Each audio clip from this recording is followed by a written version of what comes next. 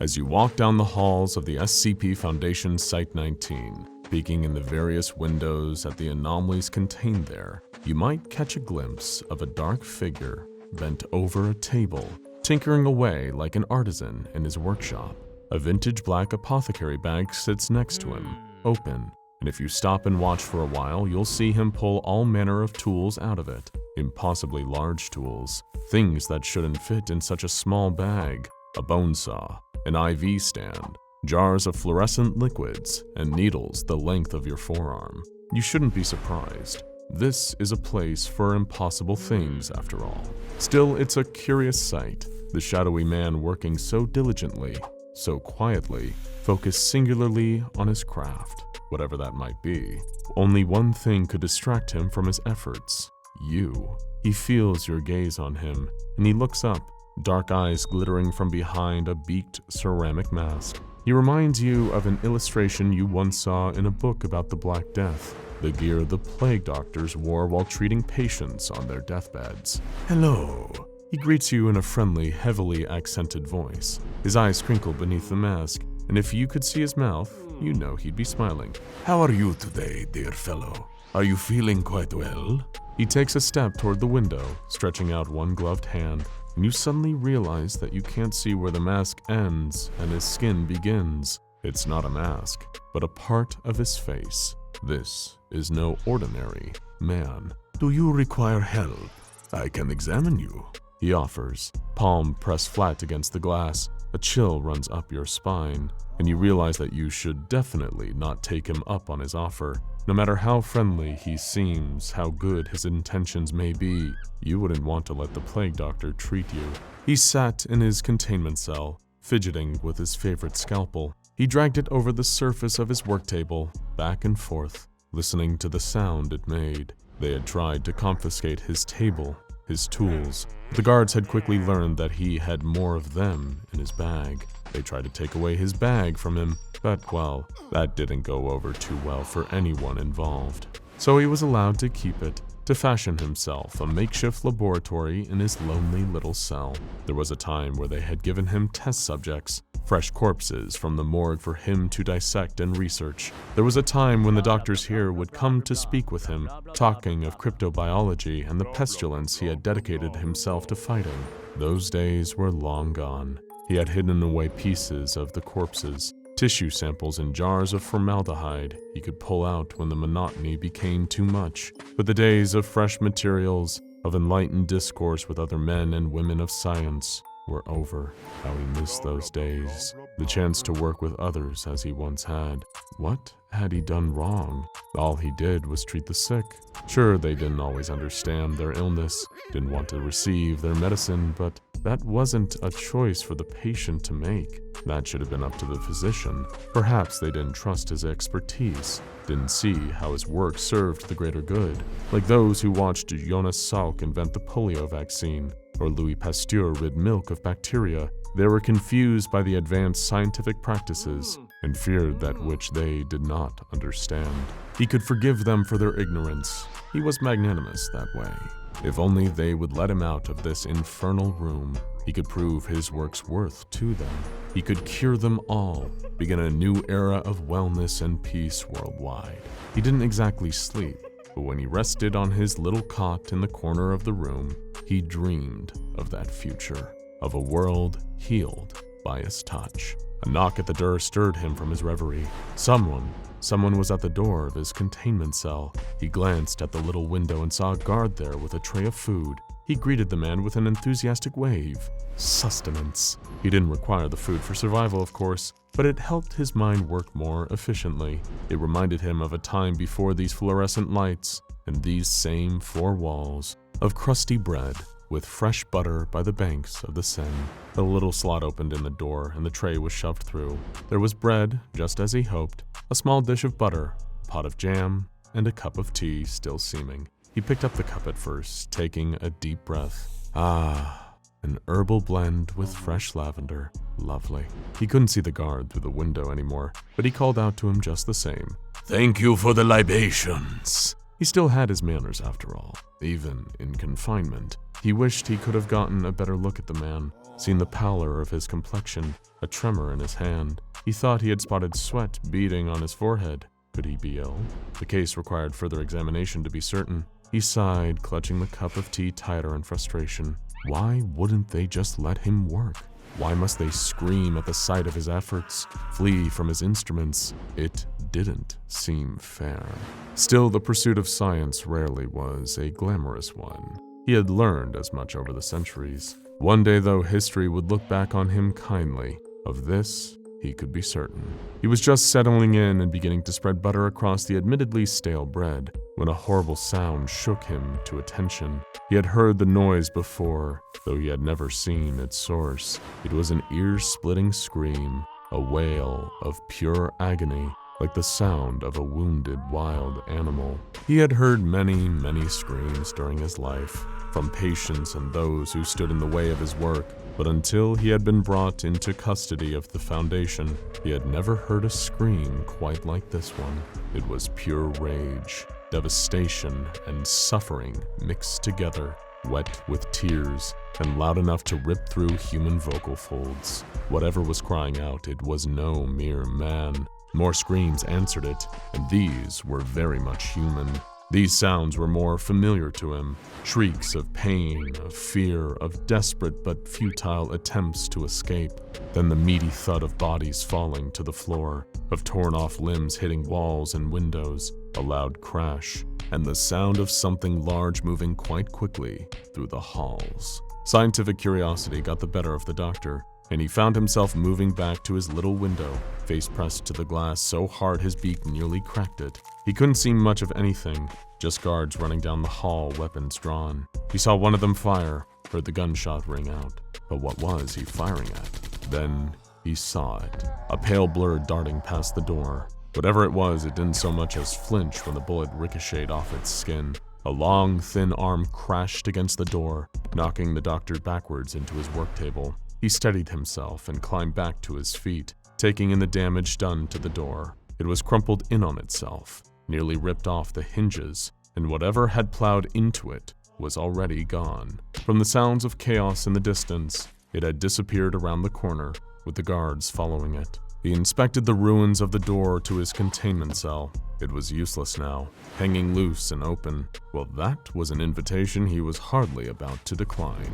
He grabbed his trusty bag, tossed his scalpel back inside, and set off to see what all the commotion was. It was easy enough to follow the trail of blood, stark and vivid red against the white tile floor, and the sound of gunfire, human screams, and that loud, long, painful wail he had heard before. He walked at a leisurely pace, taking his time, until the sound suddenly stopped. He rounded the corner and found a mound of bodies, guards and scientists, beaten and bloodied, almost beyond recognition. It was quiet here, save for one sound, the sound of weeping. There in the corner, huddled over with its face to the wall, was a pale, thin figure, its shoulders heaving with the force of its sobs. This poor soul was clearly in great distress. It was a peculiar sight, hairless and white, distended arms wrapped around itself as it cried. "Excuse me," the doctor cried out to the pitiful creature. "Are you all right? Do you need assistance?" It didn't answer. It just continued to cry. Had something so despondent been responsible for this destruction? The dozens of corpses, the smashed-in walls, the crumbled doors and shattered windows. It seemed impossible. Sure, it was large and looked strong, but he had never seen a monster cry before. This couldn't be a dangerous creature, not when it was so sad. He would help it, but first, he would attend to some of these bodies. He sat his bag on the ground and pulled out several vials of liquid, a set of syringes, and a variety of other surgical tools he might need. Now, after such a long hiatus, he could resume his work in a meaningful way. He couldn't be certain how long he worked, reviving these poor souls and reconstructing their bodies as the pale creature wept in the corner. The sobbing faded into the background for a while, becoming a kind of white noise as he removed a liver here, placed it in a chest cavity there, poked and prodded, injected and extracted, testing out new methods alongside tried and true cures. One by one, the milky eyes fluttered open, rigor mortis stiff joints creaked into motion, sallow faces looking at his with the vacant gratitude he saw in so many patients over the years. He didn't need to thank him with their words. The work was its own reward. He expected more guards to arrive, to attempt to contain the situation, but none came, even as the alarm blared overhead. As for the morose creature, it didn't seem to notice his presence at all, not even when he had brought all of the intact corpses back to life. The patient shuffled around the room aimlessly, waiting for orders of some kind. The doctor tapped one on the shoulder and handed the reborn man a vial of thick, black medicine. Give this to the poor fellow in the corner, please. It wasn't much, but it should calm him, provide some relief from his suffering. The corpse nodded, mouth hanging loose and open, an eyeball dangling unseeing from the socket. He shuffled over to the strange creature and held out the vial to it. It turned, lifting its head, and as it locked eyes with the cured patient, something shifted in its face. Its mouth opened wide, impossibly wide, and it shrieked, that same terrible sound as before. Tears streamed from its colorless eyes, its arms shaking with unbridled rage as its jaws locked around the patient's head. Like a boa constrictor, in one fluid motion it swallowed the revived man whole, while the doctor watched in shock. He had been wrong. This was not an innocent creature caught in the wrong place at the wrong time. This creature, whatever it was deeply sick. He had never seen such an advanced, aggressive case of the pestilence. He'd heard rumors, of course, but never encountered it firsthand. As a doctor, he had sworn to do no harm, but in a drastic situation, drastic measures have to be taken. It was well known by himself and the doctors at this foundation that he could cause any and all biological functions in an organism to cease with a single touch. And so he approached the creature, arm outstretched, ready to administer that necessary touch to protect the rest of his patients. As he approached, the creature turned to him, its eyes wide and blank, an endless stream of tears pouring from them, spilling onto the floor. It shrieked again, mouth stretching wide enough to engulf his entire head, and ran toward him at a breakneck speed. I am so sorry you are not well, the doctor said simply, as his hand pressed to the creature's chest. As soon as the tough hide of the doctor's hand, which the uninformed might mistake for gloves, made contact with the unpigmented skin of the beast, its eyes closed, its muscles went slack, and it collapsed to the ground with a mighty thud. The doctor paced around the fallen creature, taking in the sight. Then something strange caught his eye. The creature's chest still rose and fell. Was it his imagination? He checked its pulse and thought it was slow and faint. And though it was slow and faint, it was very much present. The creature was still alive. It had merely been rendered unconscious by his touch, rather than completely deceased. Curious. Very curious indeed, he muttered. Perhaps there were comorbidities present, other infections aside from the pestilence, which rendered the creature unnaturally strong, resilient to the usual courses of treatment. What would cause these abilities? This intense aggression? It seemed to be brought on whenever someone looked at the entity's face. If only he studied psychology more, the science of the mind and its inner workings. Since he had no experience with therapy, nor was he certain this creature could communicate using language at all, there was only one way to find out more about how this creature's brain worked. He would have to take it apart and see for himself. It was slow work, getting the massive creature back to the doctor's containment cell. He required the help of his cured patients, who grasped it by its massive limbs and dragged the limp body through the halls. Once back in a familiar environment, his work table ready and waiting, the doctor instructed his assistants to place the new patient on the table. It was a bit small, unable to accommodate the creature's distended limbs, but if he attempted to use an official Foundation laboratory, he risked discovery and subsequent interruption. So it would have to suffice. First, he set up an IV stand, filled with a vivid green liquid. It was easy to find a vein. The creature's skin was nearly translucent. Now that he could be certain the creature would not wake during surgery, he could make the first incision. Scalpel. He held out a hand, and his favorite surgical blade was placed in it by one of the helpful patients. Thank you. He slid the scalpel along the hairline of the creature, or where the hairline would be if it weren't completely bald. Once the scalp was removed, he set it aside for later, when it could be reattached. Bone saw, please. He held out his hand again, and again his assistant gave him the proper tool. This, however, was when things got strange. The doctor had always been a deft hand at cutting. He'd once even received tutelage from the great Robert Liston, but no matter how hard he tried to saw, it never left a scratch on the creature's skeleton. Naturally, this was somewhat frustrating. He wanted to study the creature's brain tissue, to get a sense for what was going up there neurologically, and he couldn't do that if it was impossible to saw off the creature's cranial cap. He blunted 2 of his favorite saws while trying. Thankfully, there was still a solution to access the beast's gray matter, a little trick he'd learned while studying the funerary practices of the ancient Egyptians. He produced a long, curved hook from his bag and inserted it up the creature's nasal passage. With some fine maneuvering, he eventually managed to remove the brain. It was such a terrible shame that he needed to do it piece by piece via the nasal passage, but one makes do. All that was left was to sew the skin of the creature's head back into place. He was mid-stitch when a voice interrupted his careful work, nearly making him drop the needle. Hey, what are you doing? He looked up to find a guard aiming a gun at his face. Excuse me, I am in surgery at the moment. Please do not interrupt. He admonished the guard, but the man did not listen or lower his weapon. In fact, he shouted something into the radio, code words the doctor didn't recognize. Then he fired a bullet into the skull of the patient standing at his side. How dare you? The doctor cried, readying himself to confront the guard, but it was too late. Dozens of other guards were swarming the room and neutralizing his assistants. Some in hazmat suits grabbed his arms and pulled him away from the creature on the operating table, no matter how hard he fought or how loudly he protested. Then something incredible happened, something wonderful. The creature opened its eyes and sat up. It looked directly at the guard closest to it, and the two saw one another's faces. The guard tensed, preparing for the worst, but nothing came. The creature simply stared, placid and quiet. No screaming, no tearing at flesh, no mouth opening wider and wider to swallow the man whole.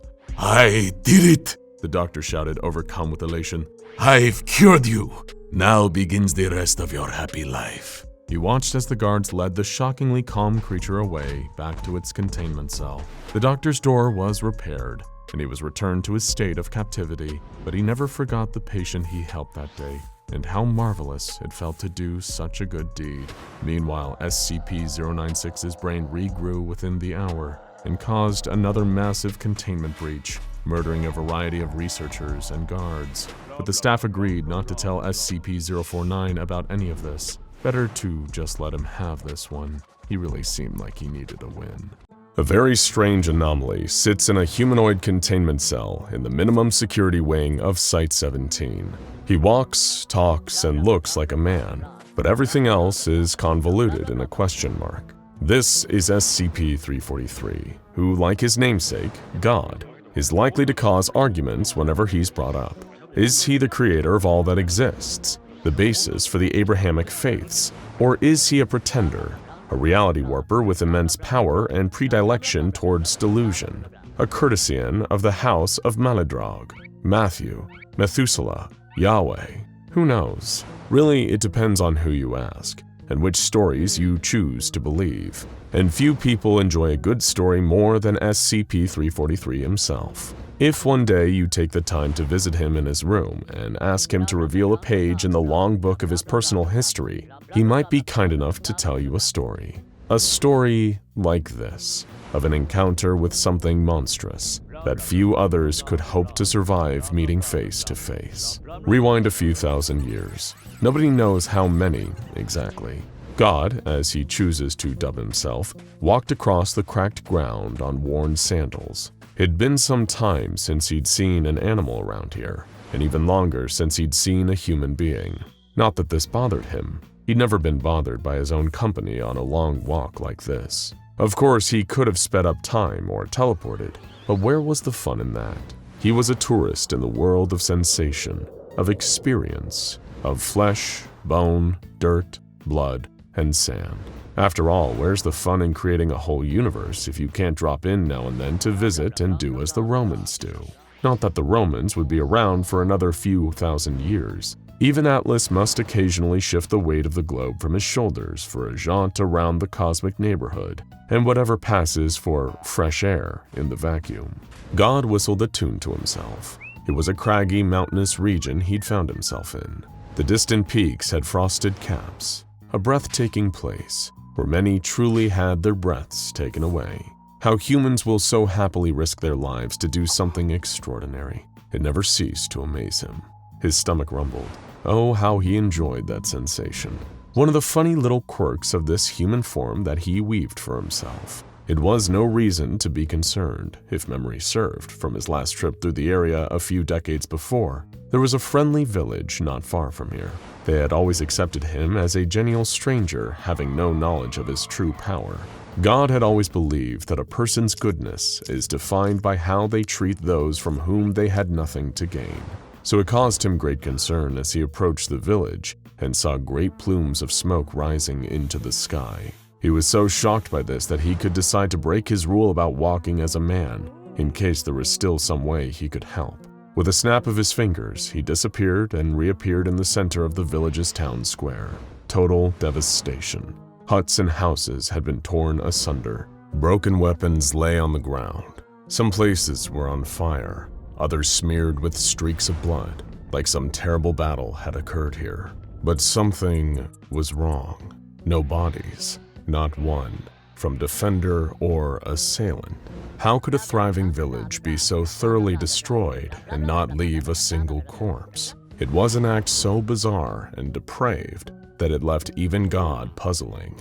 That was another downside of his human form. Here on Earth, he didn't have access to true omniscience. How could a mere human mind, bound by the constraints of linear time, ever truly comprehend the total of existence? Even attempting to do that here would melt the brain of his human body in its skull and leave it dribbling out of his nose and ears. Instead, he chose to walk around the ruins of the village and investigate firsthand. Arrows and broken spears and swords littered the ground. Some buildings were demolished, but there were no tracks or stray projectiles that could suggest the presence of siege weapons. No, these buildings looked like they were ripped apart. Some even still had claw marks. What terrible beast could have set upon this town and done this? Then he heard a voice, quiet and pleading beneath some nearby rubble. A survivor. He rushed over to the pile and evaporated it with a thought. Underneath, a feeble old man,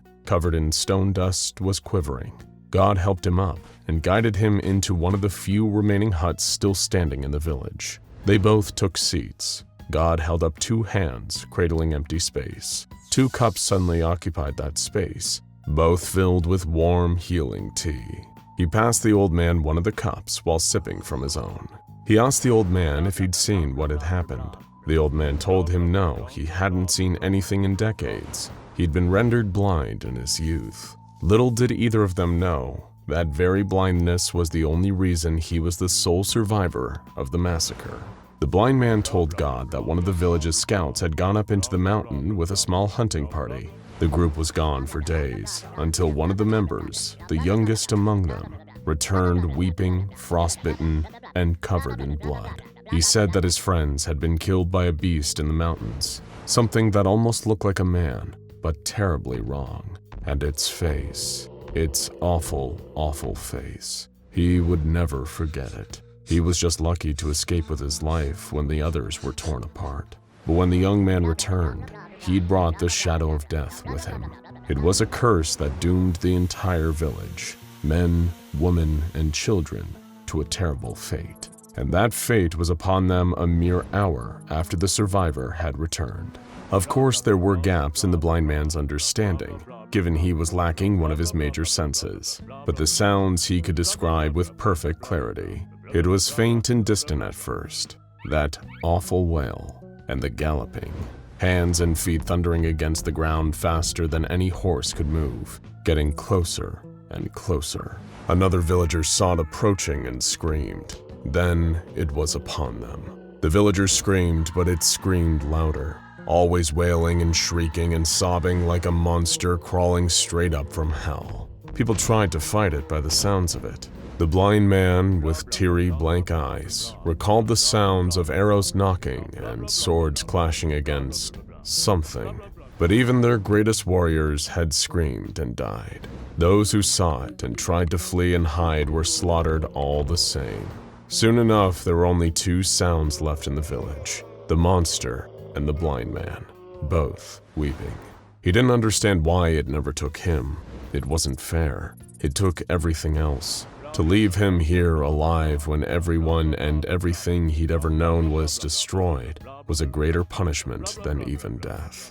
After killing all of these innocents, the monster had simply wandered off to the mountains again, the sound of its quiet sobs getting smaller and smaller until it was gone altogether. God comforted the blind man as he wept for the loss of all his loved ones. He told the blind man that he would venture up to the mountains himself and confront the creature on its own territory, and at the very least, find out why it had done this terrible thing.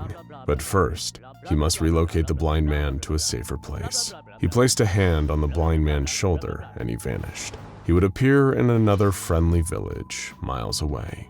God sent a silent message into the minds of every villager. Take good care of this man. He has undergone horrors you can't even imagine. Your kindness will be rewarded later. For that, you have my promise.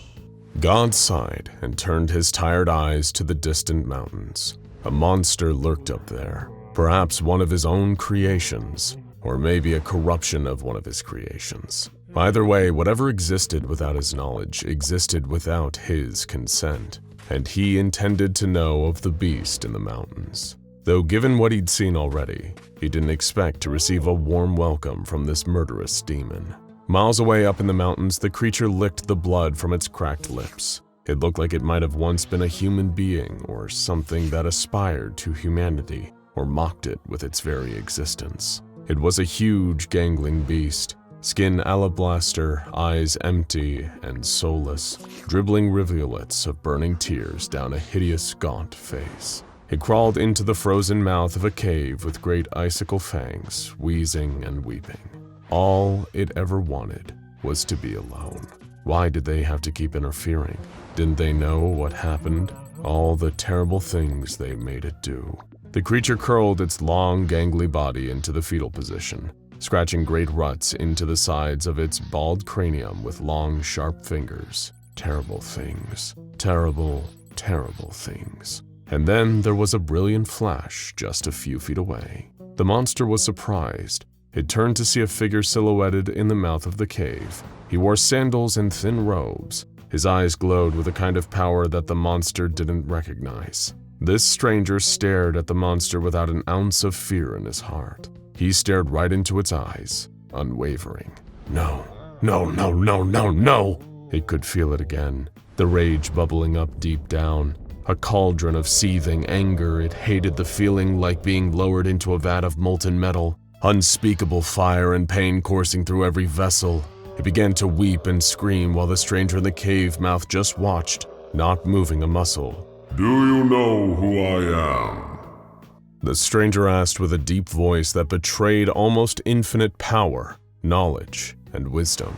But it wouldn't change the outcome here. The monster bounded at him at speeds that wouldn't be seen again until jet planes and bullet trains are invented millennia into the future. Its jaws were hanging impossibly wide, fangs borne, its arms extended, and deadly claws ready to strike. But before those terrible hands could close around the stranger, he vanished. The monster stumbled and rolled across the snow, confused. What trickery was being used here? I'll take that as a no, said the voice from behind him. You ought to show your father some respect. More respect than you gave to those poor people down in the village, at least. Seething, the creature turned and saw the stranger standing back in the darkness of the cave, staring at him. But the beast didn't have the capacity for awe or holy terror, only violence. Boundless, limitless, unstoppable violence. It darted towards the stranger again, trying to strike him. Somehow it was like fighting an empty robe. Not a single one of its deadly strikes seemed to hit the stranger. The stranger leaped backwards, putting some space between himself and the monster, but still not breaking a sweat. He breathed in deeply, then exhaled. The breath came out like a mighty typhoon, shocking even the monster with its sudden force. It was blown backwards, a leaf in the wind, until its long claws dug into the ground and anchored it in place. The stranger gave a wry smile at this, impressed. My, you're certainly a tenacious one, aren't you? He said. Perhaps we can talk for a little while instead of fighting. I want to know why you killed all those people. No answer. The beast roared, its mighty limbs pounding into the ground as it closed the gap between itself and the stranger in fractions of a second. It would kill him, rend him, destroy him just like all the others. He'd left it no choice. Suddenly, the ground below it seemed to give way. The creature was confused. It looked down to see that the ancient stone below had somehow taken on the properties of a liquid, and it was sinking. The beast panicked and it began to thrash. It was a strong swimmer, but it didn't expect to need to swim here. The shock was too much, and soon the ground submerged it entirely, muffling its terrible roars and shrieks. And just like that, the ground was solid again, trapping the beast inside. The stranger stepped forward and looked at the ground. A much-needed timeout, he said. You do yourself no good struggling like this. Despite its terrible capacity for evil, God couldn't help but admire the beast, at least on the level of construction. It was so pared down, so unburdened. A killer to the core, but seemingly unkillable. Had he made this creature? Billions of species, and the species those in turn had created through billions of years of breeding and evolution. And somewhere along the line, this thing happened. It was easy even for the universe's creator to lose track of some of the tinier variables. And in the grand scheme of things, even this monster was still a tiny variable. But right here, right now, it was still one hell of a problem. The ground rumbled below God. Cracks formed. The mountain peak shook. God raised an eyebrow, genuinely impressed, as the monster ripped free of its stone prison and re-entered the fray. It roared and screamed still, its blank eyes fixed on him. Its skeletal body throbbed and heaved with power. Unlike any other creature in nature, it was almost like the longer their conflict went on, the more energized the beast became. God sighed. All those poor villagers. They never stood a chance against this monster. It lunged for him, even faster and stronger than before. He teleported out of the way in the nick of time, and the beast's claws cleaved through a nearby cave wall, effortless. God materialized nearby, but he didn't have time to speak. The beast lunged again and again and again. Every time he reappeared, the beast went for him with impossible speed. Deciding to widen the playing field, God teleported to the top of the mountain. The creature, somehow sensing his presence, vaulted upwards and tunneled through the roof of the cave, bursting out of the ground in front of God, who was floating just slightly off the ground.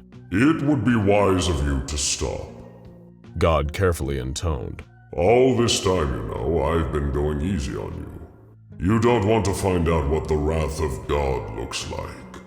Storm clouds were gathering above. Mighty thunder roared across the sky. The beast was undeterred.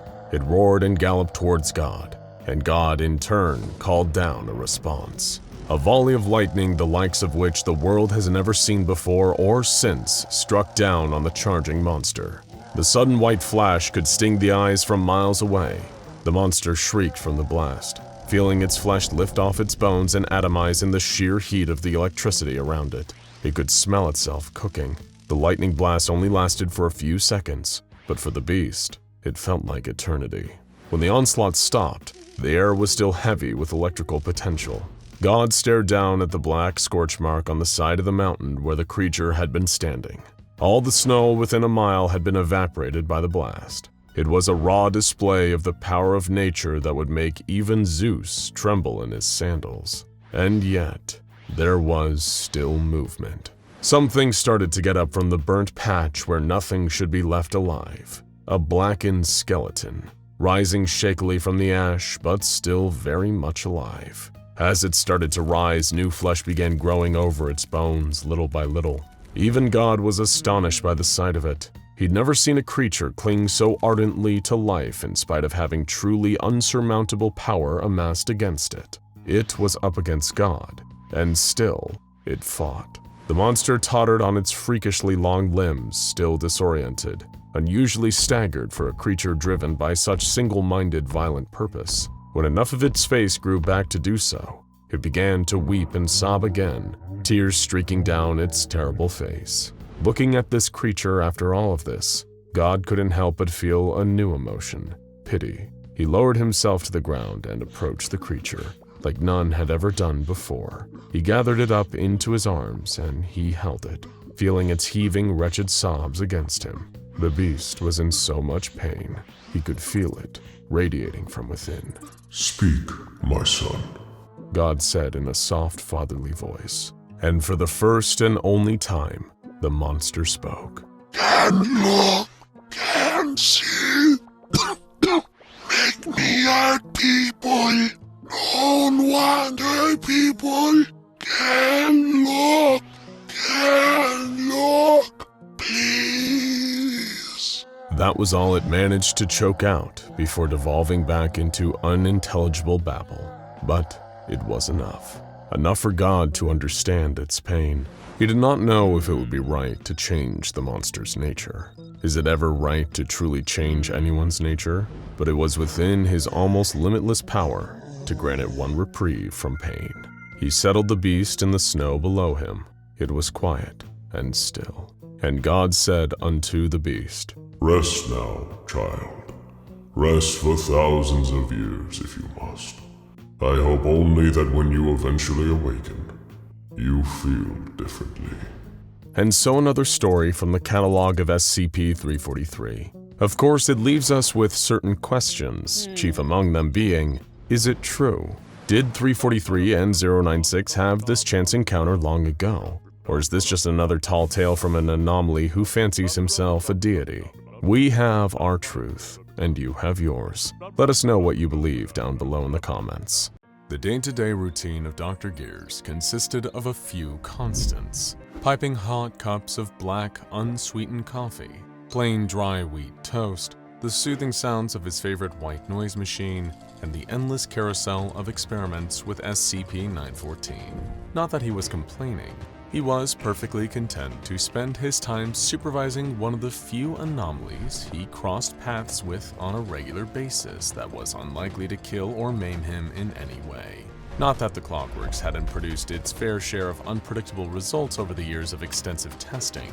It had definitely offered up more than a few surprises. And anyone who knew Dr. Gears knew that he was not especially fond of surprises. Dr. Bright had attempted to throw a surprise birthday party for the man once, but when he turned on the lights and fired the confetti cannon, all Dr. Gears did in response was give a deep sigh and say, "Really, Jack?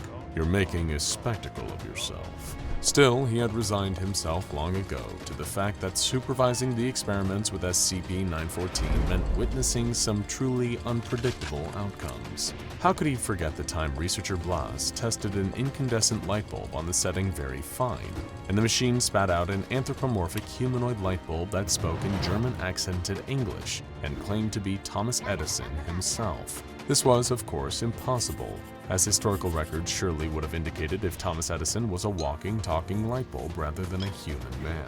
The imposter was eventually incinerated after its presence became too irritating to ignore. And then there was the time researcher Thompson filled out a Dungeons & Dragons character sheet and placed it into the machine on the setting Very Fine. The output produced was a sheet of paper promoting the previously non-existent tabletop role-playing game Fear in the Foundation.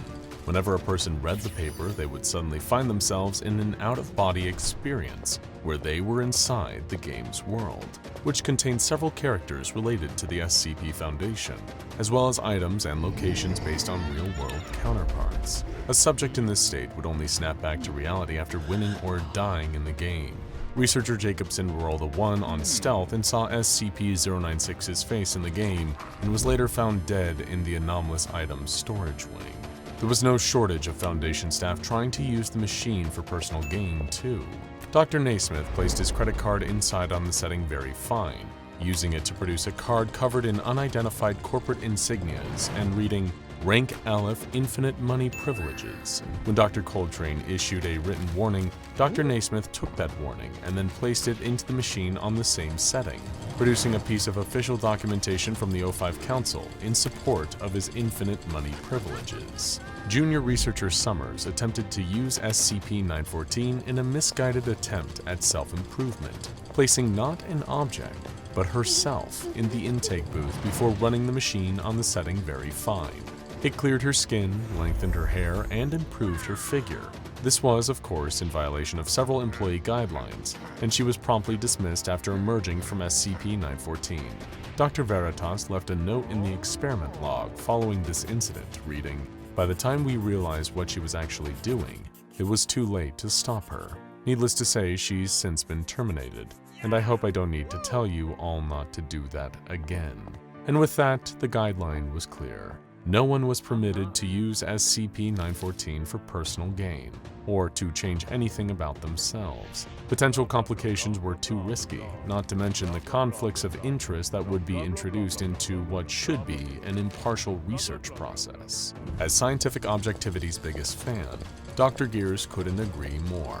So as he settled in for the day's round of tests, he intended to keep a watchful eye on things and ensure that no funny business would take place. He didn't have much reason for concern, as his colleague Dr. Bonita prepped her research materials. She was working with two items, a small replica of Michelangelo's sculpture of David, and a sealed envelope containing something that was to be handled with extreme caution, a photograph of SCP-096's face. She planned to place the items inside on the very fine setting, in an attempt to see what result might be produced from combining an ideal of traditional beauty standards with the image of a creature that felt such profound shame and distress as its own appearance that it would destroy anyone who looked at its face. Like any good scientist, Dr. Bonita wanted to remove any unnecessary variables from her experiment. So as she placed her items inside the intake booth, she slowly, delicately unsealed the envelope.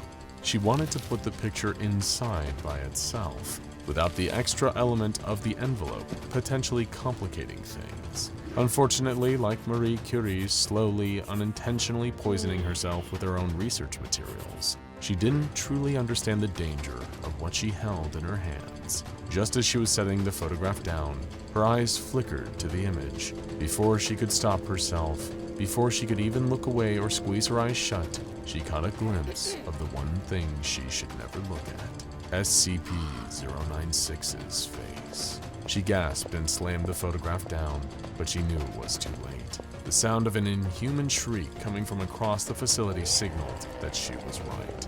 It was coming for her, and nothing in the world could stop it. In a containment cell on the other side of the facility, Foundation staff were horrified as they heard the telltale scream of an enraged SCP-096. The pale, thin creature, once huddled in the corner silently, had stretched to its full height of 2.38 meters and was screaming, sobbing, wailing in gibberish, and beginning to tear its way out of its chamber. Guards tried their best to subdue the entity, firing their weapons at it, but the bullets did nothing to damage the creature's pale flesh or stop its movements. It ripped through the steel cube that contained it and knocked the guards out of its way with one swipe of its unnaturally long arms, sending them careening into a nearby wall. Fortunately for them, SCP-096 only knocked them unconscious. It didn't stop to harm them further, as it had a more important goal in mind: find the person who had seen its face and destroy them. As the alarm blared, signifying a high threat level containment breach, SCP-096 loped down the hall toward Dr. Bonita in SCP-914's room. Dr. Gears had not spotted Dr. Bonita's grave mistake and had no idea what had triggered the alarm he was hearing. He stepped away from the observation window, turning his attention to the crisis that was clearly happening somewhere else in the facility. Meanwhile, Dr. Bonita was panicking. She saw her life flash before her eyes, the certainty of impending doom that was coming for her, and coming fast, all because of one brief error in judgment. What could she do?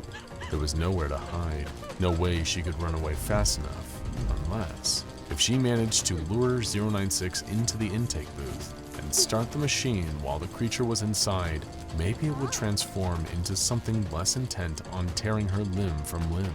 It was a risky move, and one that could jeopardize her position at the Foundation, but she couldn't very well keep her job if she was dead, so it seemed like it just might be worth a shot. A primal roar of agony and fury interrupted her thoughts, and she knew that SCP-096 was moments away from breaking down the door and getting its hands on her. She would have to move fast. With a screeching grind of metal on metal, SCP-096 wrenched the door off its hinges and barreled into the room in its search for the person who had seen its face. It ran toward the silhouette of Dr. Bonita standing just at the entrance to the intake booth. She tucked and rolled out of the way just as the monster entered the booth. The door automatically slid shut behind it, and as SCP-096 rattled the door and tried to free itself, she turned the knob to very fine with every ounce of strength and speed she had. There was a ding of a small bell, and the machine whirred to life as the objects inside were refined.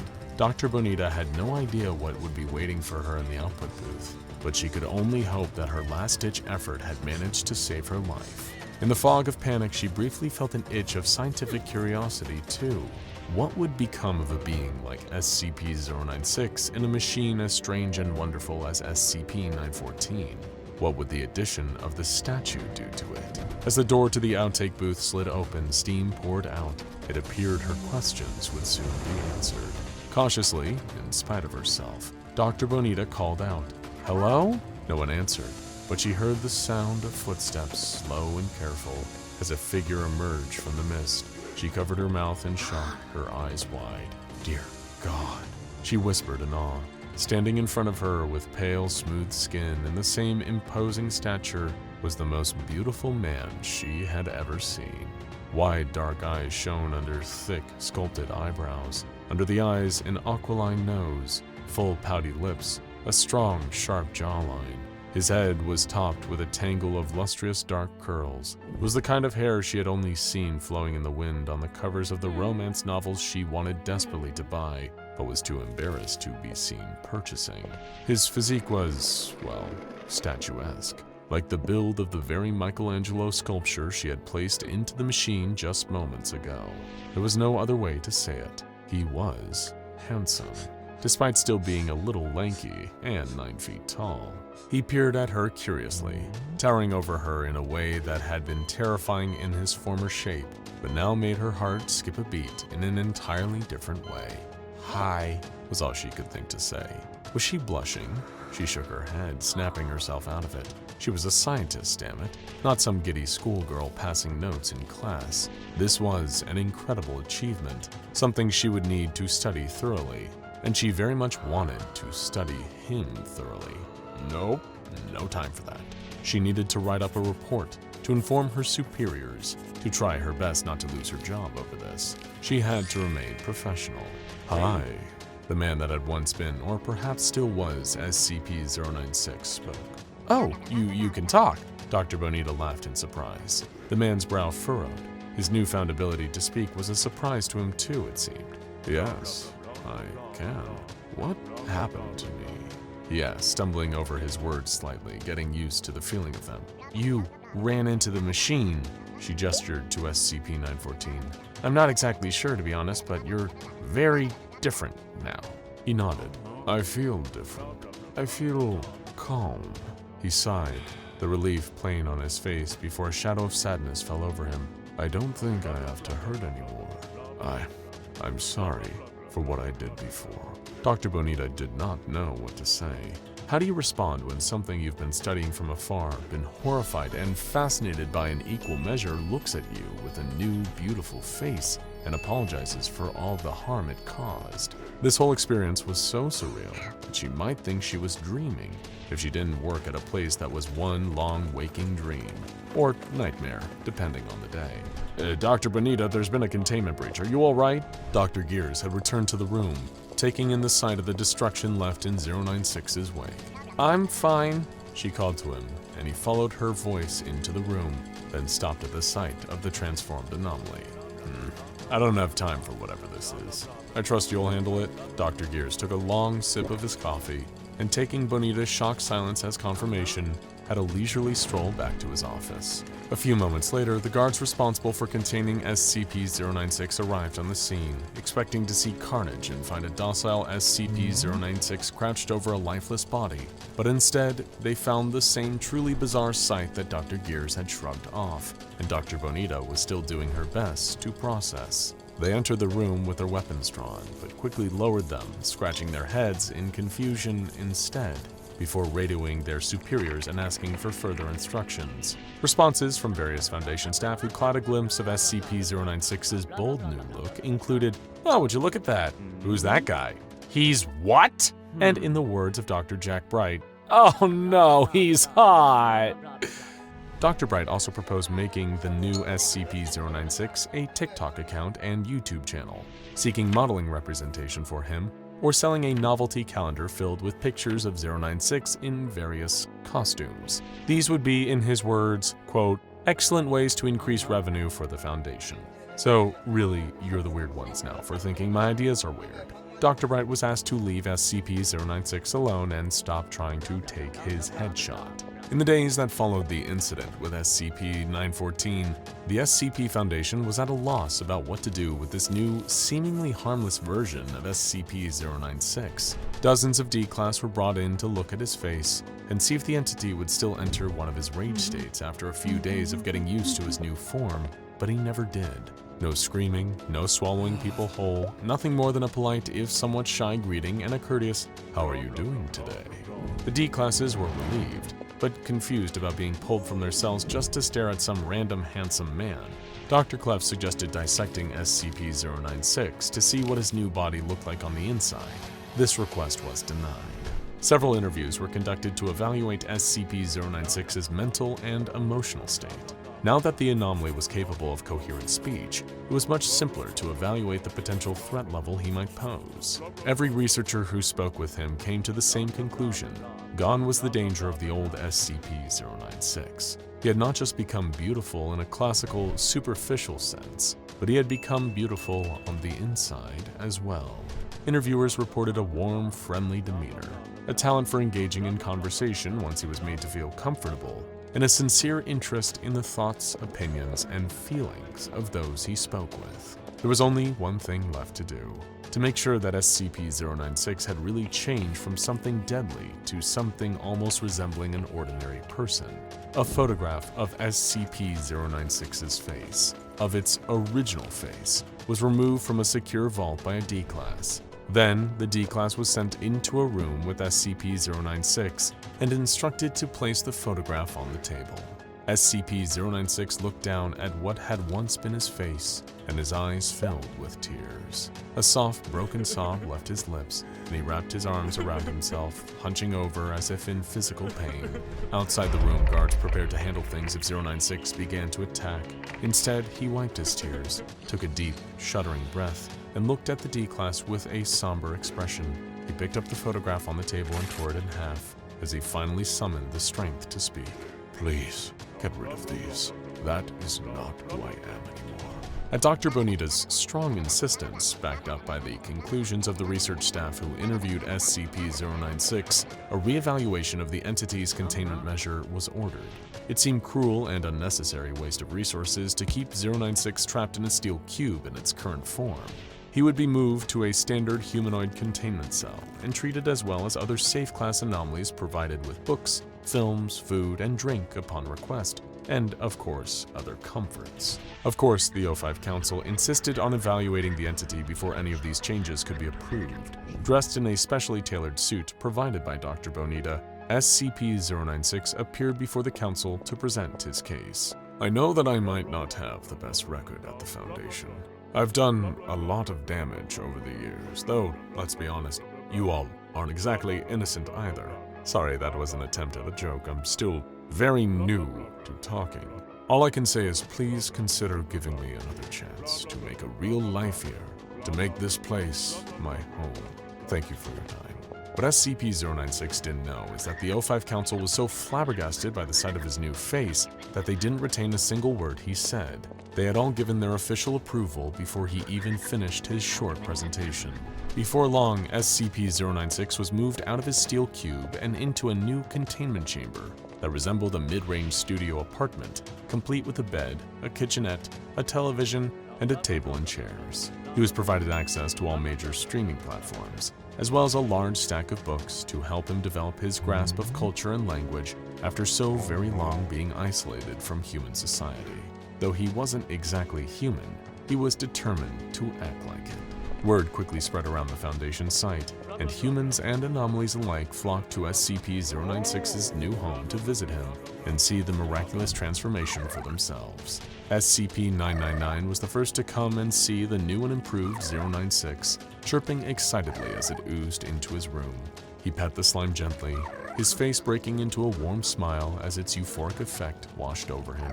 The slime became so excited at meeting this new friend, someone it had known as a source of sadness and hurt for so long, that it tackled him to the ground and tickled him for several minutes. 096 laughing uproariously all the while. SCP-343 stopped by to give 096 his blessing and wish him well in this new chapter of life. A few days later, SCP-507 popped back into the site and wanted to see the changes for himself. He was thoroughly impressed, though privately confessed to missing 096's more monstrous form, which reminded him of some of his favorite cryptids. There was one anomaly that was not thrilled with the appearance of SCP-096, however. SCP-056 was furious upon hearing about the new beautiful man that everyone just couldn't shut up about. It demanded a chance to speak to SCP-096 and to tell him that, "This place isn't big enough for the both of us. I'm the fairest one of all, you sniveling little worm." But the request was denied. SCP-056 sulked about it for several weeks. Meanwhile, Dr. Bonita was still intent on getting to know SCP-096 better.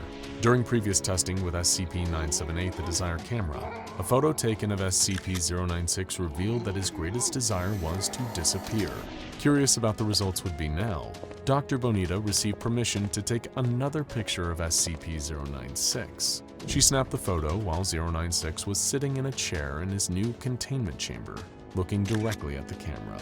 When the photo developed, the result was simple.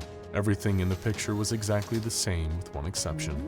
Dr. Bonita was pictured sitting next to 096, her hand clasped in his. Both were smiling soft, contented smiles. When she showed him the photograph, he smiled at her and shook his head. "It really is an amazing camera." She flushed. "Doctor, before you go, could I ask your name?" Dr. Bonita smiled and nodded. "It's Isabel. What should I call you?" SCP-096 paused thoughtfully for a moment. He was giving himself a name for the very first time, allowing himself an identity other than a strange, hollow, pale thing that existed to cry and suffer and hurt. Finally, he answered her. "Call me David." What do you do when the sun turns wrong? When light, which once represented life, joy, and warmth, becomes a symbol of death and destruction? Do you hide inside? Shutter the windows, keep out the light by any means necessary? Do you retreat underground, where the sun's rays cannot penetrate, burrowing into the dark and the cold?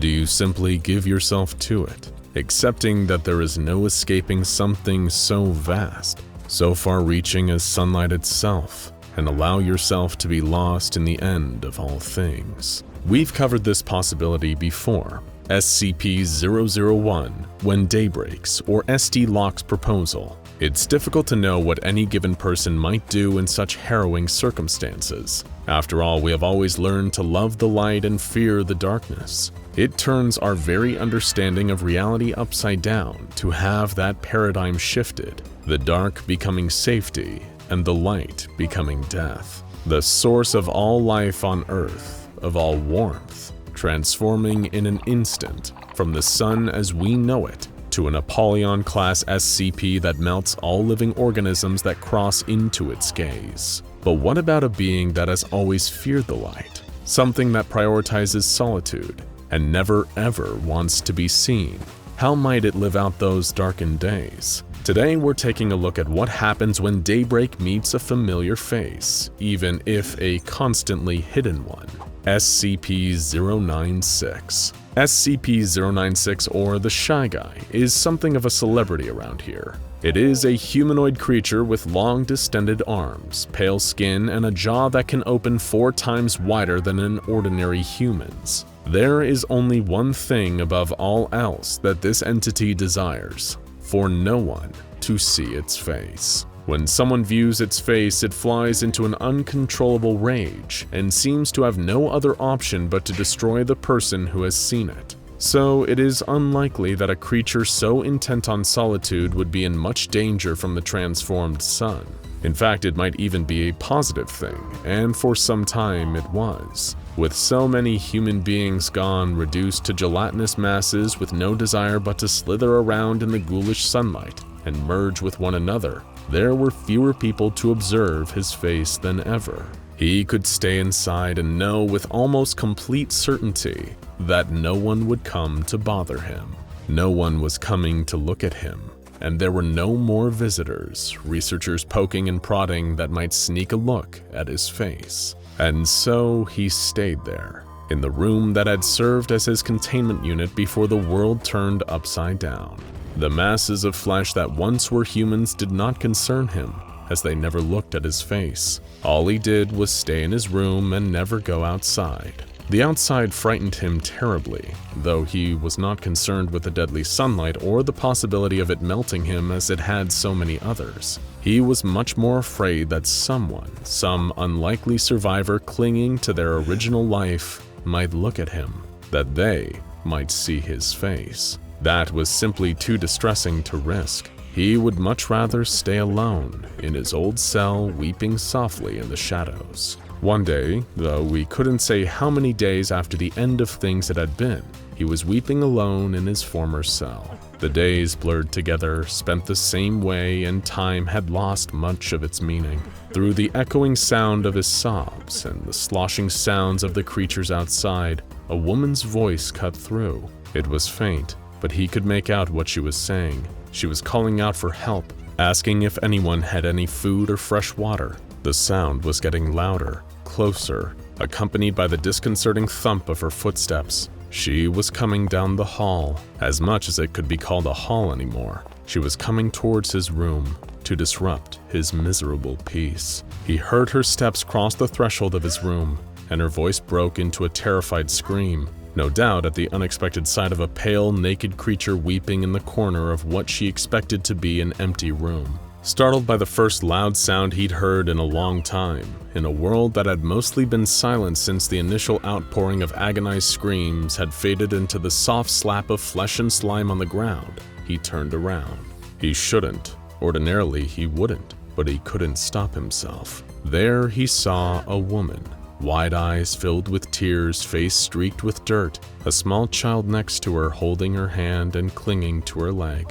Just as he saw the woman, she saw him. She saw his face. Anger boiled over inside of him, and he let out a scream, wild, primal, and filled with inhuman rage. She could not be looking at him, seeing his face. He couldn't let her. The woman ran with the child in tow, panicked by the wild roar and the sight of him standing upright before her. The anger faded as she left his sight, making her way down the hall and to the stairs. But then he remembered. She had seen his face. He could not let her leave. It was time to do something he never thought he'd have to do again. Hunt. His heightened senses picked up the sound of muffled footsteps coming up through the floor below him. She was downstairs, just beneath the floor where he was standing.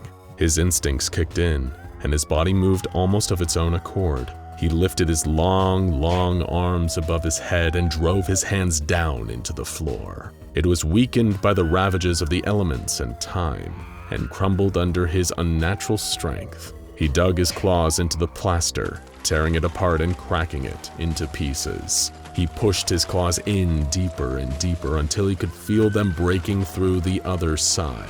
He pulled the floor apart until the hole was wide enough to fit through, then dropped down to the room below. He spotted the woman's back, fleeing through the door just as he landed. She was getting away. He tore after her, ripping through concrete and steel, destroying everything in his path in a mad dash for the object of his rage. He had to catch her. She could not be allowed to leave. She looked over her shoulder at him, her face a mask of pure terror. She knew, just as he knew, that there was no escape in sight. In his single-minded obsession and her desperation to escape from him, neither of them noticed that she had run so far and so carelessly that she was now outside the building.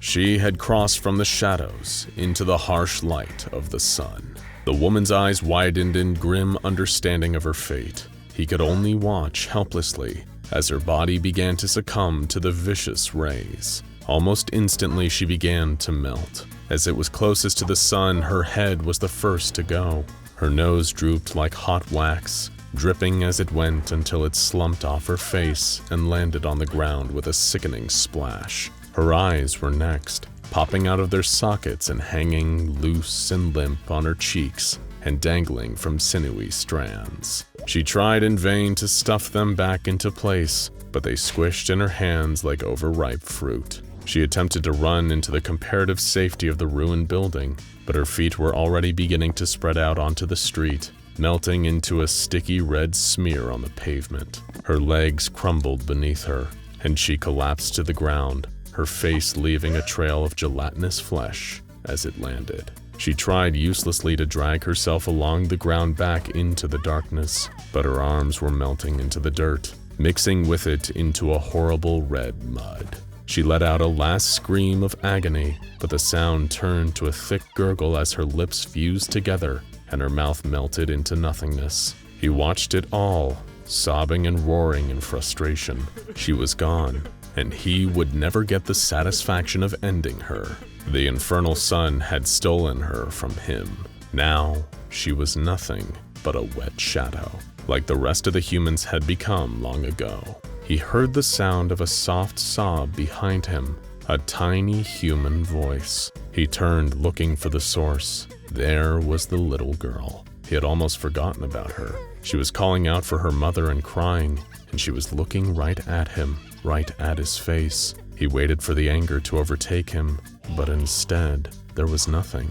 Why wasn't he angry? She was looking at his face, so why? Then he realized. Her eyes were on him, but she did not see him. She was blind. She approached the creature, her arms outstretched following the sound of his crying. She touched his hand with her own tiny fingers, so small and fragile, and asked, "Mommy?" Then he felt something he had never felt before. Tenderness, care, a desire to protect this tiny, innocent being.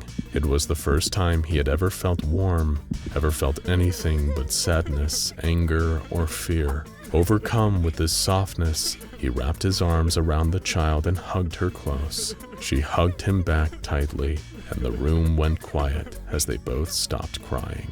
From that day on, they became a family of sorts. They lived together and he took care of her. She didn't know what he looked like and had no idea he might be something to fear. To her, he was safety. He was home.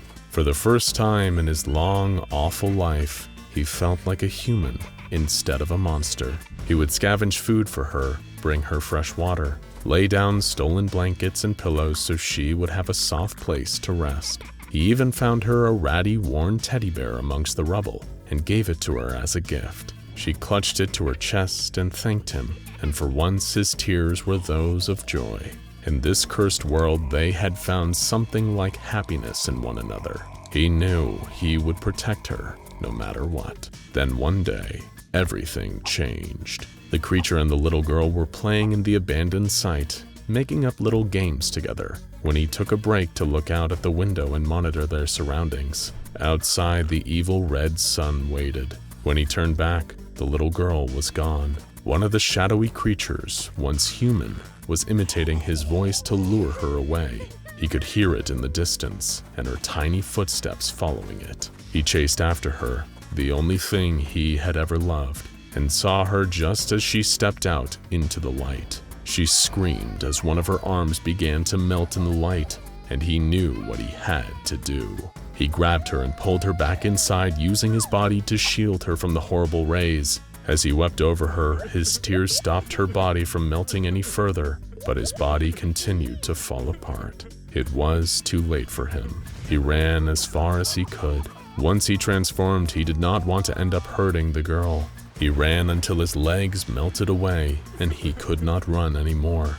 He had reached the shoreline and stared out at the ocean, unable to move anymore. He screamed a final time in agony, in heartbreak, in mourning for the happiness he had finally found and now would lose. But at least he knew, as his eyes melted away and he was nearly gone, that the girl would be safe. And then he was gone, and the world was quiet.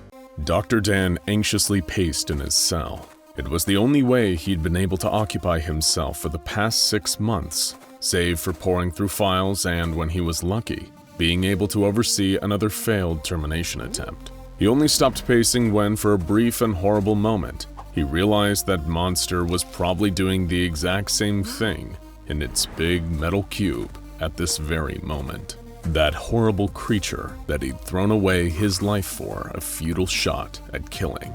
Perhaps the whole thing had been a fool's errand. After all, he was formerly a researcher under the employ of the SCP Foundation. Secure, contain, protect. They had truly sadistic beasts like SCP-096, the Nightmarish Old Man, and SCP-352 Baba Yaga in containment cells, and there was no plans to terminate either of them. They weren't the Global Occult Coalition for 343's sake. Why did Dr. Dan even want to terminate SCP-096 in the first place? He tried to explain it to them again and again, but his pleas had fallen on deaf ears. In his mind, the impetus for destroying the Shy Guy was terrifyingly clear. It was a monster that killed anyone or anything that looked at its face, even a photograph of it, even a tiny collection of pixels. When its rage state was induced, it seemed that nothing would stop it. It would have an intuitive psychic link to its victim, charge at them at breakneck speed, and only find its zen again once all of them were dead. And if a picture of SCP-096 was leaked onto the internet, it would cause a chain reaction that triggered an XK-class end-of-the-world scenario. There were plenty of creatures and entities that the Foundation knew about that could theoretically bring about the apocalypse, but to him, 096 was the most realistic.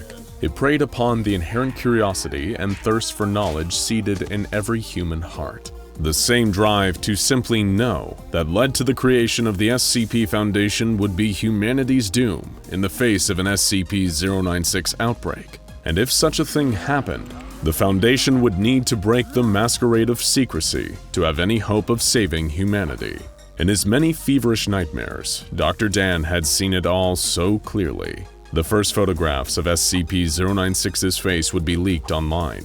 Perhaps a few hundred people across the globe would look, in disparate enough locations that it would be almost impossible for the Foundation to detect and save all of them, as SCP-096 went on its bloody rampage. Of course, as the image proliferated, as images on the internet often do, the purview of 096's violence would only grow. People across the nation would start to take notice, and soon after that, across the world. Mysterious creature causing mass casualties would be the headline on every news desk, because why would anybody want to talk about anything else? Perhaps some foolish reporters would take video footage of the creature. Everyone has a phone these days with high-definition cameras. Pictures would be taken and posted. More and more of it would flood the internet. Too many simultaneous moles for even the SCP Foundation to whack. The news would spread. Panic and hysteria would spread. People wouldn't even know what's triggering all this horror if the Foundation didn't go public and tell them that it was the pictures that was killing everyone. And by then, wouldn't it already be too late? The antidote to fear is knowledge. It's why when anything goes wrong, we're refreshing timelines and feeds and news websites for any kind of information. And if you were told an unstoppable monster was killing scores of people and might be coming to a neighborhood near you sometime soon, wouldn't you want a good look at it? Wouldn't you want to know your enemy? Having no idea that the mere act of knowing was what sealed your horrible fate. By Dr. Dan's bleak estimations, if only several million people died as a result of this kind of scenario, it could be considered a positive outcome. He'd seen it all, but no matter how many times he tried to articulate this to his superiors, he wasn't listened to. They didn't take him or the threat that SCP-096 posed seriously. Every time he warned of the apocalyptic potential of SCP-096, he was simply told to get back to working on those goggles. It was why he needed to give those naysayers a demonstration. It was why a certain photograph needed to show up in the home of a certain mountaineer. It's why all those people had to die. There was no other way. The deaths of the civilians and the researchers and the Mobile Task Force members were, of course, regrettable, but it was the only way to prevent the deaths of so many more. They gave him what he wanted: permission to put this gangly time bomb in the ground, even if the beast's death was inextricably tied to his own execution at the hands of the very employers who authorized him. The world was full of funny little ironies like that. Another one is that even though Dr. Dan now had the authorization and funding to terminate SCP-096, he was discovering that he lacked another important factor: the capability. They tried incinerating it, exposing it to massive amounts of radiation, exposing it to an insane degree of kinetic trauma, the equivalent of being hit by an out-of-control bullet train. They tested every kind of experimental, off-the-books weaponry that they had access to through various research projects. Proton blasts, lasers, high-intensity energy beams. Nothing. Even when they fried off every scrap of flesh on the monster's body, its unbreakable skeleton still remained, and in what seemed like no time at all, it'd be back in action. Its very existence seemed to mock him. A guard opened his cell door, staring disdainfully at the disgraced researcher. That same guard had slammed his head against a wall a month earlier. One of his friends had apparently been killed in the legendary 096 containment breach that set this whole sordid thing in motion. "Up and at 'em, scumbag," he said in a gruff, surly voice, training a handgun on the doctor he knew wouldn't fight back. "They need you in test chamber 6. Dr. Dan allowed himself a small grin, imperceptible to the guard who clearly hated his guts. They'd approved his 096 versus 682 cross-test. Marvelous. How marvelous. To all the others, it would seem like just one more entry in a long line of 682 cross-tests. He thought it darkly funny. In his eyes, the Foundation had no hope of ever killing SCP-682. Its defining quality was being impossible to kill, and it didn't present nearly the threat to the entire world that 096 posed.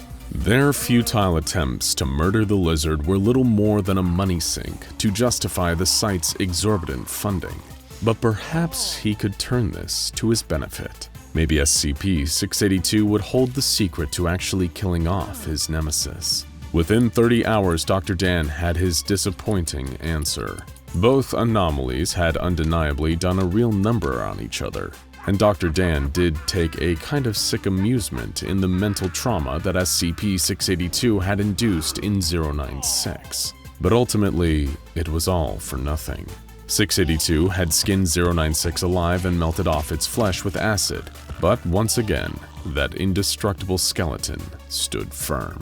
This had been the 27th termination attempt since the incident. The 27th failed termination attempt, Dr. Dan mentally corrected himself. 096's skeleton kept defeating them. Even their most ardent attempts to penetrate the bones and destroy the creature within had failed. During a previous attempt, they tried to access the brain by putting a diamond-hard drill into its eye sockets. Of course, it was the drill that actually broke, much to Dr. Dan's seemingly tireless frustration. Needless to say, in the debriefing interview with Dr. Carver, a researcher who once would have considered him a colleague, he wasn't in high spirits. If he managed to kill this thing, then he would always be the hero who made a terrible sacrifice in order to save many more lives. If he didn't kill 096, he was little more than the monster who murdered all those innocent people for nothing. Though you'd never hear him say it out loud. If it wasn't for that damnable, indestructible skeleton, this monster would be long dead already. If only there was some way to break the creature's bones. That's when it hit him. SCP-173, the sculpture. A Site-19 icon often overlooked because of its more silent but deadly style, but undeniably one of the most frightening and dangerous anomalies out there. It had racked up a truly shocking body count since it was first interred at Site-19 in 1993, one broken neck at a time. And it's one of the few creatures out there that even the hard-to-destroy reptile himself is utterly terrified of. Perhaps a monster that practically has a PhD in breaking bones would be the ideal candidate to vandalize the Shy Guy's vertebrae. Once his proposal was greenlit for initial testing, Dr. Dan arranged for the Shy Guy, with a bag over his head of course, to be brought into a testing chamber with the ever-stoic SCP-093. When all of the researchers and guards were safely outside, all it took was a single blink to make all of Dr. Dan's darkest dreams come true. In the nanoseconds his eyes were closed, he heard the most beautiful sounds in the world. A loud, fleshy crunch and a pained howl from 096. He opened his eyes to an equally wondrous sight. 096 doubled over at an unnatural angle. Its spine snapped between the fourth and fifth vertebrae, spinal fluid leaking down the creature's flank. That freaky little sculpture had done it. It had actually damaged the integrity of the Shy Guy's skeleton. It was at that moment that Dr. Dan knew he could kill this thing. Admittedly, there was a containment breach shortly after that when the bag slipped off of 096's head, and it charged through the nearby steel wall, killing multiple people before being subdued and recontained. But when it comes to projects involving Dr. Dan, a mere handful of innocent people being killed sits comfortably within the acceptable margin of error. A day later, Dr. Dan was standing before a crowded boardroom, with agents, researchers, and even a few members of the O5 Council in attendance. He explained his findings to them, and the fact that, even more importantly, they may have a way to bring the wretched existence of 096 to an absolute halt. His plans were approved. Not long after, he was putting them into motion. Dr. Dan was surrounded by researchers and heavily armed guards as 173 was escorted into the test chamber with a forklift. 096 was there, still bagged. Off to the side was a giant tub of hydrofluoric acid connected to a hose and injector attachment. If this didn't work, nothing would.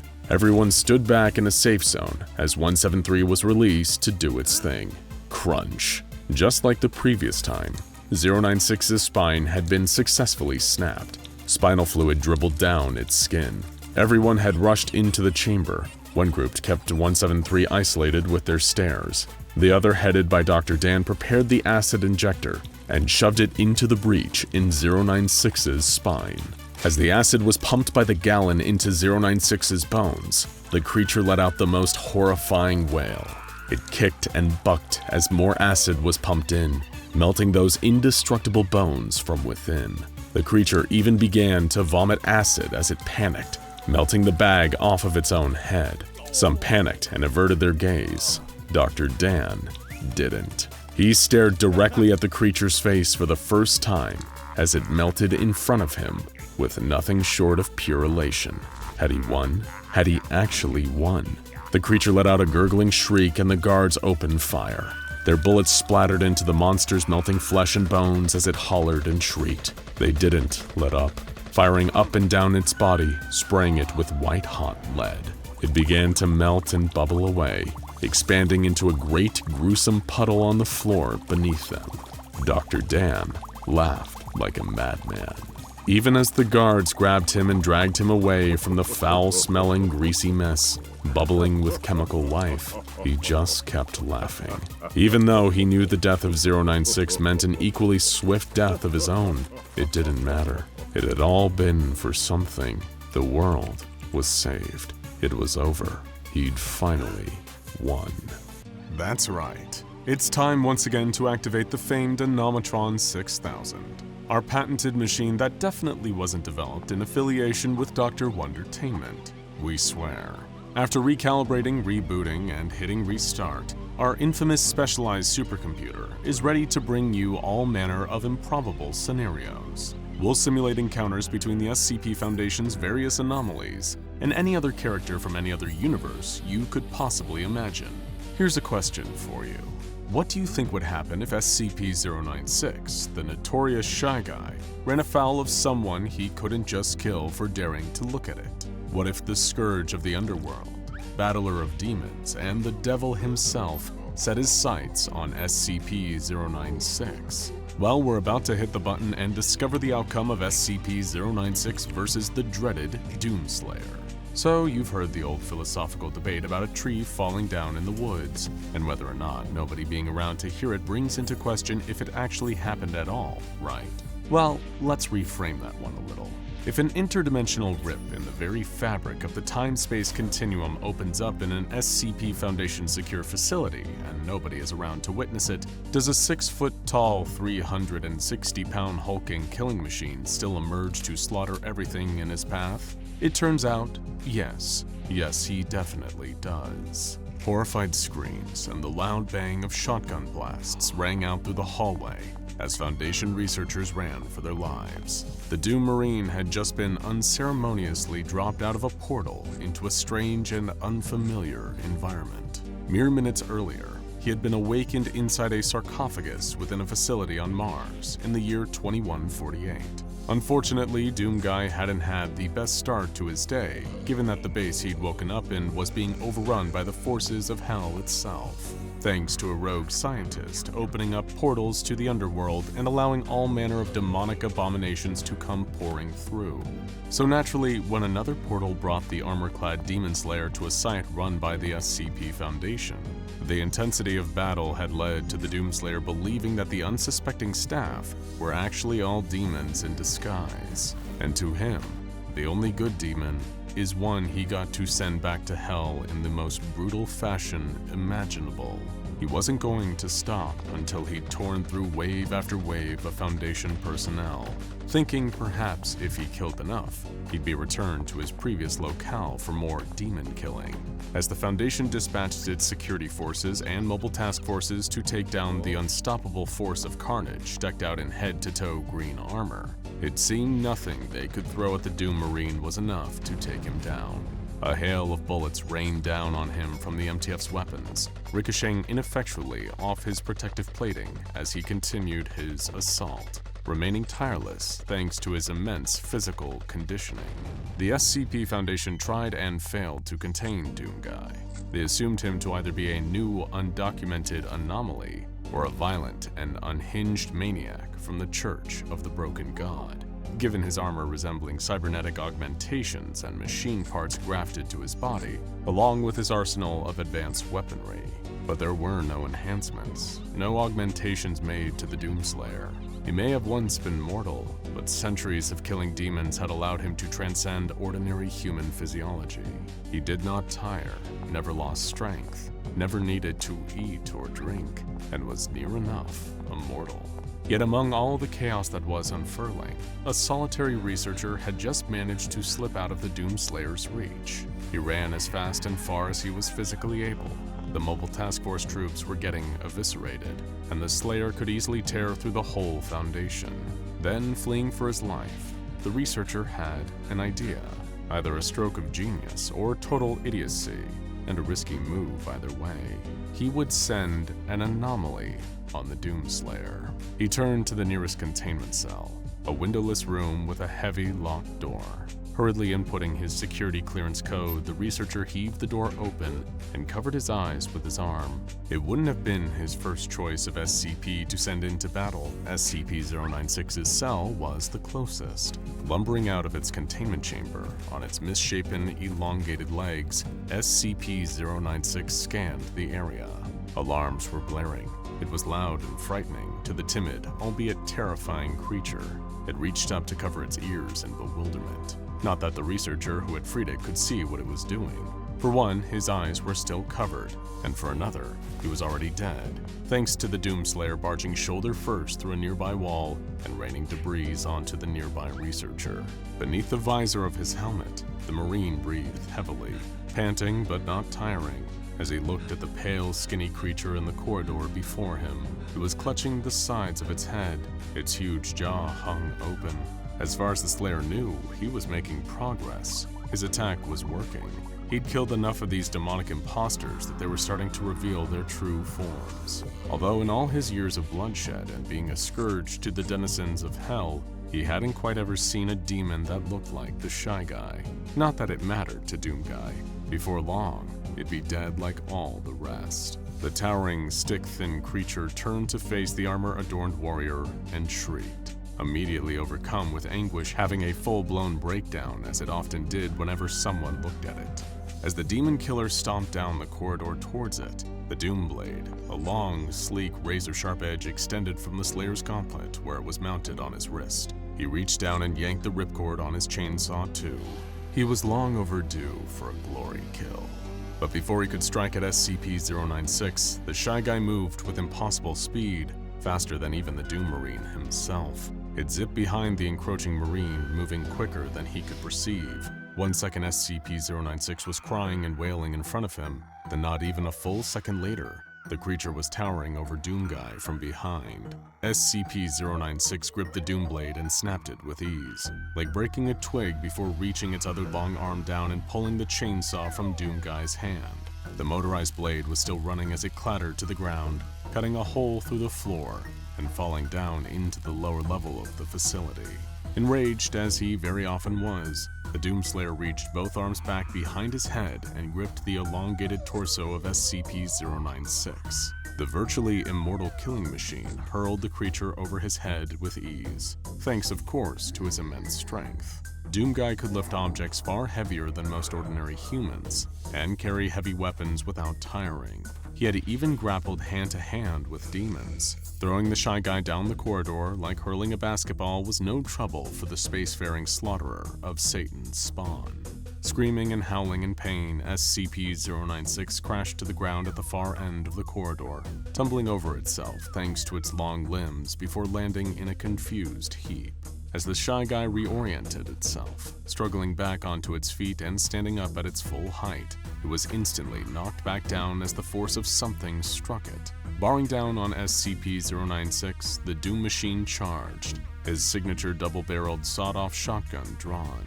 It was hardly leaving a scratch on SCP-096's pale skin, despite the moderate amount of damage the weapon was capable of. 2 shots would ring out, reeling the creature but not harming it.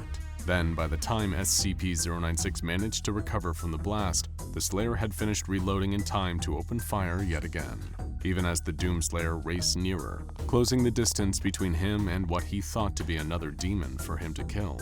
The shotgun seemed to have little effect against the Shy Guy at close range.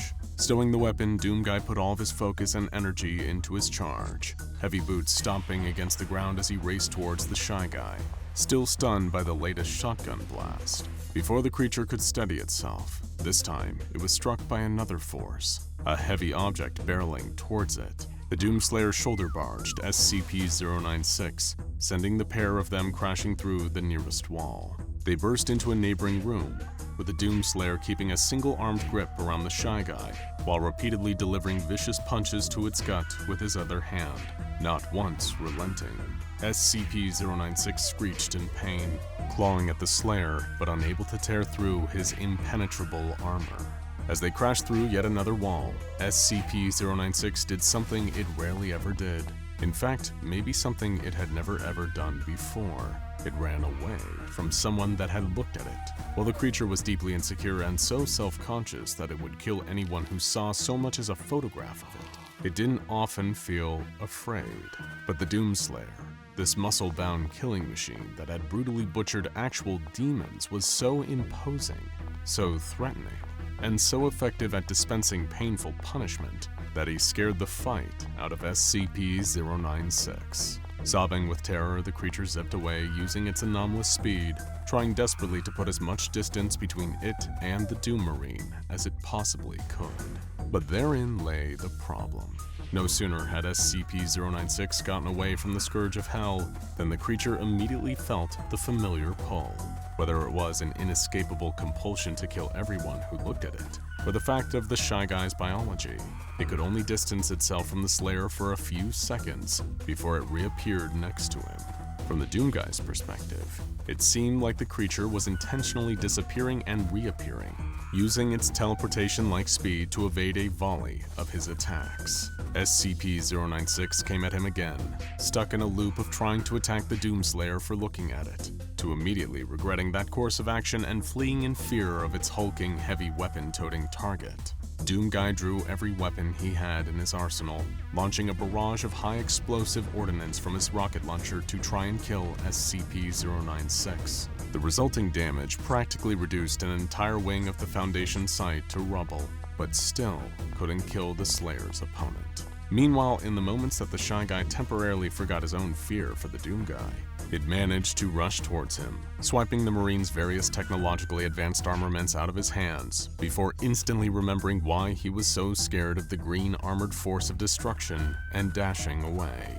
Doom Guy's supply of weapons had all but depleted. Neither he nor SCP-096 were getting tired out by their constant back and forth. They were locked in a stalemate, until the Shy Guy tried to get back to its cell. Zipping away once again, it cowered in the corner, reaching for an old worn-out paper bag that had slipped over its head. It sat down, trembling, rocking back and forth in a fetal position. The Shy Guy was terrified. An overwhelming, debilitating fear gripped it. Fear that became pure dread as the sound of heavy boots began to stomp closer and closer. Kicking the steel door off its hinges, the Doomslayer walked into SCP-096's cell, carrying something huge in his hands. It was one of the most devastating weapons Doom Guy had at his disposal, capable of unleashing untold destruction, the BFG 9000. Without remorse, not caring that the creature seemed to have retreated and was cowering away from him, the Slayer raised the powerful weapon and fired an enormous ball of green energy. The blast engulfed the entire room, tendrils snaking out from the energy projectile, causing additional damage to the surrounding area until there was nothing left of SCP-096. It happened in 1981, in a small rural village in West Germany. Siegfried Geis, 9 years old, ran across the bitter snow, tears freezing to his cheeks. It was Christmas Day, and not long ago he'd been so happy. He was celebrating with his family, his mother, his father, and his young sister, the centers of his universe, when that monster had attacked and destroyed everything he'd ever known. The White Terror, the destroyer of Christmas cheer, the Yule Man, SCP-4666. Though of course, young Siegfried had no idea. In hindsight, Siegfried's parents had been noticing strange things in the lead-up to Christmas Day. Unfamiliar bumps and knocks, strange smells coming from the attic, the occasional tall, dark silhouette on the horizon outside their isolated old farmhouse. But in all the hustle and bustle of the season, nobody really paid the proper attention to all the signs of an incoming Weihnacht event. Every eerie feeling was just written off as stress or overactive imaginations. None of the Geis family knew about the true danger they were facing until they woke up to see the Yule Man standing over them, sharpening a rusty blade and staring at them with hungry, sadistic eyes. "Merry Christmas," the creature rasped and chuckled. Siegfried was lucky to escape alive, but of course he would never see his family again.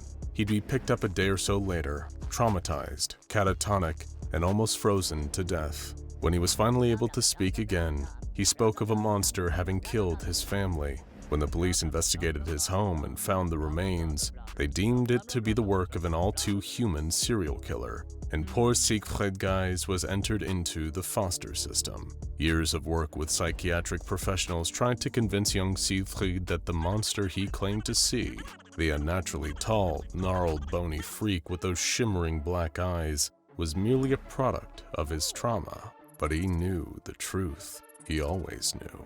What he encountered that day, the thing that took his family, was nothing less than a true monster. And at 9 years old, Siegfried made a vow he would one day kill the monster, no matter what it took.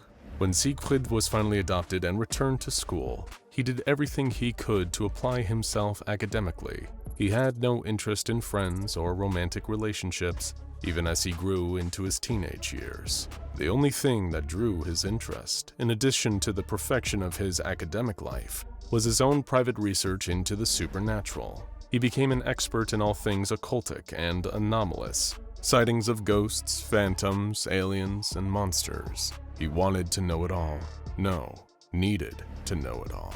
He would arm himself with knowledge, wanting to know everything he could in advance of the confrontation that would be his final destiny. He also began obsessively researching attacks similar to the ones that killed his family, and found an eerie pattern seemingly to unfold all over the Northern Hemisphere. During the 12 days of Christmas, entire families would be found dead in their homes, mutilated horrifically, often with children having gone completely missing. They happened far enough apart in terms of time and space that no connection was drawn between the events, all just random attacks according to the police and media.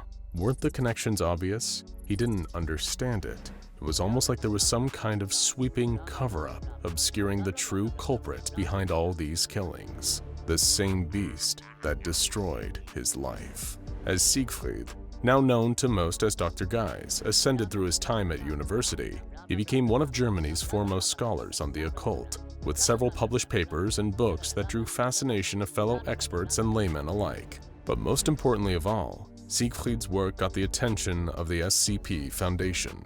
They reached out to the ambitious rising star of the paranormal world and offered him a research position. Dr. Geis was elated and said that he would happily take the role if they answered one question for him.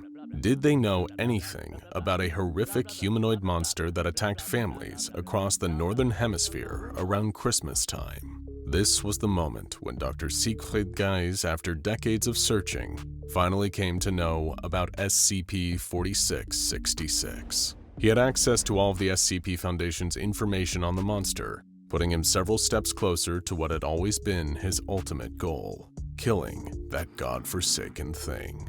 But this would be easier said than done.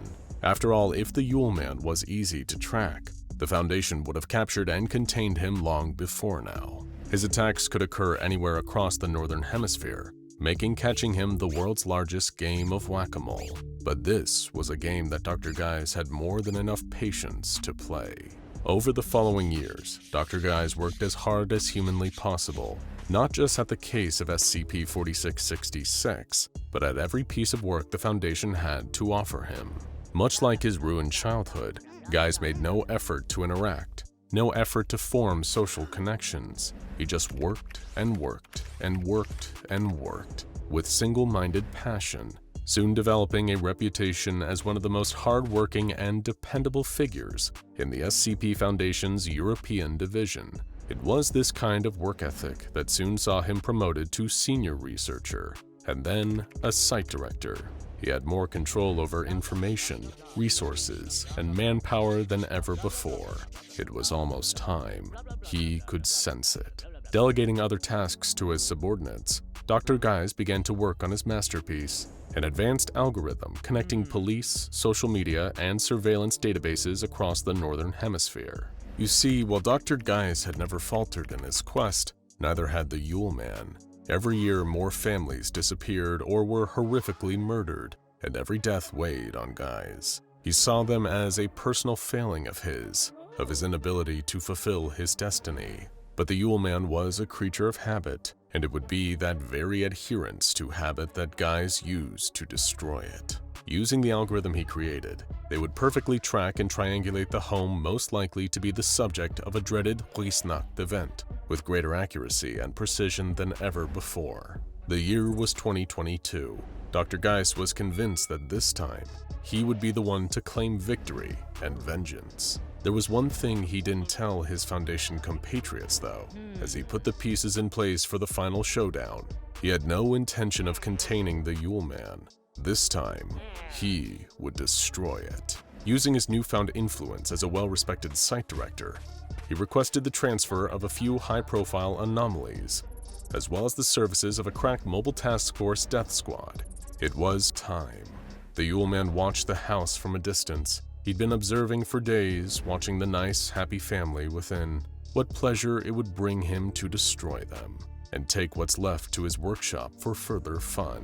Tonight would be the night that he claimed them. They were all blissfully unaware, and lived in an isolated rural area where nobody but him would hear all the wonderful screaming. The second the lights went out inside the house, he would strike, and bring about some Christmas fear. When the last window went dark, the Yule Man drew a long, rusty blade out of his bag of tricks and approached the house. He crept in through one of the windows. Locks had never been a problem for him. This whole process had played out hundreds of times. He barely even needed to think about it now. He crept in past the presents around the Christmas tree, found the stairs and began to climb. He'd find them in their beds, one by one, and take his time, savoring the pain, savoring the fear. He went into the youngest one's bedroom first, his lips pulled back into a manic grin. There was the little boy, tucked in under his quilt, like a present waiting to be unwrapped. He grabbed the sheet with his long, gnarled fingers and pulled it back, only to see a plastic dummy underneath, with a stun grenade fixed to its chest. Before the Yule Man could even react, the stun grenade exploded into his face, blinding him with a sudden white light and ringing in his ancient ears. The next thing he heard was a rugged military voice yelling, "Squad Alpha, move in!" Seconds later, the upstairs landing was filled with mobile task force operatives with assault rifles. They aimed and opened fire into the Yule Man, peppering him with painful bullets. He wasn't used to his victims fighting back like this. Truthfully, it even caught him off guard. But sadly for those brave task force operatives, it would not be enough to kill him. The Yule Man gripped his rusty knife and lunged at Squad Alpha. Moments later, they were all dead, and the furious Yule Man was trudging back down the stairs. There had been no satisfaction in this slaughter. How had they caught him like this? Perhaps he'd go eat some of his servants in his workshop to make himself feel better. As he walked back across the living room, past the Christmas tree, past all the presents, the television flickered into life. Staring at him from the screen was the grinning face of Dr. Siegfried Geis, now 50 years old. And the most insane part was that the Yule Man somehow recognized him, the one who got away 41 years prior. "Hello, old friend. You're looking a little glum," Siegfried said on the screen. "I take it that you did not enjoy the surprise party I just threw for you. Don't worry, the night isn't over yet. After all, you haven't even opened your presents." With that, the presents under the tree, which were actually packed with C4 plastic explosives, detonated, leveling the entire house with the Yule Man still inside. The explosion could be heard for miles as a great pillar of smoke rose up into the air. Several hundred meters away, Dr. Siegfried Geis waited and watched, flanked by Foundation agents and more mobile task force soldiers, taking in the majesty of the explosion. Dr. Geis remained steely-eyed and watched the blaze. Somehow he knew that even that would not be enough to end the monster permanently. He nodded to the lieutenant he'd brought with him. "Squad out! Squad Bravo! Time to engage!" The man barked in response. The remaining agents and MTF operatives, armed with assault rifles and submachine guns, descended on the burning wreckage of the house. Moments later, a tall, dark figure, the Yule Man, injured but alive, crawled out of the blaze. Immediately, the team opened fire, giving the monster everything they had. But once again, everything was not enough. The creature pulled out two long, rusty knives and leaped into the fray, making short work of the Foundation brass. Soon enough, it stood alone on blood-stained snow, until it caught another bullet in the head. Dr. Siegfried Geis was standing there, the last one alive to face the Yule Man, leveling a revolver. The Yule Man scowled. Geis held his steely gaze. "We meet again, at long last," Siegfried said. "You killed my family. You've killed so many others. Tonight, it is your turn, Yule Man. This is your Wisnacht." Geis opened fire as the Yule Man charged towards him, taking each shot in stride. Even as the Yule Man closed the distance, Geis didn't flinch. His resolve was steely. It made the Yule Man feel confused and furious that he didn't detect an ounce of fear in this man. Even when he drove a knife into the site director's stomach, Siegfried dropped to his knees and collapsed as the Yule Man ripped the knife back out. His gun clattered to the ground. It had been a mortal blow, and still, he seemed unfazed. "Why aren't you afraid?" the Yule Man growled. Siegfried spat blood and said, "You took my family 41 years ago. Everything since then has just been killing time until I got to see them again. Where you're going, all you'll ever see are flames and torment." The Yule Man, furious, stabbed Siegfried again, this time through the heart. The doctor was dying, his life's work having seemingly amounted to nothing. But with the last of his strength, He reached into his coat and pulled out something, a little gift he'd requested from one Dr. Alto Clef before putting his plan into action. Dr. Siegfried Geis lifted a photo of SCP-096 right in front of the Yule Man's eyes. "Merry Christmas," he said with his last breath. The Yule Man was confused. A photograph? Was that it? Was that really this foolish little boy's trump card after all this time?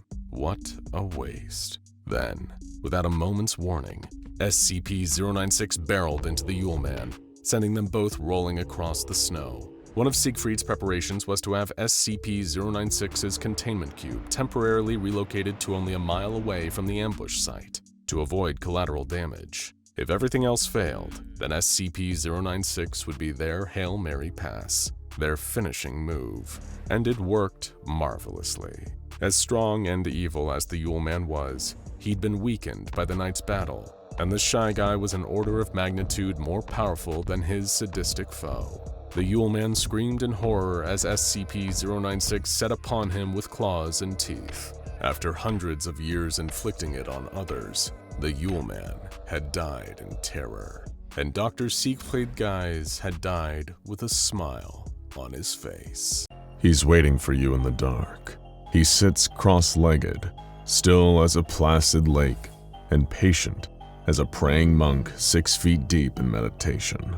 He's been like this for so long, his body oil-slicked with deadly black grease, skin ancient and haggard, eyes black and flat with the kind of calm you'd only find in crawling insects and great white sharks. His lipless mouth is stretched across his jawbone in an ugly black rictus. He may be an old man, but trust us, he's got plenty of new tricks he'd love to show you. He sat in the loneliest place in the world, the deep, dark bowels of an SCP Foundation containment site, surrounded by a complex confluence of containment measures, different shapes, running liquids, bright lights, the kind of steel so thick a nuclear weapon would only leave it scuffed. All the things that had a tendency to confuse him, because that's all they ever did. The old man laughed to himself very quietly. All the people out there are so scared of him because of one immutable fact. He isn't trapped here, he's just resting. By virtue of his unique anomalous abilities to pass through solids at will and resist any form of physical damage they can dole out, there is no way to really contain him like all the others. All the SCP Foundation could hope to do was make leaving inconvenient enough for him to make his little adventures on the outside less appealing than just sitting around doing nothing. After all, he had all the time in the world. And when you always have a later, there's a lot less pressure to do anything now. But like all thinking creatures, and please be aware that SCP-106, the wretched, terrifying old man, is very much a thinking creature, he was subject to occasional boredom. And when most people are bored, they might play a video game, watch a few YouTube videos, or rewatch It's Always Sunny in Philadelphia for the 5th time. But for the old man, killing boredom involved, well, killing people. But not just killing people, of course. Truth be told, for him, killing was really the least entertaining part of the whole affair. The screams, the begging, the desperate pleas, warm tears on shaking cheeks, convulsions of pain, cold sweats, fear so intense it gives way to gibbering madness, the dull sheen of dead hope in their eyes when they realize that their doom is inevitable, and that he, their captor, their torturer, would decide the exact moment they slipped into the void. Oh, that was what he lived for. If you could call what the old man did living. He cracked his neck and licked his teeth. Was he salivating? All those thoughts about pain seemed to have got him worked up. He could feel the distant thumping of his heart, old black blood pumping through the dusty corridors of his vascular system, synapses booming and sparking with excitement at the thought of plumbing new depths of human misery. Like a scholar of suffering, a pioneer of pain. All those silly Foundation drones, with the audacity to think they're in control, he'd teach them to scream again. Meanwhile, in the room for the old man's containment chamber, all hell was breaking loose. Monitors on the monster's vitals were all spiking. Heart and brain activity peaked, just as they always did before the old man decided to get active. Cameras in his containment chamber showed him rising steadily to his feet, cracking his joints, limbering up. His body started to produce that terrible corrosive mucus at an accelerated rate, pooling around his feet and unleashing squalls of noxious fumes as it melted into the floor. Years of Foundation testing, and they still couldn't find any material that could withstand that vile black slop. As the old man began strolling towards the wall, a containment specialist in the control room grabbed a nearby phone and sounded the alarm for the containment breach. They needed a mobile task force, and every guard on site mobilized to tackle 106 before he got into the facility proper and started causing havoc. They couldn't risk it escaping either. The infamous incident when the old man escaped for a Halloween massacre still haunted the nightmares of many a staff member. He had to be stopped. Now.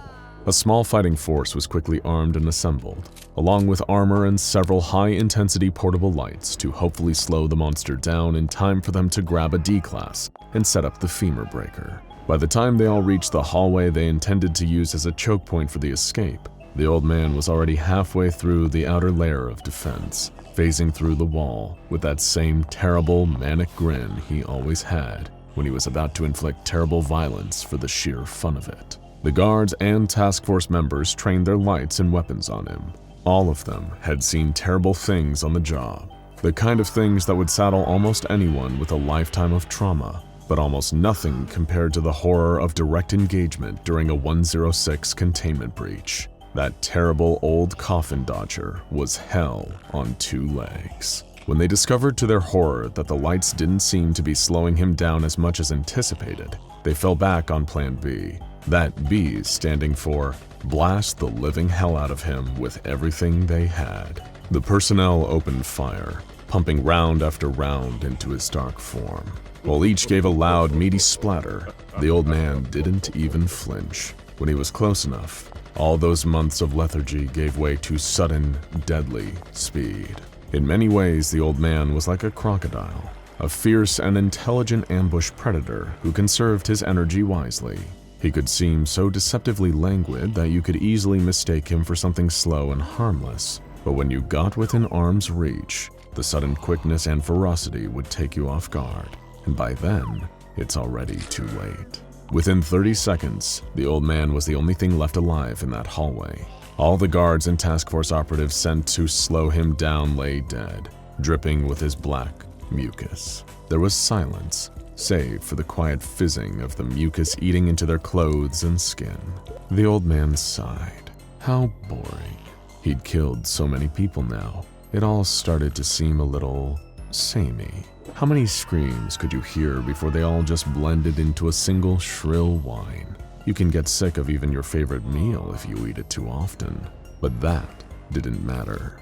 The old man had a different order of business today. He happened to be inside an SCP Foundation containment facility, filled with so many fascinating specimens of non-human entities that the one they called SCP-096 simply couldn't wait to torture. He'd only met a small portion of the ones they had contained here, but given what a fascinating experience his past attack on his fellow anomalies was, he couldn't wait to meet some more.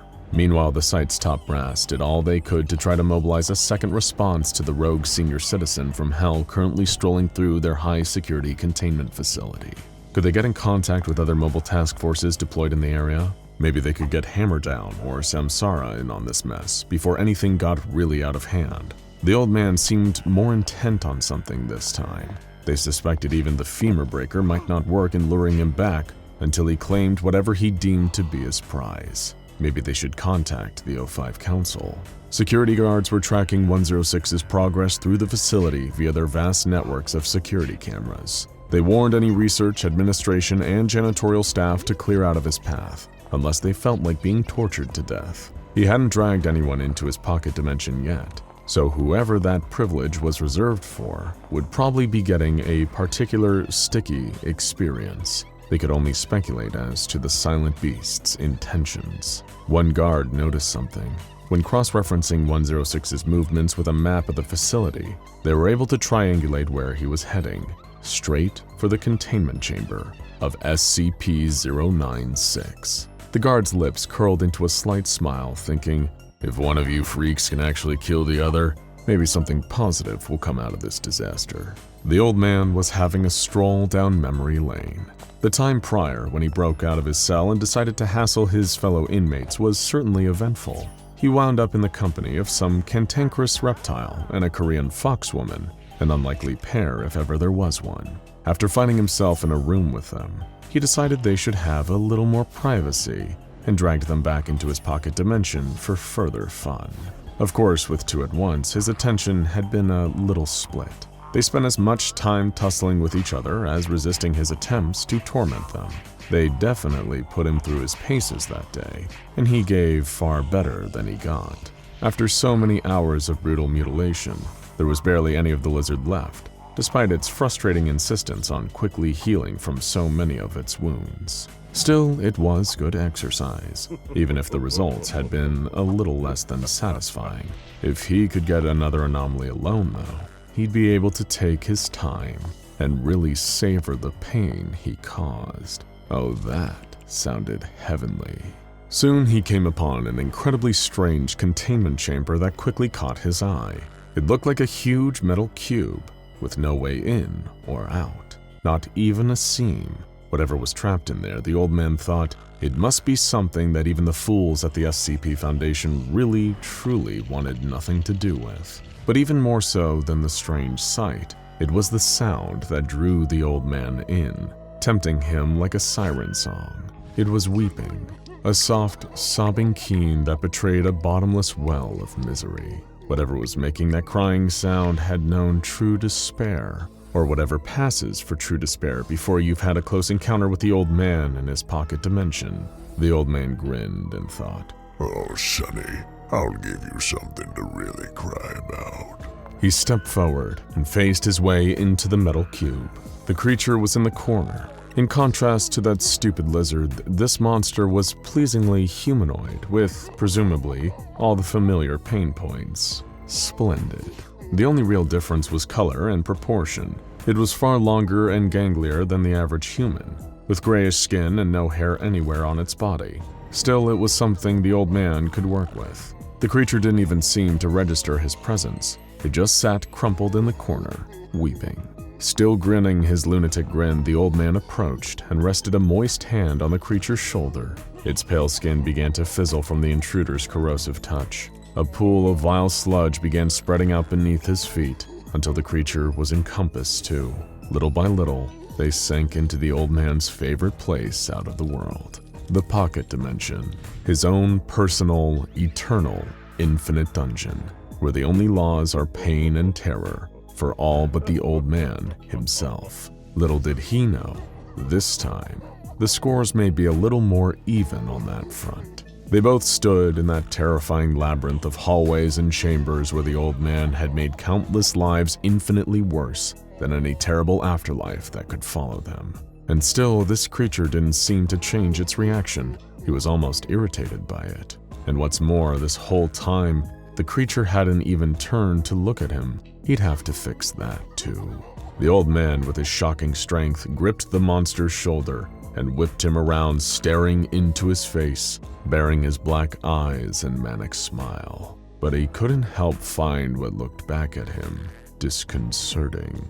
Its eyes were blank and white, its face stretched and warped into a permanent grimace, like Munch's old painting, The Scream. And the second the old man laid eyes on it, that's exactly what it did. Its gaping mouth let out the most terrible wail the old man had ever heard in all his years of torturing. It was a scream of unknowable sadness and fear, but somehow the old man sensed that this creature didn't fear him. It feared itself, feared what it was about to do. What the hell had he dragged down here with him? Without warning, the terrible wails soon gave way to sudden and ferocious aggression. Just like the old man had dealt out to a group of Foundation guards and Mobile Task Force agents earlier that same night, it was only out of a mix of pure luck and his own finely tuned animal instinct that the old man was able to dodge the first strike from the creature's long, lithe forelimb. He couldn't believe it. They were in his special place, And this victim of his had the audacity to fight back? Well, he'd soon put this monster in its place. As the monster continued roaring and swiping for him, the old man simply walked backwards into a nearby wall, disappearing into a black stain. Of course, the monster, better known to the Foundation as SCP-096 or the Shy Guy, simply crashed through the wall to give chase, but on the other side, just another wall. He disappeared. How? Typically, when something sees the face of the Shy Guy, he immediately has a kind of intuitive connection to them. He can sense their presence. It's burned into his mind. A homing beacon, an unstoppable imperative. He knows exactly where they are and how to get them. But nothing about this situation was typical. The Shy Guy felt all the murderous rage he normally did, but the rest was just static. Where was the life he needed to abolish hiding? Suddenly, the old man emerged behind him and forced his hand into the Shy Guy's back. His fist melted straight through flesh and skin, causing the creature to let out another terrible wail. But as could be expected, they didn't leave a scratch on the Shy Guy's indestructible skeleton. The Shy Guy pulled a 180 and swung for the old man again, but he was already gone. Here in the pocket dimension, the old man had the ultimate home turf advantage. Here, space and time were his playthings. In the infinite twisting, labyrinthian walls of the pocket dimension, the old man wasn't just the devil, he was God too. But it would take far more than some cheap tricks and bodily harm to dissuade the Shy Guy from his sole purpose in life. He began running through the old man's personal maze like a crazed lab rat, tearing through wall after wall, forever searching for the monster that trapped it here. He would see the smiling face of that rotten old man every so often, the flash of black eyes and dirty teeth in shadows. But every time it tried to strike the shadows, there would be nothing there. And every time he got a chance, the old man would emerge from the shadows behind the Shy Guy to strike back, clawing into his flesh and vanishing again before the trapped beast could retaliate. The nasty old sadist was now starting to have some fun. It was a reflex test, a classic game of high-stakes whack-a-mole. And every time the creature failed to strike him, its distress only seemed to grow. This was perfectly fine for the old man. After all, he enjoyed a little mental torment as much as he loved physical torture, and a human would have died or given in to despair long before now. This monster's wonderful mix of resilience and pain made it a great chew toy. The old man kept up this routine, baiting and striking until something unanticipated happened. He appeared, waited for the swing, disappeared as it approached, then reappeared behind the Shy Guy to deliver another painful strike. This time, however, it seemed his victim had anticipated his pattern. Before he could hit the creature, the Shy Guy turned, quicker than anything the old man had ever seen, and hit him with such force he flew through several walls in his own maze, shattering them as he went. He hit the ground, stunned by the fact that the Shy Guy had actually landed a hit, but he wasn't done. The shrieking monster came bounding after him. Before the old man could stand, it struck him again and again and again, pounding his vile body into the ground, which cracked and crumbled. The old man sneered and sank into a puddle of his mucus on the ground. The old man was gone again. SCP-096 screamed in a mix of rage, despair, and frustration, so consumed with its hunt that it didn't notice the pool of corrosive mucus was slowly growing. It began to rise, bubbling and hissing at SCP-096's feet, getting deeper and deeper and deeper as the walls rose taller and taller around it. The creature wailed until a tide of the awful stuff reached its face and cascaded down its throat, melting all the organs within. As the creature was fully submerged, SCP-106 manifested atop the wall and looked down, smiling spitefully. He thought, "Oh, you may have had me there, boyo, but in the end, I always win. Nothing could survive that." And yet bubbles still rose from the slop below. The old man gritted his rotten teeth and balled his fists in quiet anger. Moments later, back in our dimension, a portal opened in the ground of SCP-096's containment chamber. It vomited out SCP-096's skeleton, smothered in bubbling black goo, and SCP-106. 096 would probably be fully regenerated within a couple of hours, and if 682's encounter with him was anything to go by, probably extremely unwilling to interface with the old man. And the old man himself, who couldn't help but feel a little humiliated by the whole experience, was glad the two of them would probably never meet again. He left the regenerating 096 and commenced the walk of shame back to his containment chamber. They didn't even need the femur breaker. He just felt like having a sit-down and processing it all. Nobody else would ever know what happened in the pocket dimension that day, and for the old man's pride, that was probably for the best. But he'd know. He'd always know. By the night's end, he was sitting in his containment chamber again, forlornly wondering, God damn it, old-timer. Have you lost your edge? what does a monster look like to you? What figures slither and claw their way into your nightmares, chasing you down endless halls and stalking you through the dark until you wake up screaming? Maybe you imagine something tall and lean, bony arms reaching for you from atop impossibly long, slender legs, its featureless face showing no mercy. Maybe you think of a man in a striped sweater with knives for fingers, or a serial killer in a hockey mask, wielding a machete. Maybe it's something more inhuman, a cosmic horror of tentacles and eyes that can see into your very soul. You probably don't think of something with no arms, no legs, no body at all, just a face. What's so scary about that?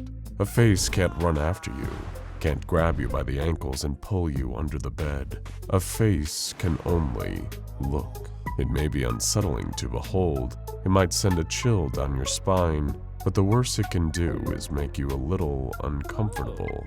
And if you can't stand it any longer, you could always just close your eyes or walk away and be done with it, right?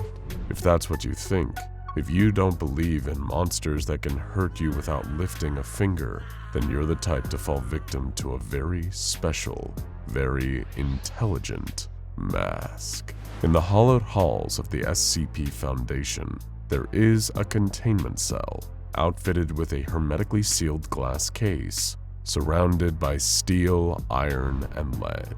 There are guards posted outside, along with a trained psychologist. If you are ever brave and foolish enough to enter that room, you'll see a simple white porcelain comedy mask with a peculiar black substance leaking from its eyes and mouth. Whatever this slime touches, surfaces begin to corrode, to rot away into puddles of black liquid.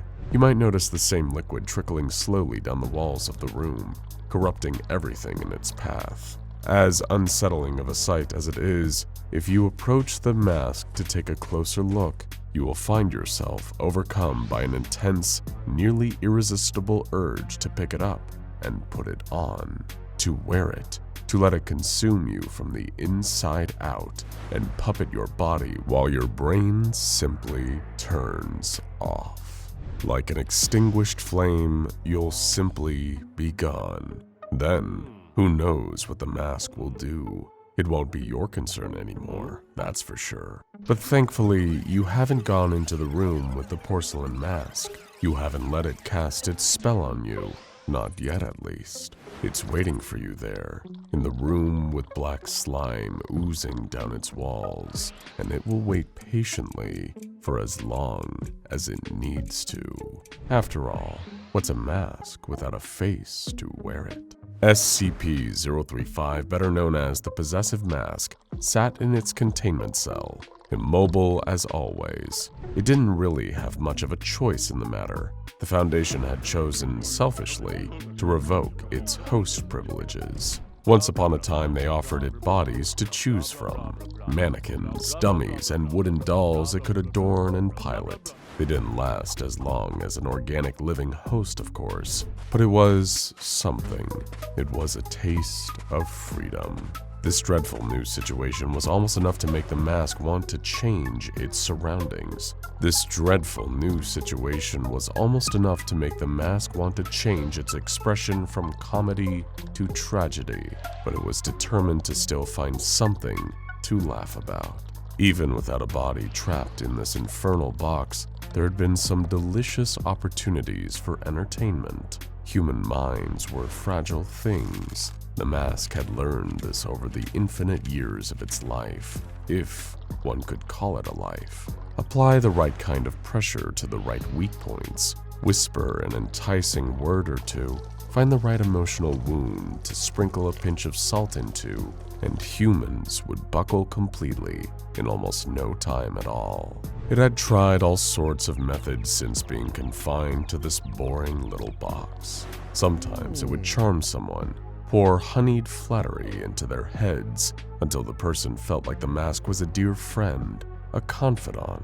Once suitable trust had been built up, the mask could persuade the person to bring it a host, or perhaps even offer up themselves in sacrifice. If flattery didn't work, there were other potent approaches to take. For a being without ears, the mask was a good listener.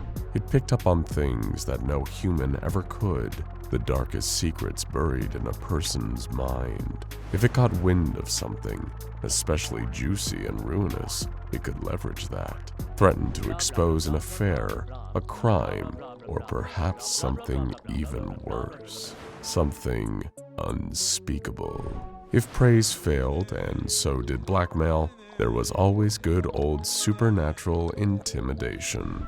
All the mask needed was for someone to be left alone with it for a long enough period of time.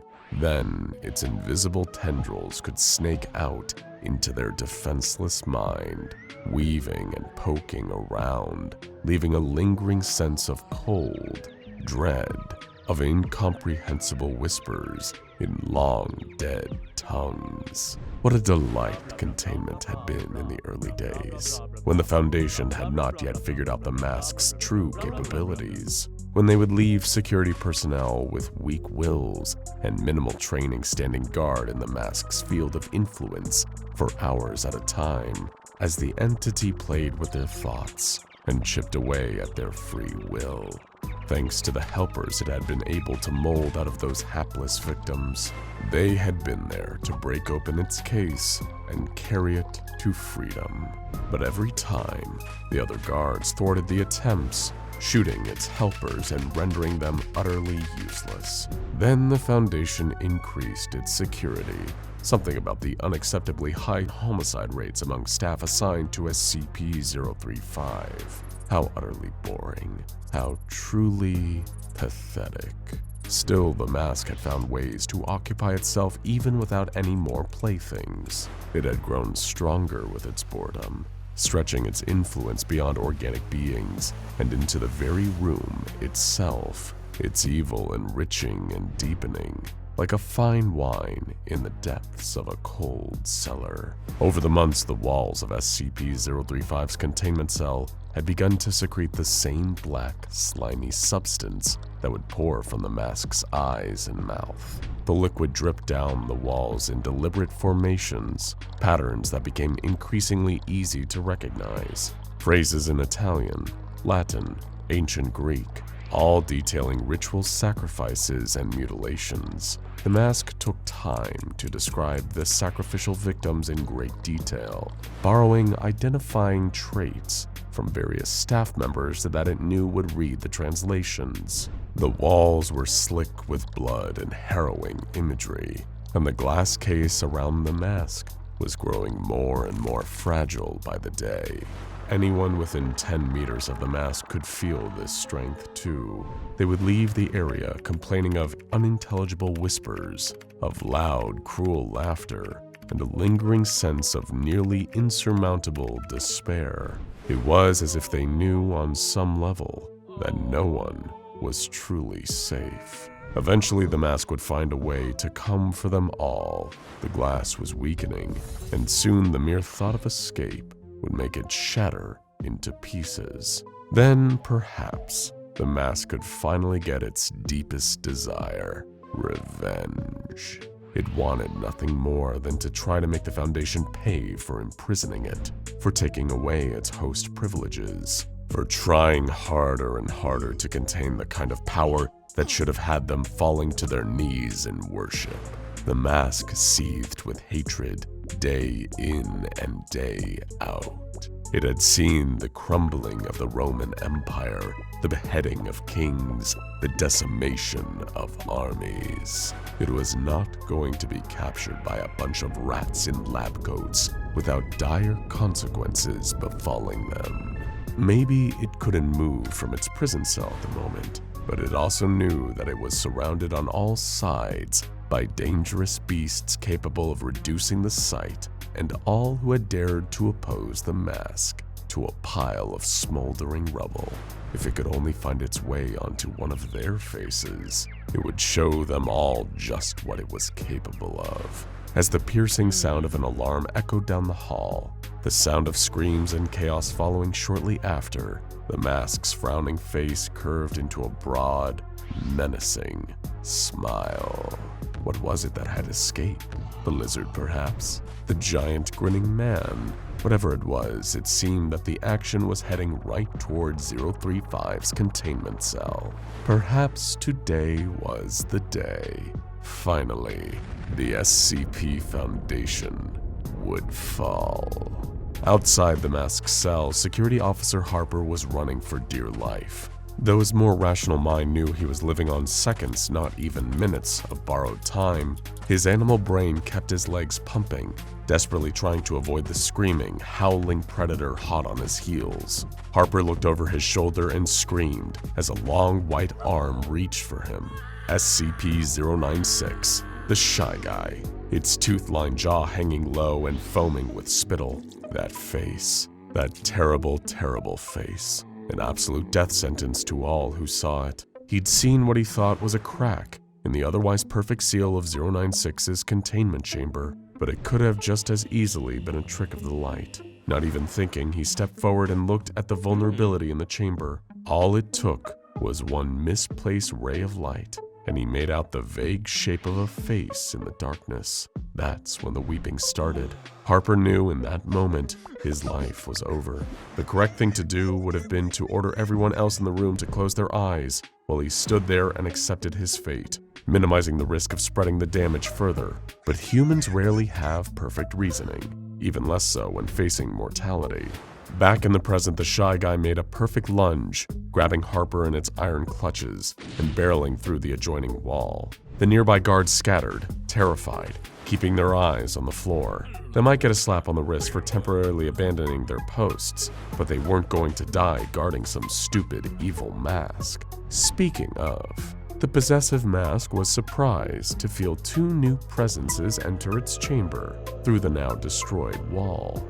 These two presences soon became just one, as SCP-096 quickly and totally annihilated Security Officer Harper, leaving nothing left. The mask couldn't see per se, seeing as it had no actual sensory organs, but it felt around this new guest with its many psychic tendrils, taking in this strange totality.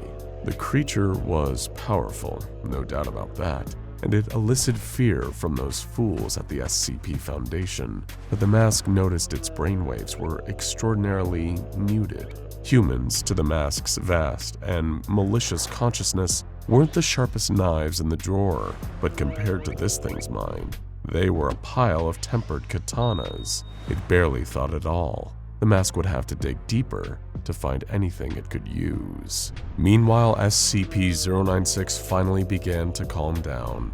The one who had seen it had been annihilated.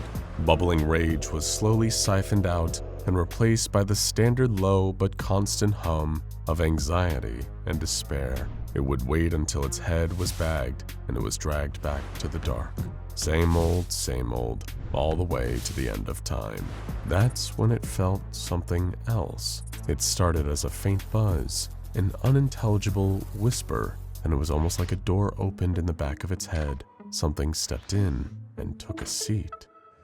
Can you hear me, stranger? Look. I want to speak to you.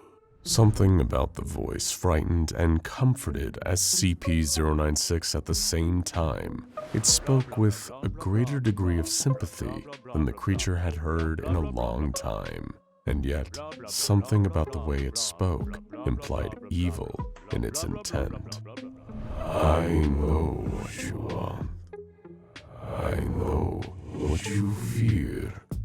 Wouldn't it be nice if they could never look at you again?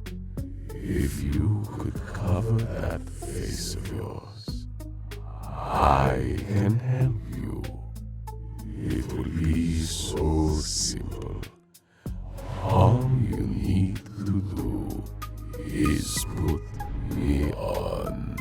Little by little, 096 felt more of these strange thoughts filling up the emptiness in its head, replacing the few little thoughts the creature itself had. It felt itself lifting its hands from the ground, lifting them and reaching towards something, a glass box. The glass shattered, and those long white fingers reached for something within. A mask, just like the voice had said. A mask to stop people from looking at its face.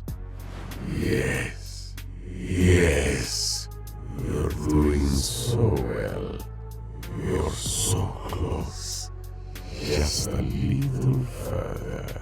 SCP-096 lifted the mask to its face, feeling black liquid that burned its skin dripping from the porcelain, and put it on. And in that moment, everything changed. The Shy Guy's body began to seize up, rattling as the mask unleashed a web of psychic tendrils through its body, mapping out across every inch like a new nervous system, taking control. The possessive mask had never experienced a host like this before. That incredible perfect mix of physical durability and a mind so insubstantial that it was easy to sublimate. Oh, this was going to be fun. For the first time, the Shy Guy, now under the full control of the possessive mask, stood at full height on its hind legs, its spine and shoulders clicking into place for its new stance. The mask cracked its neck, getting used to the new dimensions of its physicality, its indestructible bones, its long, grasping limbs, its skin burning and fizzling with the gooey black secretions, but growing back just as quickly.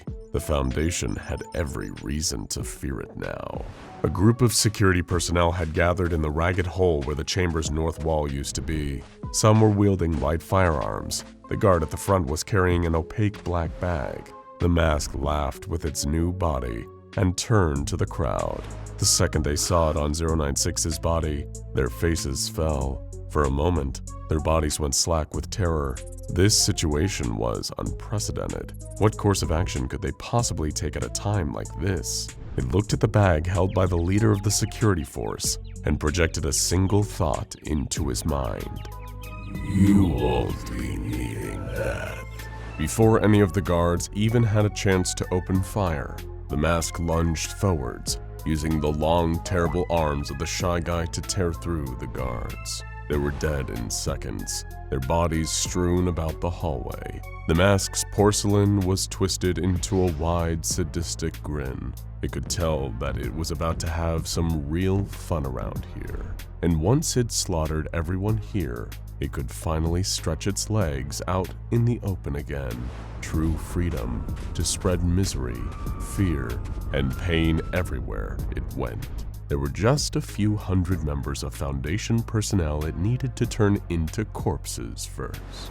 More containment breach alarms sounded around the site as the mask began its rampage, running through the hallways and tearing apart any unfortunate Foundation personnel it could get 096's hands on. Guards, researchers, administrative staff, and even one extremely unlucky janitor in hallway C6. It was having the time of its long and terrible life, and much to its glee, it seemed that this new host's body was still holding up. It was perfect symbiosis, a twisted, brilliant mind, and a body that could forever support it. There would be no stopping it. A conclusion that the hapless guards posted around the site soon realized on their own terms. 096 was indestructible, but it was dumb as a brick and had an easily exploitable weakness. Get the bag on its head and you're home free. This new composite creature was a different story. It could think tactically, avoiding head-on confrontations in favor of sneak attacks, and the monster had as much psychic combat potential as physical. Guards roving the building in teams heavily armed with anti-mimetic protective gear still reported feeling immense feelings of psychological dread over comms. That was the greatest sign that the mask would come bursting through the wall moments later and tear them to shreds. The site director put out an urgent call for all nearby mobile task forces to intercept and help them take care of the unfortunate situation. Thankfully, a detachment of MTF Eta-10, also known as See No Evil, was operating on a case in close proximity. Given their specialization in anomalies with a mimetic visual property, many on the team had dealt with 096 breaches before. That at least gave them experience in half of this situation, and one operative among them, Sergeant Enrique Ramirez, would be the one to bring this nightmare to an end, but it would cost him his life in the process. The mask was still using its new indestructible body to wreak havoc on the containment site. Once it had taken out the primary contingents of guards, it was free to have its fun with the rest, stalking defenseless researchers through the halls, making sure to induce maximum terror before finally striking the killing blow. Every single one of them died with a head full of demonic whispers. It told them of the mask's eternal dominion. Now it had found the perfect host. Nothing on Earth would stop it. Humans would be mere ants under its feet. Eta-10 touched down and entered the building. Ramirez was point man, leading the others into the bowels of the blood-drenched containment site. They'd been briefed on what they were heading in for. 096 and 035 had reached symbiosis and were displaying unprecedented anomalous effects. Enter with extreme caution. They're beyond dangerous, even more so together than alone. Ideally, Ramirez would have wanted to go in with a comprehensive plan, but lives were on the line here. They needed to leap off the cliff and build their wings on the way down. It was only when they finally encountered the monster that they realized just how outmatched they were. Despite their best efforts, the combined speed, intelligence, and ferocity of the mask's new form allowed it to make short work of Eta-10. Only Ramirez was left, heavily injured. Even if a miracle happened, he knew he wasn't getting out of here alive. The mask grabbed him with one of 096's claws and lifted him up. It would take its time with this one. Make him suffer, watch him squirm, destroy his mind. Ramirez felt the mask's psychic tendrils penetrate the membrane of his mind. Those whispers, those terrible whispers reciting all his worst fears with terrible glee. His gun was out of ammo. His knife was broken. All he had left on him was a pocket mirror, and that was his eureka moment. It was a long shot, but it was also his only shot. He reached out and grabbed the bottom of the mask, pulling for dear life. His other hand shot into his pocket and grabbed the mirror, opening its lid with a deft flick of his thumb. It was too fast for the mask to even register what was going on. Ramirez forced his eyes shut and lifted up the mirror. The mask saw its own reflection in the glass as the bottom of its face came loose, revealing the reflection of the face underneath. The mask squeezed, killing Ramirez, but it was already too late. It had finally seen the face of its host, and that would cost it dearly. The mask felt a sudden and tremendous pushback to its psychic forces, a blind despair and then rage that choked out everything. SCP-096 began to sob and howl. Somehow the mask was no longer in control. Despite its psychic protests, 096 reached up and tore the terrible mask from its face, tossing it against the wall with such force that it was embedded in the brickwork. Its last thoughts, as other mobile task force operators descended on the area to bag 096 and return it to its containment chamber, were, "What the hell just happened?" And the next thought that crossed the mind of the site director was, request site transfer for 035 as soon as possible. Don't want a repeat of this incident anytime soon. Well, hello there, SCP fans. Let's get this out of the way first. You've seen the title and thumbnail, and you're probably wondering, wait, is Siren Head an SCP? And the answer is no. Siren Head is not an SCP. It's a freaky internet monster created by renowned Canadian horror artist Trevor Henderson. Your next question is probably, what's with this crazy-looking server bank behind me? Allow me to introduce you to the Anomatron 6000, the latest advancement of supercomputing owned and operated exclusively by the SCP Foundation.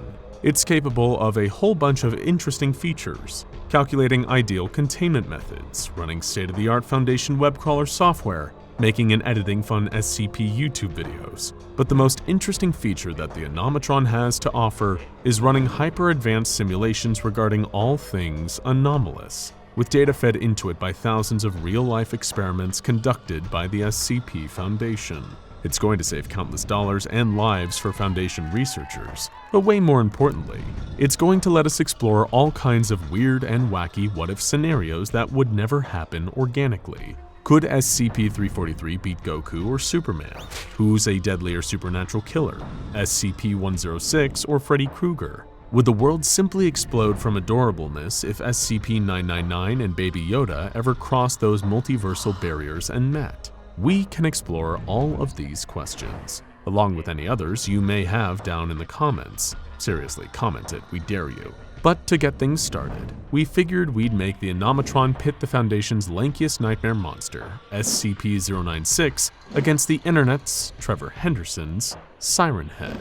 Sorry, Slenderman, you're just not cool anymore. So without further ado, let's kick the Anomatron into gear and see how this wild battle plays out. It's time for SCP-096 vs. Siren Head. Ricky and Elliot, a pair of aspiring travel YouTubers from California, were taking a vacation to the Pacific Northwest to spend some time in the area's beautiful lush forests. However, while the duo were both big fans of travel for its own sake, they weren't just here for the trees and fresh air. You see, despite their jet-setting lifestyle, Ricky and Elliot's subscribers and views hadn't exactly been phenomenal lately. Turns out hiking vlogs and GoPro footage of the two of them jumping into absurdly blue water in Bali weren't exactly that interesting to people who weren't actually there. But Ricky had formulated an ingenious plan to pull the two of them out of obscurity. They would hunt down and film real footage of the legendary Siren Head, a supernatural monster said to haunt forests and isolated graveyards. There were plenty of fakers out there on YouTube, but if the two of them could get real footage of Siren Head, and also preferably survive the experience, they'd be framing their golden play buttons in no time. But they were already encountering certain issues. For starters, the two Californians had severely underestimated just how cold it was in the Pacific Northwest, and as such, were already shivering from bone-deep cold. The second issue was food. While the two of them had thought ahead and brought a selection of tasty protein bars, they'd also gotten hungry during the early hours of their walk and eaten all of them, leaving them feeling severely out of luck by the time dinner rolled around. And the third and perhaps most problematic issue of all was the fact that Ricky and Elliot didn't exactly have a great sense of direction. During all of their previous trips, they'd been on guided tours with local experts. In this instance, wanting to take all the Siren Head glory and clout for themselves, they decided to come in alone, with the incredibly janky Google Maps app to guide them. As such, as the night was creeping in, the two aspiring YouTube celebrities had no idea where they were. Needless to say, it wasn't exactly an ideal situation. And to make matters worse, Ricky and Elliot had been experiencing some strange feelings for the last couple of hours when they'd gotten particularly deep into the forest. That dread-inducing sensation of being watched by something lurking just out of sight, a gaze with some unknowable and darkly malicious intent boiling behind it. These two poor saps had no idea what was in store for them tonight. And wouldn't you know it, the one watching them right now wouldn't even be the only monster after them. After an expectable amount of bumbling and buffoonery, Ricky and Elliot managed to gather up enough tinder to make a semi-respectable campfire. They could sleep out here tonight, then set off in search of Siren Head or civilization, whichever came first, in the daylight the next day. The duo did what they could to remain chipper in spite of the ominous circumstances. Sure, they were trapped in the depths of the woods alone, but think of the amazing vlog footage they'd get. They'd be like the next Blair Witch crew, except they'd live, hopefully. But as the duo sat next to their campfire, they felt that ominous sensation again. The hairs on the back of their necks started standing up. They felt shivers that didn't just come from the cold. More and more they started to feel certain that something in this forest was watching them. Something ancient and powerful and evil. That's when they heard the telltale crackle of radio static, and their skeletons almost jumped out of their skin. Could it be him? The patron saint of gone missing without a trace, of creeping dread, of bad things coming. Siren Head himself. Both men fell silent. All they could hear was the crackling of their own fire. Had the sound before just been an illusion? A product of a pair of paranoid minds also predisposed to sense siren-headed monsters lurking amongst the trees. They'd been reading about a higher rate of disappearances in this area, along with a number of frightening sightings of tall, thin beings and radio static that seemed perfectly consistent with siren-head activity. That's why they'd come here in the first place. But had they come here to their deaths? The two needed to distract themselves, or they'd go mad from the paranoia. They decided to share a few fun little anecdotes of the travels they'd had before meeting one another, showing the photos they'd saved on their smartphones. Ricky had been to Hawaii, Tahiti, Bora Bora, Fiji, St. Lucia, and the Maldives. Clearly, he liked his vacations warm and sandy. Elliot, on the other hand, tended to like his trips to be a little more adventurous. He'd seen volcanoes, waterfalls, deep and treacherous cave systems, and, of course, a little guided mountaineering. One photo that Elliot showed Ricky was particularly breathtaking. He was standing in the foreground of a snowy landscape, with an incredible mountain range behind him. When Ricky asked Elliot where exactly he'd taken this picture, strangely enough, he drew a complete blank. Maybe somewhere in Canada or Siberia or something like that. But it was a hell of a trip, whatever the case. He remembered having a great time.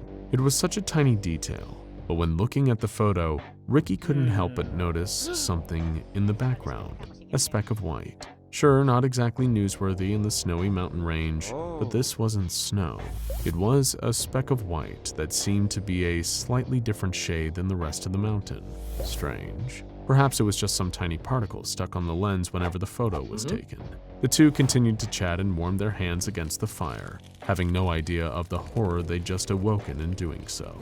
Over 100 miles away, at an SCP Foundation containment site, researchers and guards walked around the perimeter of a huge airtight metal cube, reading off diagnostics and audio recordings. For reasons that should be obvious to everyone who's a fan of this channel, there were no camera feeds coming from the inside of the great metal cube, only a faint whimpering sound, like a sad, wounded animal, and the clanking of pacing feet moving back and forth over the metal, dragging forlorn knuckles. It turned every head in the room when the crying started to get louder. Soon it wasn't just quiet weeping, it was a series of horrendous, slobbering sobs, wails of pure pain and despair.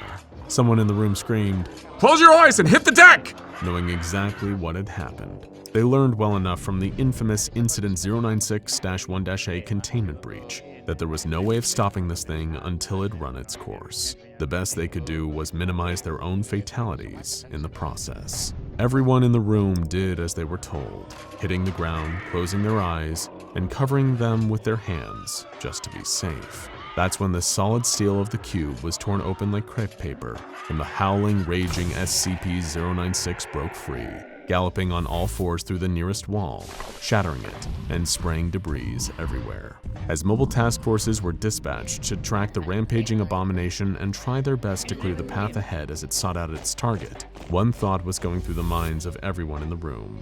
Woe betide the poor fools who saw that monster's face. Back in the deep dark forests of the Pacific Northwest, the presence of some unnerving force was becoming far harder to deny for Ricky and Elliot. They heard the sounds of garbled voices out in the woods, the squeals and crackles of radio static. They saw shapes moving amongst the trees, tall and thin, like long, spindly limbs. While neither wanted to voice their fear, they were both thinking similar things. If there really was a monster out here, why hadn't it killed them? It had all the time in the world to do it. But that was just it, wasn't it? It had all the time in the world, so why rush? It had every advantage. It could take its time and do this exactly how it wanted to. Ricky and Elliot had made themselves the perfect prey, and as they saw a huge, lithe figure suddenly separate itself from the trees, they began to wonder if it was really worth it to risk both of their lives for YouTube clout. Either way, it was now probably too late for regrets. Ricky and Elliot's jaws fell in horror as the monster emerged from the darkness before them. They recognized the awful, mottled skin stretched over the monster's 40-foot frame. They saw the grasping hands, and up above, the nightmarish faceless head split into a pair of sirens pointing in different directions, each one filled with gnashing teeth and slithering tongues. It was even more terrifying than they could possibly have imagined. Siren Head's speakers crackled into life and hissed out, 9, 18, 1, child, 17, remove, vile. Ricky and Elliot stumbled backwards as Siren Head advanced, its speakers still bleeding hateful static. Neither could move or speak, only watch as its long, gnarled fingers reached from the dark to grasp them. There was a terrible pained wail in the woods after that, but it wasn't coming from Ricky, Elliot, or Siren Head. It was distant at first, but soon became louder and louder as the force's point of origin came barreling towards them. Even Siren Head couldn't help but turn to see SCP-096, a flash of terrible white fury, come charging towards them in the dark, knocking down all the trees in its path. Leaves and pine needles scattered, trunks exploded into splinters. Nothing would stop the Shy Guy from claiming its prey. Nothing would stop it from destroying Ricky. And now, as it approached, Elliot made the fatal mistake of looking at its face, too. 096 lunged, ready to go in for the kill, when Siren Head's hands closed around the Shy Guy's slender torso. In one fluid motion with surprising strength for its scrawny build, it hurled the Shy Guy into the distance, smashing another several trees in its path. The words, My prey, mine, hissed out of its speakers. But 096 was only down for mere moments. It sprung back up on its hind and forelegs and started galloping towards Ricky and Elliot again, who were still frozen in place. This time, just before the Shy Guy's terrible claws could close around the two hapless wannabe YouTubers, down came Siren Head's clenched fist, pounding 096's head into the dirt. Overhead, mobile task force helicopters circled, wearing their scramble goggles and trying to get a visual on the situation unfolding below. They could hardly believe what they were seeing down there. Was some other unclassified anomaly managing to intercept 096 in its rage state? Only a handful of anomalies on record have ever been shown of being capable of such a feat. It seemed that they were dealing with something serious here. Down below, the battle continued.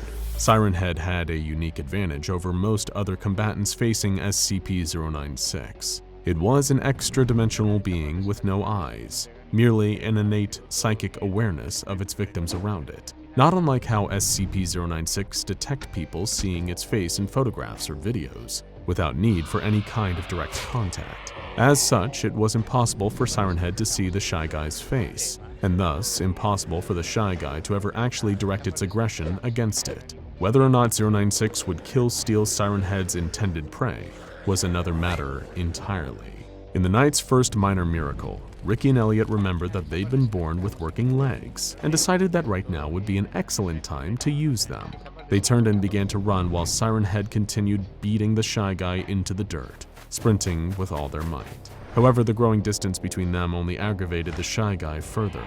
It sprang out from the dirt with unstoppable force and broke away from Siren Head's grip. The Shy Guy never wasted time, ever.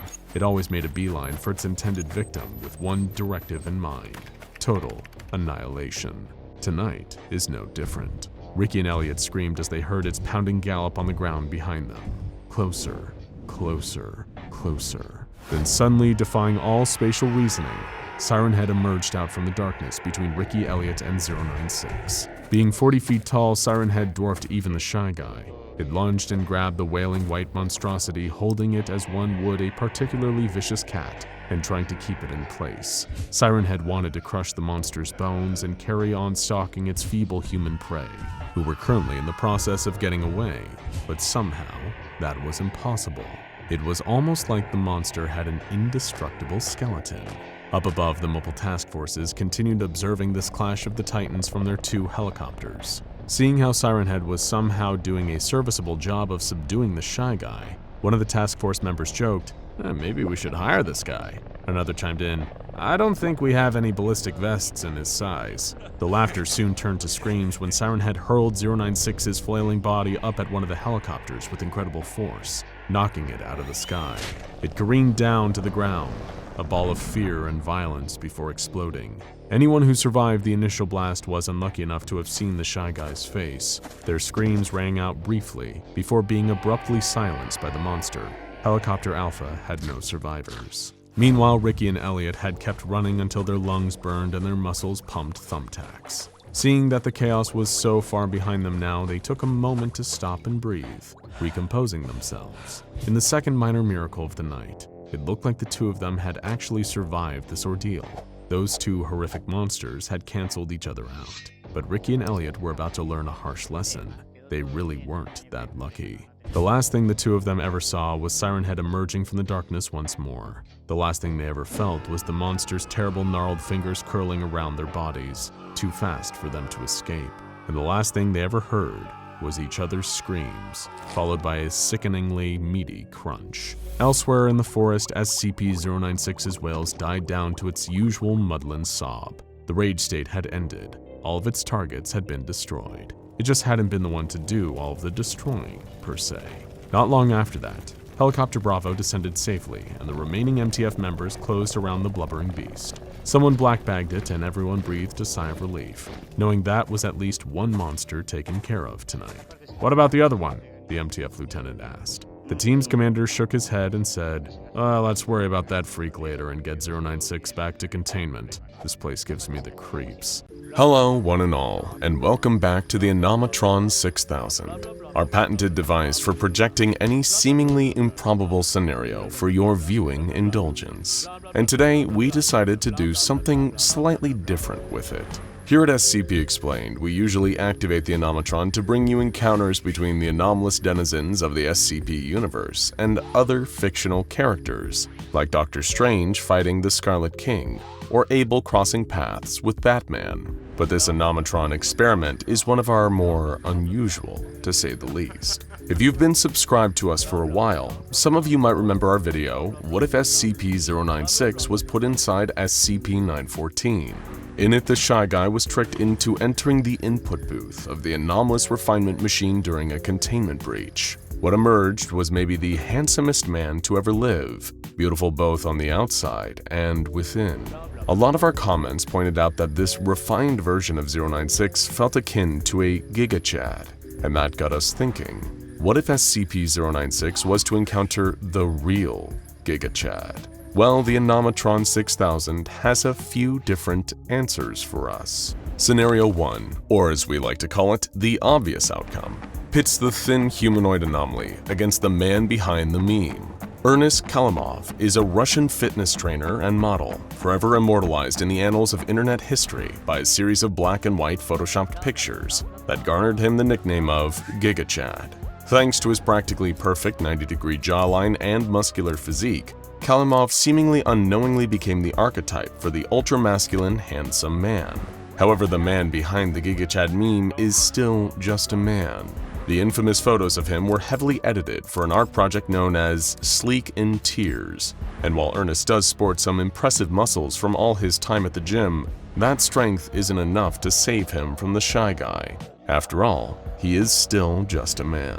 According to the Animatron's predictions, the most likely outcome if the two were ever to meet would end pretty similarly to the grim fate of many others who have gazed upon the face of SCP-096. The moment Ernest looks at the creature, he would, in all likelihood, activate 096's rage state. His physique and above-average level of fitness might give him a slight advantage, allowing him to perhaps outrun the Shy Guy for longer than most, but ultimately, Ernest Kalimov would be able to run, but not hide, from SCP-096. The creature would track him down and hone in on him with anomalous speed, dispatching him before returning to its usual docile sobbing state. The result, an SCP-096 victory. Now we know what you're thinking, is that really it? We had the same reaction too. But hold on for a minute. After giving the machine an additional set of variables, we were able to get a few more interesting outcomes out of the Animatron.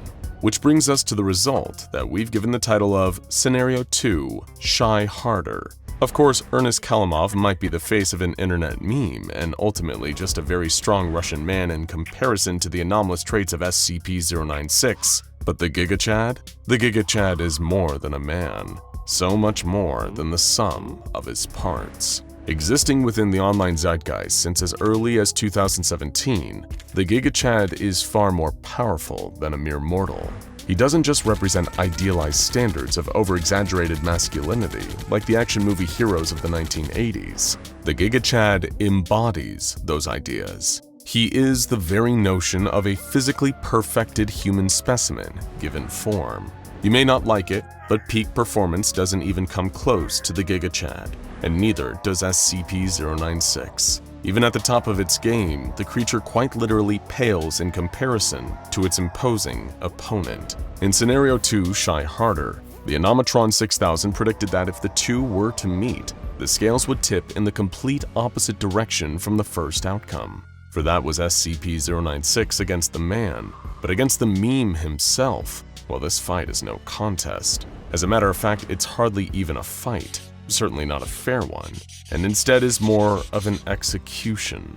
From the moment the unstoppable tower of muscle and perfect angular jawline that is the GIGA Chad clasps eyes on SCP-096, it's practically the beginning of the end. The Shy Guy doesn't even lift, bro. But GIGA Chad can bench 1 million times his own body weight in his sleep. So when SCP-096 comes racing towards him, intent on killing him just for looking at its screeching wide-jawed face, the GIGA Chad does what the GIGA Chad does best. He lifts. Grabbing SCP-096 with ease as it comes to him screeching, GIGA Chad casually hoists the creature off the ground. Although he's only using the tiniest portion of his immense and infinite strength, it's more than enough force to send the Shy Guy soaring upwards, crashing through multiple ceilings as it's sent hurtling up the numerous floors of the Foundation facility above. Of course, being lifted is hardly going to kill the Shy Guy outright. The creature is known to be invulnerable after all.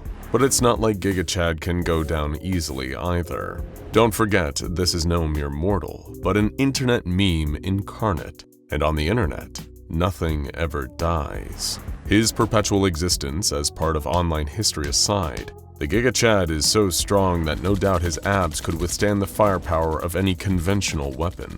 Realizing that even if it could reach him, it couldn't even scratch the GIGA Chad, SCP-096 would undoubtedly begin a downward spiral. The Shy Guy is a creature so insecure in itself and its appearance that it kills anyone who so much as glances at its face in photos. So being presented with the living embodiment of an idea it could never even hope to attain, the biceps, the perfect right-angled jawline, it's all too much. Sending SCP-096 into a complete meltdown, the creature would be neutralized once and for all by the very existence of the GIGA Chad, resulting in his victory. Okay, so we're 1 point to SCP-096 and 1 to GIGA Chad, and most people would maybe consider leaving it there. But not us. We wanted more than that. You see, we quickly realized that the Animatron's second scenario was based on a lot of earlier iterations of the GIGA Chad meme. Don't get us wrong, that version of the Ultimate Man could still easily destroy the Shy Guy. But around March of 2021, the infamous photoshopped images of Ernst Kalimov started to be used in slightly different formats. That's the thing about memes. They're not only immortal, forever logged in the ancient texts of the Wayback Machine and compilation videos here on YouTube, but memes are also adaptable. They can evolve and change, finding new variations as time goes on. As such, the average fan versus average enjoyer meme saw a new use of the GIGA Chad. Before the GIGA Chad, this notion of the ideal ultra-masculine specimen was based on, let's be honest, some pretty outdated ideas about what it means to be a man. After all, it takes more than muscle to be a man. Not every man or masculine-presenting person has to work out until they're built like a brick wall. Perhaps the real measure of a man is how sincere, sensitive, and supportive you can be, as well as standing by your interests rather than caving to old societal standards of masculinity. And after we updated our data, the Animatron 6000 was able to give us a new revised outcome, or what we like to call Scenario 3, the average SCP-096 enjoyer. In this projection, the GIGA Chad's true strength isn't just his masculine physique and his unattainable standards. Instead, it's, in part, the inherent adaptability of his status as a meme, but also his compassion. Just like before, he's more than able to resist SCP-096's attacks, and the creature's insecurity comes out, put on full display when presented with GIGA Chad's sharp jawline. But rather than overcome his anomalous adversary by fighting him, this scenario sees the GIGA Chad comforting the Shy Guy. Through calm empathy and words of affirmation, he reminds SCP-096 that true acceptance of oneself comes from within, and that message strikes a chord with the creature. In a turn of events none of us saw coming, the GIGA offers to help SCP-096 overcome his crippling and deadly sense of insecurity. The pair start using the on-site gym together, after hours when there aren't any innocent Foundation personnel around. There, GIGA not only offers to introduce SCP-096 to an exercise regimen, if that's what the creature wants, but also helps the Shy Guy work on his confidence. They form a friendship, with SCP-096 taking a liking to working out, not because it wants to be buff like its new friend, the GIGA, but more so because doing so makes it feel more comfortable in its own skin.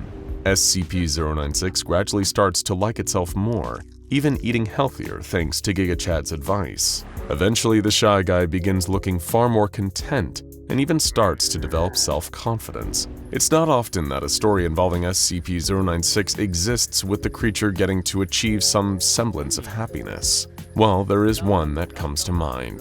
The very same Shy Guy story that sent us on this particular streak of pitting it against the GIGA in the first place. But what if we put them together? Would coming across a refined SCP-096 spell the end for the GIGA or would the muscular masculine meme undo the Shy Guy's previous happy ending? Well, according to the Animatron 6000, neither. When we last left him, after being turned into a handsome 9-foot-tall man, SCP-096 had just started going by the name David. SCP-978, the desired camera, had been used to photograph the refined Shy Guy. It showed him holding hands with the Foundation scientist responsible for his transformation, who had studied the new and improved SCP-096 in great detail. She had quite the understanding of him, but perhaps the photograph from the desired camera was more of a metaphor, and what SCP-096, or David, really desired wasn't specifically the researcher who'd studied him, but a partner who understood him, someone to call an equal. Enter the GIGA.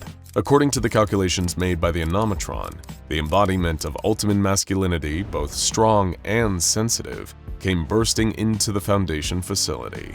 There, the moment he and David saw each other was like the meeting of an unstoppable force and an immovable object. Neither one rushed to solve the encounter with violence. Both the GIGA and SCP-096 appreciated each other's aesthetic appeal. Both were remarkably handsome, and one couldn't bear the thought of ridding the world of the other. Instead, it was love at first sight. Both David, formerly known as SCP-096, and the GIGA fell head over heels in love with each other, and looking at both, it was not hard to see why. They were a pair of fine, perfectly chiseled fellas, and they instantly hit it off. The newly established couple enjoyed each other's company, spending time in deep conversations, SCP-096 introducing his new partner to his friends at the Foundation, while GIGA was comfortable with his own masculinity to express his feelings towards David without fear or judgment. No relationship is perfect, of course. For a short time, a sliver of David's old self re-emerged. The Shy Guy in him worried that perhaps his relationship with the GIGA was based purely on both of their extreme good looks, and was nothing more than superficial. But by being an embodiment of healthy, idealized masculinity, the GIGA was able to sense something was wrong with David, and rather do the insecure thing of letting it fester, he addressed it directly, and they discussed the issue in a healthy, mature, and constructive way. Not just so they could put SCP-096's worry to rest, but so that both of them could further strengthen their relationship and grow as people. And of course, GIGA wasn't just attracted to SCP-096's refined good looks. Far from being superficial, he recognized that David was a complete person, beautiful both inside and out, and loved him as a whole, not just because they were both conventionally attractive on the surface. SCP-096 and the GIGA stayed together for the rest of their lives, or as we decided to name this fourth scenario from the Animatron, happily ever after.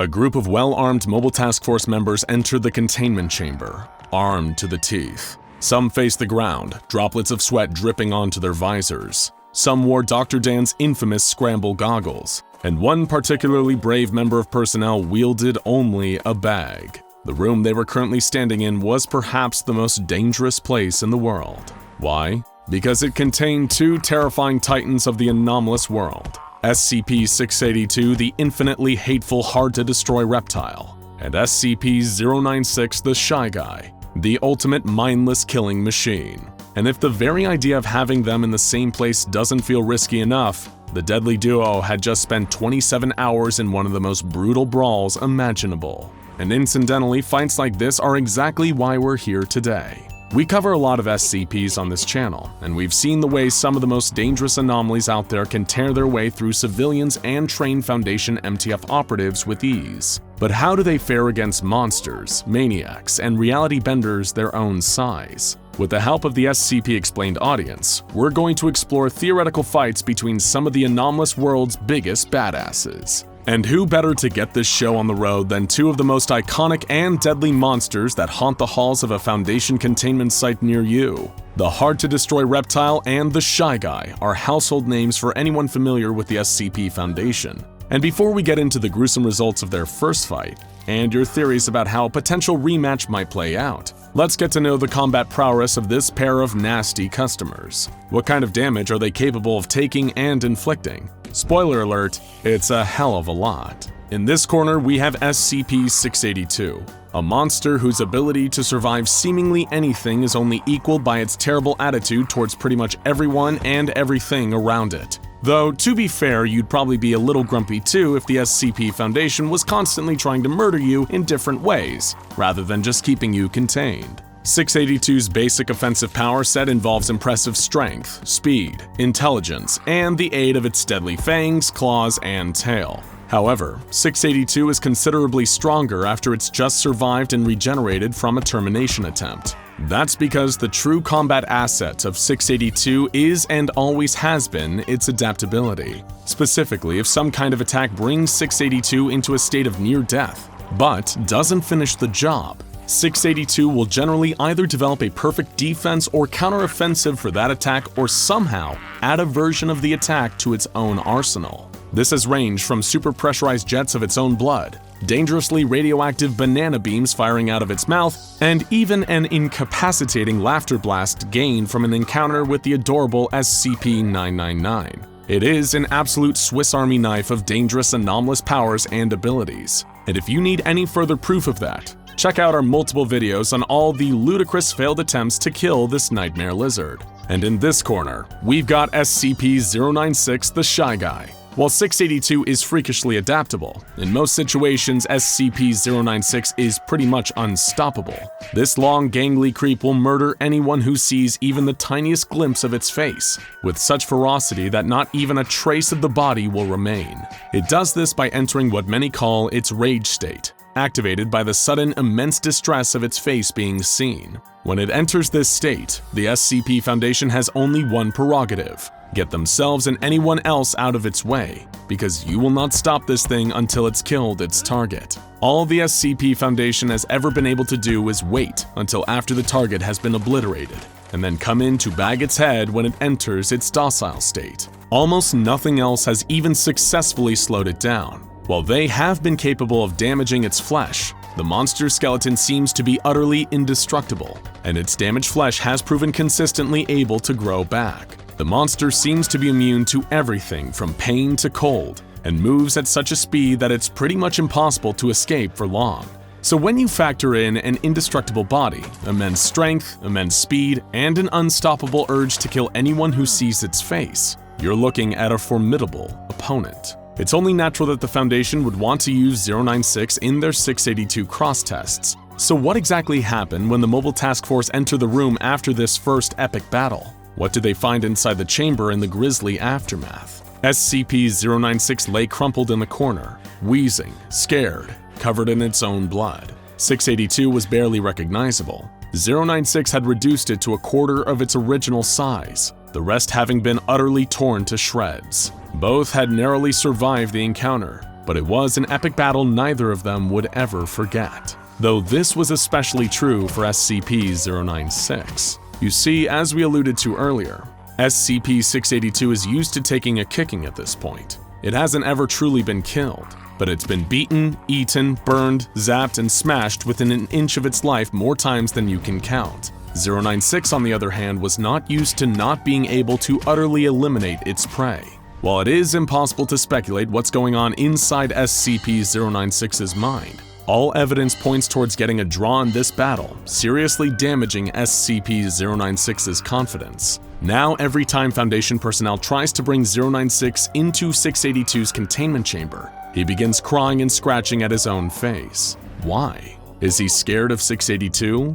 Is he humiliated, thinking of the fight he wasn't able to win? Or is the very idea of someone seeing his face and him not being able to immediately kill them just too unbearably stressful? Seeing as the Shy Guy's mouth is only good for two things and neither of them are for talking, we'll never truly know. But either way, it's clear that 096 has no interest in a rematch. But what if that changed? What if 096 realized that it was wasting its potential? It managed to get SCP-682 3/4 of the way to death last time. What could stop it from getting that last quarter? Sure, nothing has ever killed SCP-682 before, but there's a first time for everything, right? Maybe 096 would have a Rocky-style training montage where he rebuilds his confidence and becomes the underdog he was always meant to be. He'd walk right up to that big nasty reptile and give him the rematch of the century. What would happen then? Now we give the floor to you, the loyal viewers of SCP Explained.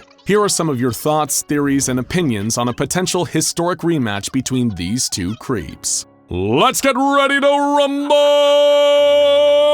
I really wanted an excuse to say that. Ooh, I really like saying that. Pingu with an axe said, if 682's adaptability is based around his ability to develop countermeasures to any damage inflicted, or in the case of 173, a countermeasure to the cause of said damage, I imagine 682 would turn his skin entirely reflective, causing 096 to see his own face and the feedback loop would break his mind. Interesting. Whether this would work is all dependent on whether SCP-096 can actually see, or if it is merely capable of psychically intuiting when someone else sees its face. If the latter is true, then this particular adaptation wouldn't do much good for SCP-682. Random user said if this is after their first cross-test and they were forced to interact again, they wouldn't attempt to fight each other. I feel like they'd form a truce and take out the researchers on site. Yeah, this would be one of the worst-case scenarios. Whether even the SCP Foundation could handle a simultaneous 682 and 096 breach without bringing in Hammerdown is an open question. Ramon Vonkin said, simple, after the first encounter when 096 stopped attacking 682, 682 will grow eyes that filter out 096's face the next time. Organic scramble goggles. Dr. Dan would be fuming with jealousy. Coop Sater said, I really want SCP-096 to win, so I'm sending him a blind personal trainer so he can beat the snot out of SCP-682.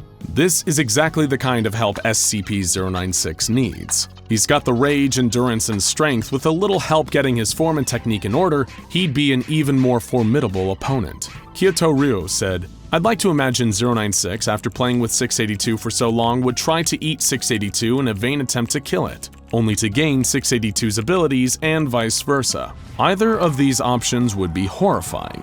SCP-096 with 682's abilities or 682 with 096's abilities would likely be a truly perfect killing machine. That's terrifying.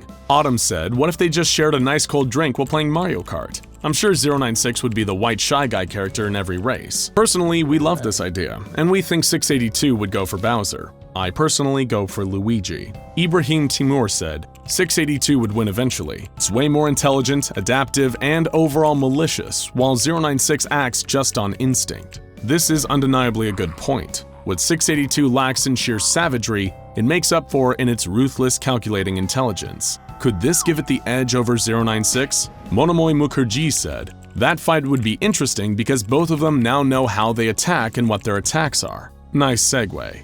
Due to the relatively mindless nature of 096, as far as we're aware, it's probably unable to learn from experience. 682, however, would have the advantage of knowing how 096 operates in the second battle. Devon Smith said, as much as I'd like to see how this would play out, I imagine 096 can't manage more than other SCPs have in the past. Not to downplay him, but he might need some extra friends to do a whole lot more damage. It's undeniable that going in with tag team partners would better 096's chances of taking the lizard down. However, due to SCP-096's shyness and tendency to kill everyone and everything that looks at him, he doesn't have many friends looking to volunteer. Ninetales said, 096 will cry in the corner while 682 starts attacking it. Eventually, it gets confused that 096 isn't fighting back after an hour and begins to adapt to it and becomes docile forever. Okay, look, while it's unlikely that this would happen, it's certainly nice to imagine, isn't it? Adam Britton said, narratively it needs to conclude with a reason to never try it again. So I'm going to say that 682 will telepathically project the image of 096 into the site staff or the entire human psychospace. Ugh, yikes. This is a possibility so terrifying and honestly plausible that it's making us regret wanting to see this rematch altogether. Chaos Insurgency said, I think 682 would just think, for damn sake, just leave me alone.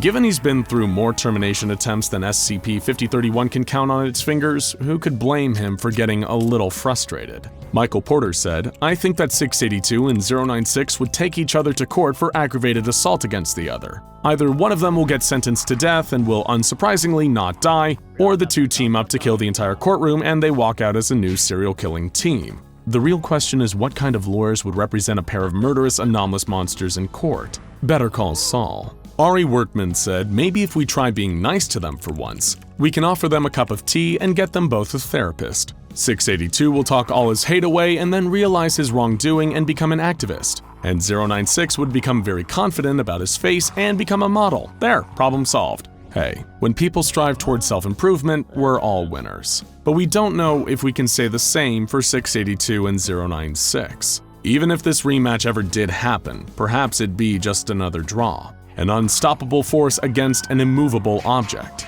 But other matchups may be more clear-cut. What kind of versus battles would you like to see us cover in the future? What SCPs would you really love to see duke it out? Let us know in the comments, and keep an eye out on the community posts in order to throw in your anomalous 2 cents for our next versus battle. Somehow, most likely through some nefarious means, a fateful postcard has been sent to one of the residents of the murky, mysterious Araniram Island. Living on this particular island was already a strange and scary enough existence, given the horrors the inhabitants of Anariram share their home with. But perhaps the only thing just as horrible as life on that island was being sent a postcard. Sure, that doesn't sound all that horrible. Postcards are usually used to show a corner of the world far away and extend well wishes from friends or relatives on vacations. But ordinarily, postcards don't depict a photo of SCP-096 with the words, "Wish he was there," scrawled on the other side. From its containment cell at the SCP Foundation, the Shy Guy instantly sensed that somebody, somewhere, had seen a picture of its face. Breaking down into an enraged fit of homicidal insecurity, SCP-096 immediately broke from its containment chamber and made a cross-country beeline, heading straight for Araniram at anomalously accelerated speeds. Little did the creature or the Foundation know that the Shy Guy was being led straight into a trap, and the poor island resident who had received the chilling postcard, well, they were unlucky enough to be the bait. While the SCP Foundation started frantically trying to track down where it had gone, the Shy Guy had already made its way to a wooden cabin belonging to the unfortunate postcard recipient. Emerging from the now emptied home once the owner was no more, SCP-096 would have returned to his cell just as quickly as he left. That is, if he wasn't the only monstrous creature on the island. A loud and sudden noise caught the creature's attention, the sound of an old steam train whistle. It rang out once more, from somewhere off in the distance, but there was so much thick fog hanging in the air around Araniram that it was almost impossible to see anything, especially with how dark it was. The second time the whistle sounded, it was closer, but there was another sound too, and not the loud chugging of a steam engine that you would expect. It was an erratic, heavy thudding, the noise of lots of somethings drumming against the ground, causing the earth itself to shudder. Legs. They were the steps of multiple huge legs, crawling across the surface of the island, heading straight towards SCP-096. A third piercing whistle rang out, even closer still. This time, the orange glow of a light could be seen, dulled by the surrounding fog, but getting brighter and clearer as it came closer. The light was casting shadows against the dark fog, long, spindly shapes of spidery appendages, until before the Shy Guy's eyes, a creature of pure nightmares came bursting out of the fog. It was a monstrous sight, even to SCP-096. Its body was the red front engine of an old-fashioned steam train, hoisted off the ground by 4 pairs of enormous black, spindly, spider-like legs that propelled the beast forwards at a terrifying speed. Able to move without the limitations of needing to follow a railroad track, the monster was barreling towards SCP-096 with a twisted smile on its grotesque face. At the front of the locomotive was its circular face, with its unnaturally white eyes and a mouth that sported rows of razor-sharp teeth, all covered in blood. This hellish abomination, a being that was part steam engine and part giant spider, was the terror of Aranirum himself, the carnivorous CHOO Charles. Seeing Charles racing towards them on its 8 spider legs would be enough to make anyone freeze up and stop in their tracks out of sheer terror, and SCP-096 was compelled to do the same. Except the terrifying train creature's pale eyes were looking directly at the Shy Guy.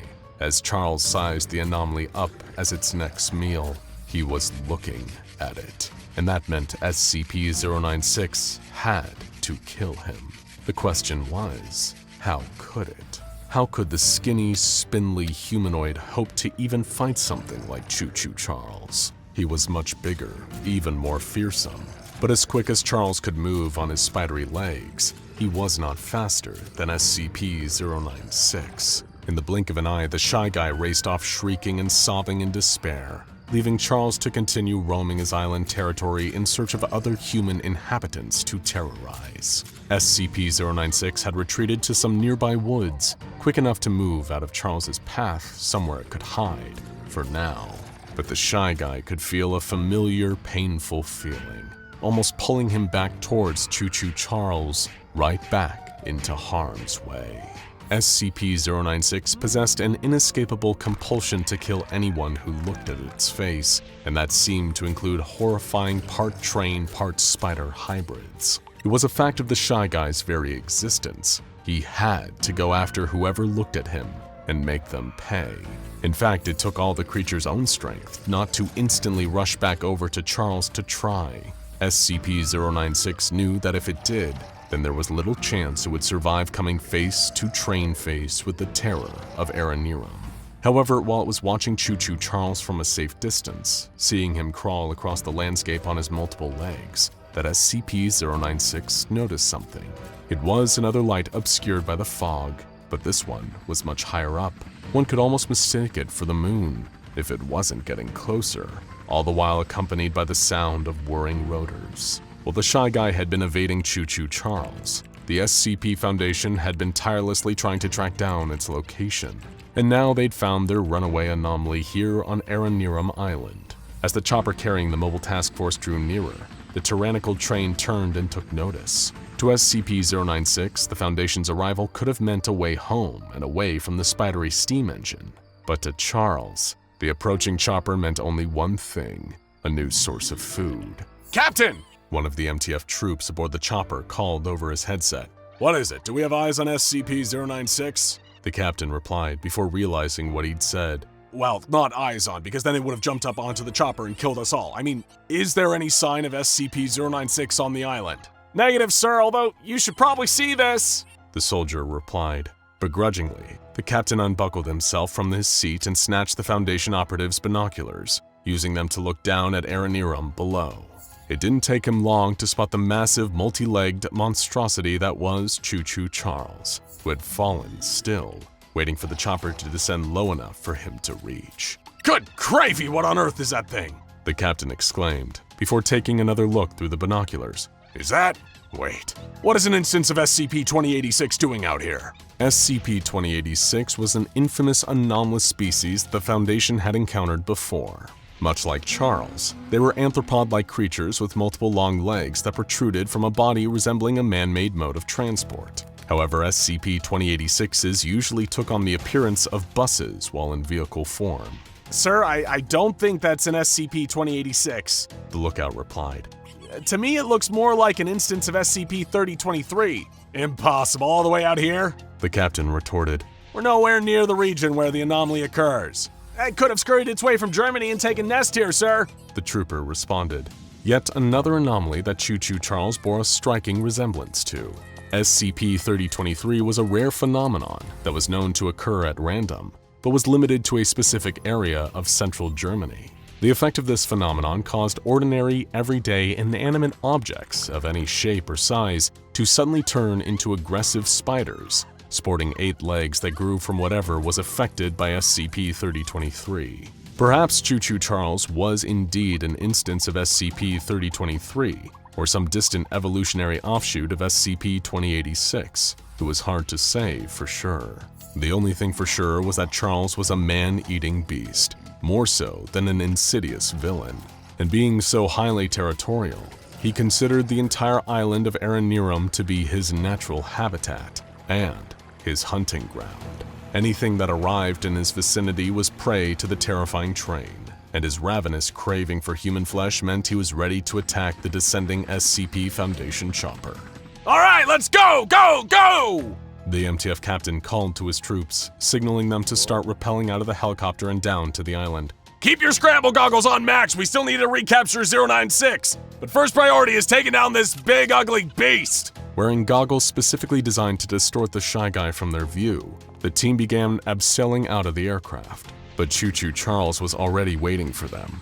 Rearing back on its 4 back legs, the nightmarish train spider swiped at the descending MTF operatives. What first seemed like an instinctive, uncoordinated assault quickly became precise and relentless strikes as Charles sliced through some of the cables the MTF troops were using to rappel down. Their lifeline cut, the unlucky Foundation operatives plummeted from mid-air, right down towards where the terror of Aranirum was waiting for them to fall. A few of the MTFs made it to the ground alive, and immediately began retaliating against CHOO Charles. The gunfire from their weapons flickered all around the carnivorous creature, but their bullets could barely chip the red paintwork on his steam-trained body. Dashing towards his helpless human prey on his many legs, Charles began to feast. Then suddenly, something started pulling at one of his huge spider legs, pulling Charles back moments before he had a chance to claim his latest victim, the captain of the Foundation's MTF. It was SCP-096, having zipped out of hiding and shrieking wildly as it used all of its strength to wrench one of CHOO Charles's multiple limbs. Angered that it couldn't reach the MTF captain, the part spider, part train hybrid stomped the leg that was being pulled in a successful attempt to free itself from the Shy Guy's grip. But in the same instant, SCP-096 used its anomalous speed to reappear in front of the already angered locomotive monster.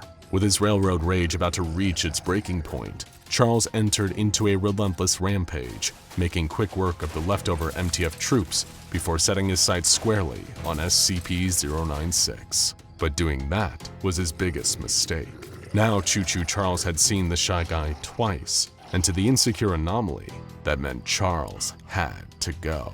Traveling faster than even the multi-legged monstrosity could perceive, SCP-096 began racing towards CHOO Charles's many legs. The Shy Guy had realized that it didn't stand a chance of dealing with the terror of Aranirum the same way it handled all the others that had seen its face. So instead, it had settled on a new approach, specifically tailored to taking down the spider-legged steam engine. One by one, SCP-096 started knocking Charles's many legs out from underneath him, effectively tripping him up over and over again. The Shy Guy moved so quick that the cumbersome Charles could barely react in time, having one leg after the other knocked out from beneath him, causing him to tumble to the ground. Normally, CHOO Charles was smart enough to retreat if he encountered something that could fight back. If he was injured badly enough, the spider-like creature would scuttle out of harm's way in order to heal his wounds. But the rage at being constantly tripped up by SCP-096 was distracting Charles from the Shy Guy's true ploy. With every leg it knocked out from underneath the spidery steam train, SCP-096 had been gradually directing Charles towards a nearby gorge. With a terrifying burst of anomalous speed, the Shy Guy caused CHOO Charles to topple over sideways. rolling over himself until he landed upside down in the bottom of the rocky gorge. The multi-legged locomotive monster's spindly legs flailed desperately as he tried to reposition himself, but with no luck. SCP-096 had managed what first seemed to be impossible and beaten the terror of Araniram, CHOO Charles. Or, for now, at least. Everyone in the sleepy mountain town had heard stories about the abandoned mall and the malevolent creature that lurked in the wreckage there. There had been enough missing persons cases, lost children, teenagers sneaking out to explore and never returning home, urban explorers who stumbled out of the darkness disheveled and traumatized. With an eyewitness account, no one wanted to believe. There wasn't anyone left in the surrounding area willing to set foot in that cursed place. But that didn't stop opportunistic out-of-towners from paying the occasional visit, especially if they felt like there was money to be made in those crumbling corporate walls. Grant and Jason, the hosts of up-and-coming investigative reality show Ghostly Happenings, were two such visitors. When they heard the rumors about an abandoned mall haunted by some sort of dark presence, blamed for the disappearance of local children, they packed up their van, picked up their underpaid cameraman Derek, and headed straight for the infamous building. Are you sure we're allowed to be here? Derek asked shakily as he began filming.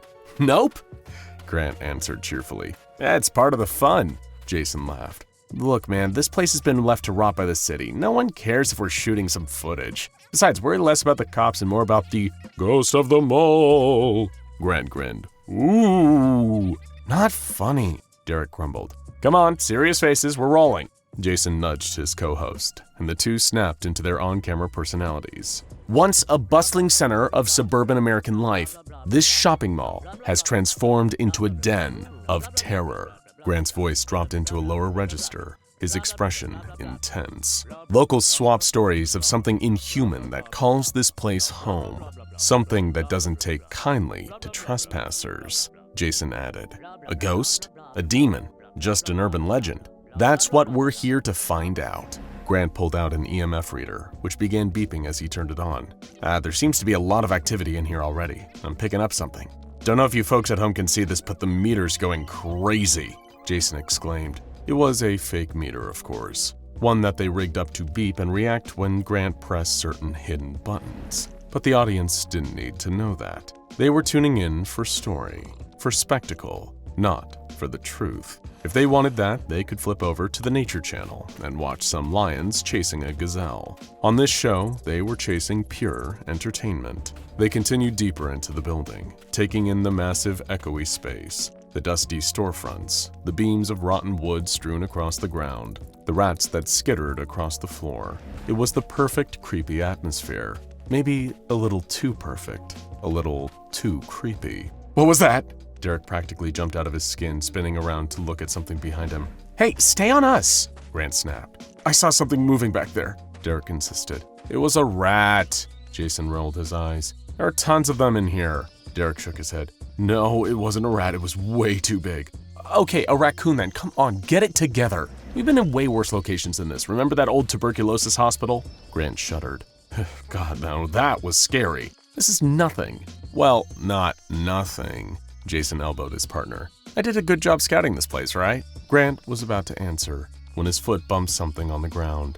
He looked down and saw a Polaroid camera next to a long, empty water bottle and a small backpack. Oh man, get a shot of this! Derek obliged while Jason took a closer look. This must have belonged to one of the urban explorer types who came in here. He unzipped the backpack, rummaging around. Hey, look, photos! Tons of them! He dumped the pictures out onto the ground. Think he got some spirit photography done before he bit the dust? Well, might as well see. Grant joined Jason on the ground, sifting through the photos as Derek watched anxiously. Boring, deer, dog, sunset. Oh, wait a minute. He stopped, holding up one specific Polaroid. This is the money shot right here. Derek, zoom in on this. All three men looked at the picture, illuminated by the camera's light. It showed a tall, long-limbed, pale creature, vaguely humanoid in shape, but at the same time distinctly not quite human. Its mouth was stretched wide in a wordless screech, its eyes bloodshot and wild. Its long, tapered fingers were reaching towards the camera. Damn, that's spooky, Jason laughed, a bit of nervousness creeping into his voice. How do you think he set this up? Grant asked. What if it's real? Derek swallowed the lump in his throat. "Don't be an idiot," Grant scoffed. But then, from the outside, not 100 feet away, they heard a scream, ear-splittingly loud, filled with rage, pain, and animalistic instinct. It was like nothing any of them had ever heard before. The scream was followed by the sound of splitting wood, branches crashing to the ground, and horrifyingly, the sound of something breaking down a nearby wall. What did you do? Jason backed away from the sound. Me? You opened the backpack? Grant shot back. Guys, I think we need to get out of here. Derek watched in wide-eyed terror as two pale hands ripped a hole in the wall in front of them, making an opening for that pale, hairless head from the photograph to poke through. All three men prepared to make a break for it and run for their lives, but as soon as the creature saw them, it was already too late. With another scream, SCP-096 sprinted toward them, grabbing each man and throwing them to the ground. The camera shattered into pieces from the impact, and Derek skidded painfully across the ground. As he rolled onto his side to try and push back up to his feet, he caught a glimpse of the monster opening its mouth impossibly wide and descending on his bosses. He really didn't want to focus on what happened next, but suffice to say there was nothing of them left afterwards. Derek tried his best to escape, but he was no match for the brute strength and speed of SCP-096. From the moment he saw its face, his fate was sealed. There was no escape. Soon the beeping EMF meter, the scattered photographs, and the broken pieces of the camera were the only thing left of the crew from ghostly happenings. Their devoted fans would never get another episode, but at least one being in the abandoned mall could rest easy now. SCP-096 was safe again. No one was living who had seen its face. It slowly crawled back to the hole it had made in the wall, ready to return to the forest and climb back up the mountain. There it could curl up beneath a tree and stay there for as long as it wanted. But as SCP-096 reached the hole in the wall, where it had once been able to see night sky, stars, and the trees in the distance, there was only blackness. It was as if something dark was stretching over the opening, blocking the outside world from view. 096 reached out a hand to push the blockage out of the way, but whatever it was, slithered away from the touch faster than the pale hand could move. The wriggling darkness crept back into the building, weaving in and out of the shadows as SCP-096 watched it curiously. Whatever it was, it hadn't looked at the creature's face yet. It wasn't sure if this thing even had eyes. But then, stretching out of the darkness and into view, was a garish face with wide, white eyes with massive pupils, a round nose, and a wide, wide mouth stretched into a toothy grimace that might have once looked like a smile. This was the creature that had made the mall its home, the apex predator of this biosphere, and it was staring directly at SCP-096's face. Its face. With a shriek, 096 flew into a primal rage, clawing at the cat-like creature, but before 096 could reach it, the thing was gone. Where was it? Where did it go? 096 roared, tearing at the floor, ripping up the tile and gouging long, deep scratches in the concrete beneath. A sound in the distance drew 096's attention, and it bolted in the direction of the noise, swinging at any obstacle in its path as it went. It ripped down a banner advertising free frozen yogurt samples, crushed an empty cell phone kiosk, and threw a gumball machine to the floor with a crash. It would rip the entire mall apart if it had to, if that was what it took to destroy the being that had caught a glimpse of its face and disappeared. Then, 096 could see it. That face. That wide-eyed, grinning face. It sprinted toward the face as fast as it could. The cartoon cat was looking at 096, not from a place in the room, but from behind the screen of a television in the electronics store window. Somehow defying the laws of physics and reality, it had made its way into the TV. 096 didn't pause to ponder the logic of this. There was no room for critical thought. There was only the need to shred, to consume, to destroy. It burst through the window, sending shards of glass in every direction, and reared back to attack the screen. It was so focused on its singular task that it didn't notice the long black arms snaking across the floor, winding around its feet. All of a sudden, 096 lost its balance as its legs were pulled right out from under it, those stretchy arms dragging it into the TV screen itself. When 096 regained consciousness, it was in a place it did not recognize. Gone was the inside of the mall or the familiar forest and mountains outside. Instead, SCP-096 was in some sort of hand-drawn world, a massive house with a hallway that seemed to go on forever, lined with infinite doors leading to who knew where. The floor tipped and tilted at odd angles, and the geometry made no three-dimensional sense. It was dizzying and deeply off-putting. SCP-096 had no frame of reference to compare it to, but a human witness might have noticed that this place looked like something out of an old cartoon, from the days of Steamboat Willie and the like. SCP-096 did not think such a thing. It only knew that it was in an unfamiliar place, one that felt threatening, though there were no visible threats, and it knew that it still hadn't gotten its hands on the creature that had seen its face. All along the walls between each door, there were clocks in the shape of that horrible cat, eyes ticking back and forth with each second, wide smile mocking SCP-096 as if to say, "Try and find me."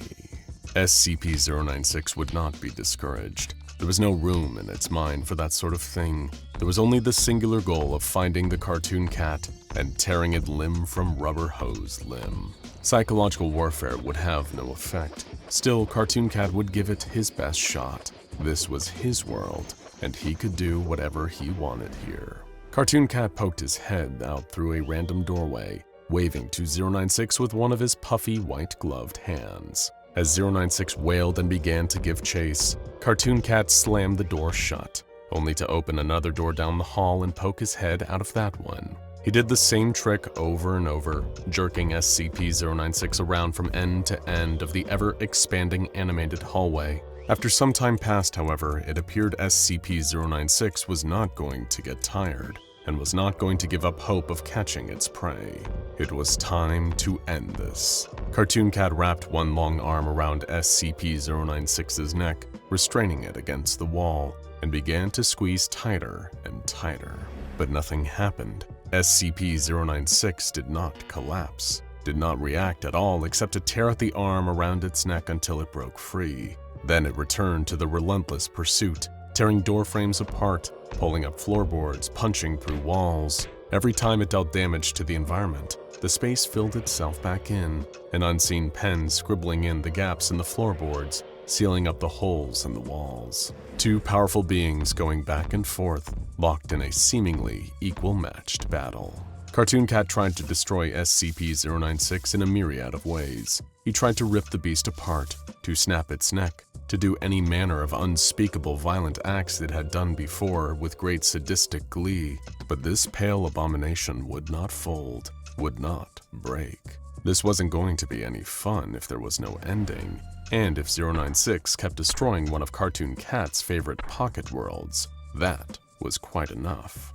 Cartoon Cat grabbed hold of 096's arms and legs, the creature thrashing viciously as he did so, and threw it into the blank space just beyond the illustrated world. Back in the mall, SCP-096 crashed back to Earth. It was about to resume its search for Cartoon Cat when suddenly a bright light illuminated its face. A police officer stood a few feet away, holding a flashlight. "Excuse me, you can't be in here. You're trespassing," the officer started to warn, but his words were interrupted when 096 began to scream.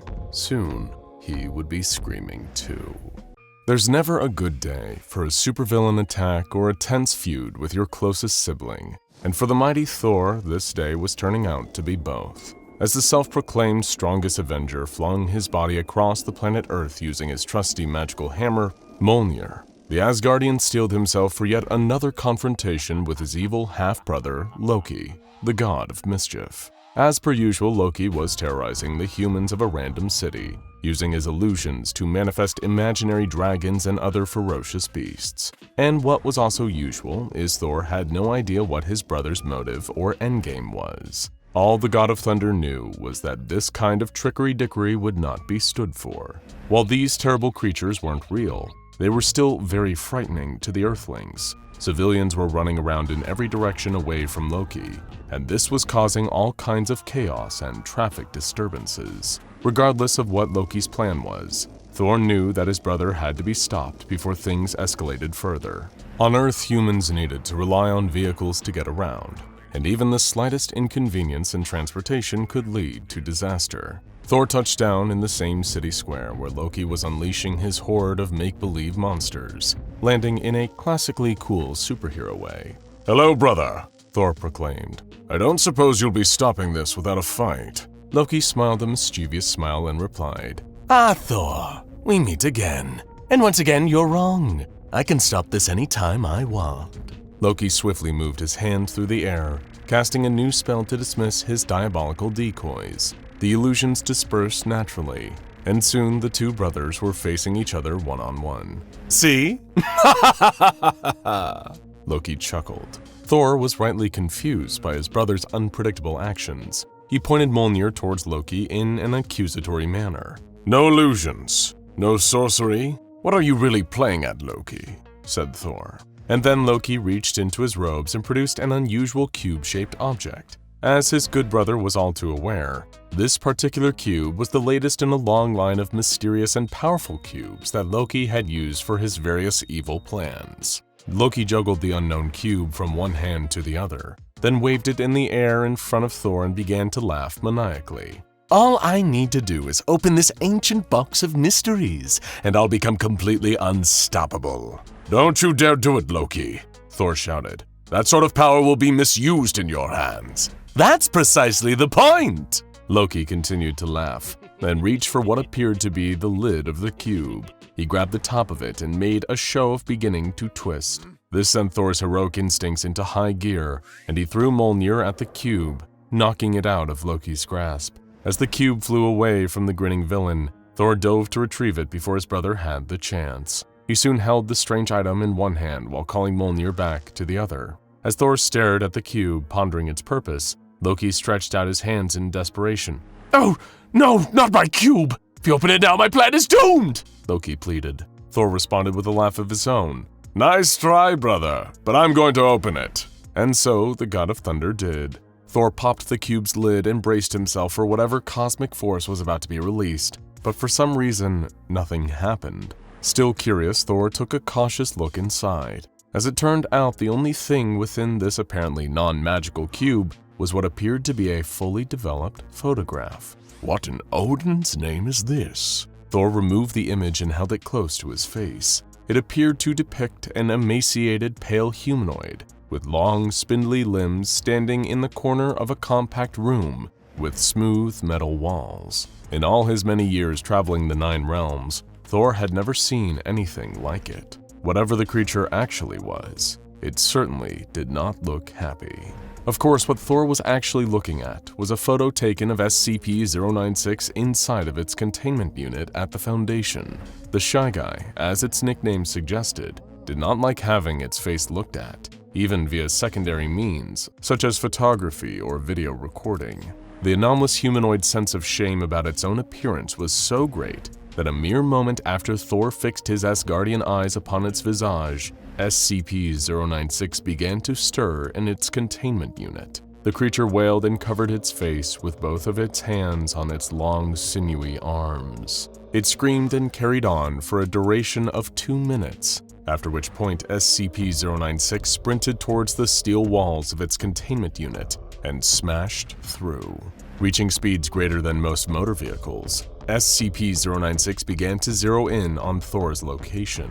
As was always the case when another being saw its face, the Shy Guy was compelled to utterly annihilate the offending observer with its bare hands. Thor himself had no idea that SCP-096 was en route and continued to squint at the photograph, perplexed by the mysterious entity depicted therein.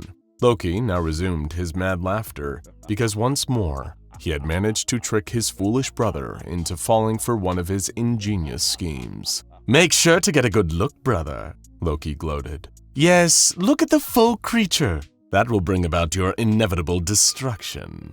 Thor was annoyed. If you think that showing me a gross picture of some lowly wretch will strike fear into my heart, you've truly forgotten what it means to be an Asgardian. Save your sentiments for the halls of Valhalla, the green-clad evildoer cackled. You'll be there soon enough. And with that, Loki used a charm to turn himself invisible and vanish completely from Thor's sight. Thor stomped his foot on the ground angrily. He wasn't sure how, but it seemed as though Loki had gotten the last laugh once again. Loki! He shouted after his brother. Come back here and face me with honor! Then the god of thunder sighed pensively and thought to himself, who am I kidding? He's never going to change. Thor looked at his trusty hammer. Mjolnir, old friend, it seems like we've saved the day yet again. Shall we away back to Avengers HQ? He then shook Mjolnir up and down like a puppeteer simulating a nod. Splendid idea, Mjolnir. Glad you thought of it. Thor chuckled, already in better spirits. That's when he began to hear the footsteps of SCP-096 rapidly approaching him. Thor turned his head towards the sound and saw the same disquieting creature from the photograph that was inside Loki's cube, zooming headlong towards him with reckless abandon. The Asgardian blinked. He almost couldn't believe his eyes. Whatever that thing was, it was faster than Thor could have possibly anticipated. Was it looking for the photograph? He wondered. Hello there! Thor called out as SCP-096 continued to make a beeline at the caped superhero. The god of thunder waved the photograph of SCP-096 in the air. Is this your, selfie?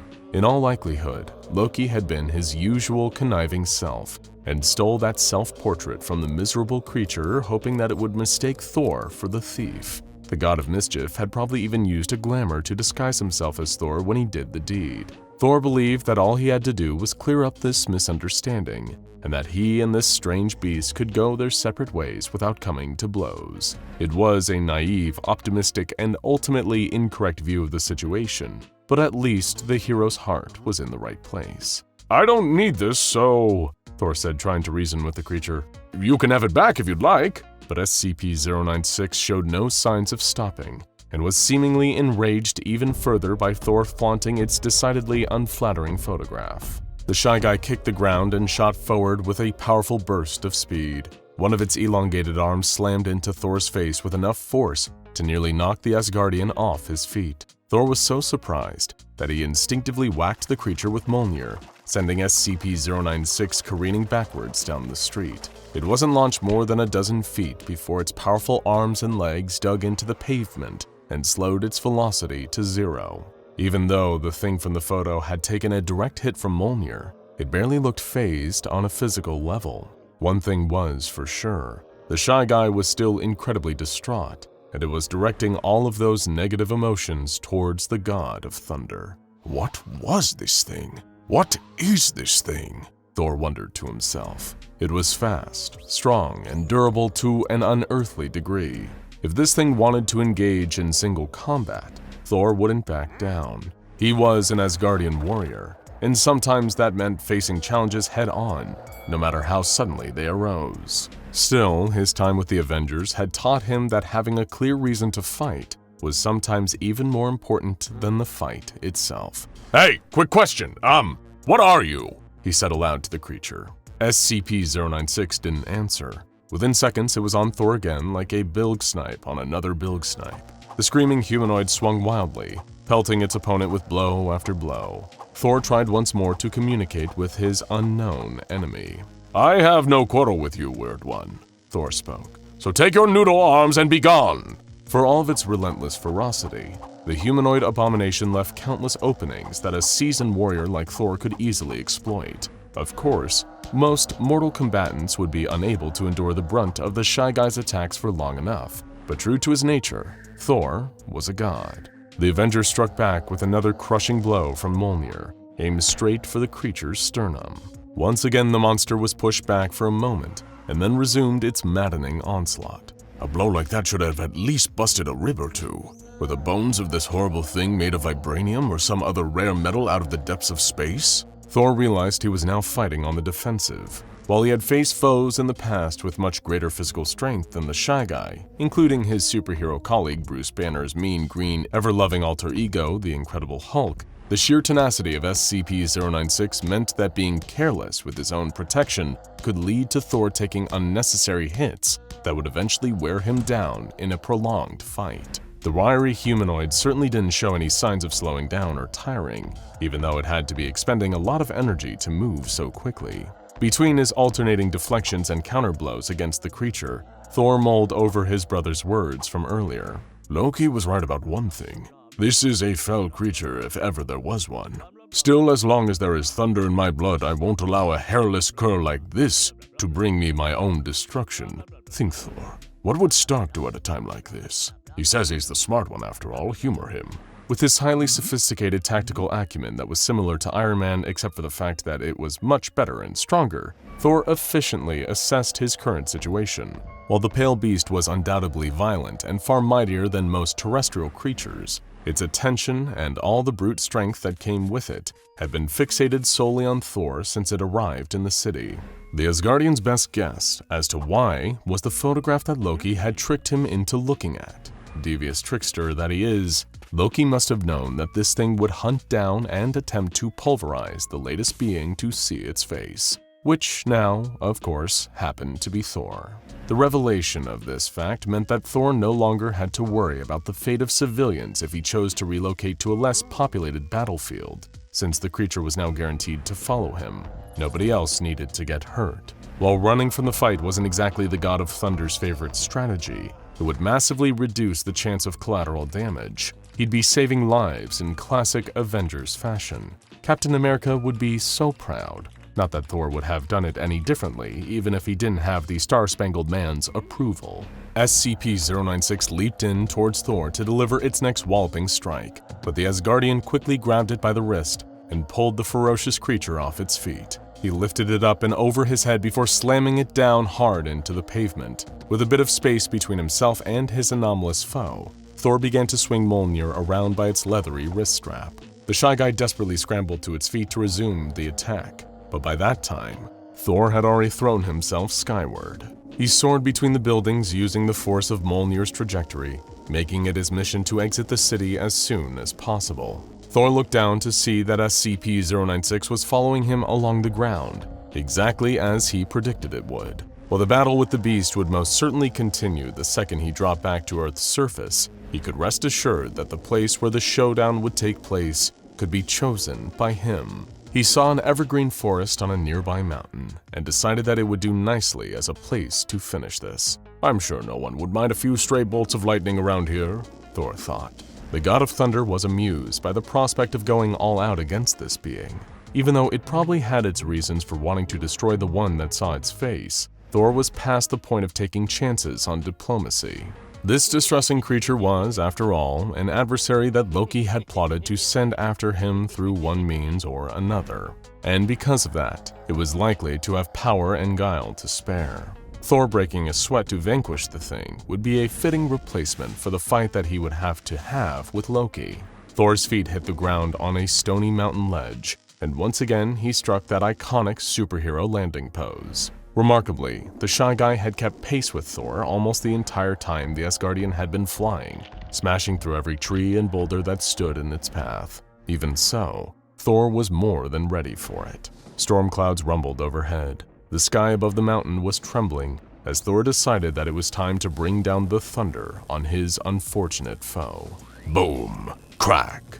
The heavens flashed with electrical might as Thor channeled the energy from several lightning bolts through Mjolnir, before unleashing a consolidated blast of unbridled power onto SCP-096. The Shy Guy didn't even attempt to dodge as Thor's Thundershock treatment bombarded it with light and heat, the likes of which few mortals could withstand. Thor released a second blast, then a third, surrounding SCP-096 with as much lightning as these earthly skies would offer him. After keeping at this for a while, Thor decided to let up momentarily to check in on his foe, only to see that there were no signs of visible damage on the creature. It wasn't even slightly singed. The God of Thunder could feel his brother laughing at him from somewhere out of sight and out of reach. The monstrous humanoid in the forest below was proving to be far more than Thor had bargained for, but he was nowhere near ready to give in and accept defeat. Still, maybe this wasn't a fight worth having on Earth. All Thor's electrical attacks were doing was destroying trees, and the planet was already facing unprecedented levels of deforestation due to the greed of human CEOs and shady entrepreneurs. Thor certainly didn't want to be part of the problem, and now that it was occurring to him, he realized that he should probably try to do something about that once the situation with the Shy Guy was resolved. It didn't matter how close of a friend Elon Musk was to Tony Stark. These overreaching humans had to be given a stern talking to by the God of Thunder, with or without hammer in his hand. Of course, Thor's environmentalist concerns had to go on the back burner for now, since SCP-096 was advancing towards him once again, with no hint of slowing down. Let's see if you can follow me back to Asgard, you son of an elf, Thor thought. He held his hammer aloft and counted on Heimdall to deploy the Bifrost. The Rainbow Bridge arrived seconds before SCP-096's arms would have reached the Asgardian, and as expected, it instantly carried Thor into the interdimensional space between his destinations. Amidst the swirling sea of multicolored lights, Thor shared a laugh with nobody but himself and Mjolnir. So much for Shy Guy, said Thor. Looks like it'll have to resolve those body issues on its own time. I've been through something similar, so I can relate. Best of luck, pitiful beast. But while Thor was congratulating himself for his strategic retreat, he almost didn't notice that his foe hadn't actually stopped in its pursuit. As a matter of fact, SCP-096 was currently inside of the Bifrost, and swiftly gaining on the God of Thunder. The Shy Guy was truly running in the 90s. Well, 90 miles per hour or more, but it made the same difference. The creature grabbed Thor by his ankles and screeched in mortified rage. Thor punched SCP-096 in the face, hoping to shake it off, but to no avail. The two opponents spun through the Bifrost, locked together in an unbreakable grapple, until they collided with the walls of interdimensional space. Thor knew exactly where this was going, and he wasn't happy about it. Like a sheet of ice composed of photons, the outer limits of the Bifrost broke away, sending both combatants shooting off into the void. Seconds later, a wormhole spit Thor and SCP-096 out in a vast junkyard filled with the remains of countless spaceships and alien life forms. Great, I'm trapped in this garbage world again. I knew I should have picked somewhere closer. Thor shook off the nauseating effects of the failed interdimensional trip. SCP-096 was already hale and hearty for another round. Thor grimaced with frustrated anticipation. How about a quick 5-minute rest? Thor implored the Shy Guy. Gentlemen's truce? SCP-096 roared and dashed forth, more crazed than ever. Thor exhaled in futility. I thought not. He whipped Mjolnir around and hurled it straight for SCP-096's skull. The reliable Urus steel hammer made contact, knocking the creature onto its back. At the very least, Thor could always count on his signature weapon to help him out. Or could he? When the Asgardian tried to call the hammer back, he was shocked to find that SCP-096 had somehow grabbed a hold of its handle. Even more surprisingly, it now appeared to be wielding the hammer as easily as Thor could. Son of a... You're telling me that thing is worthy?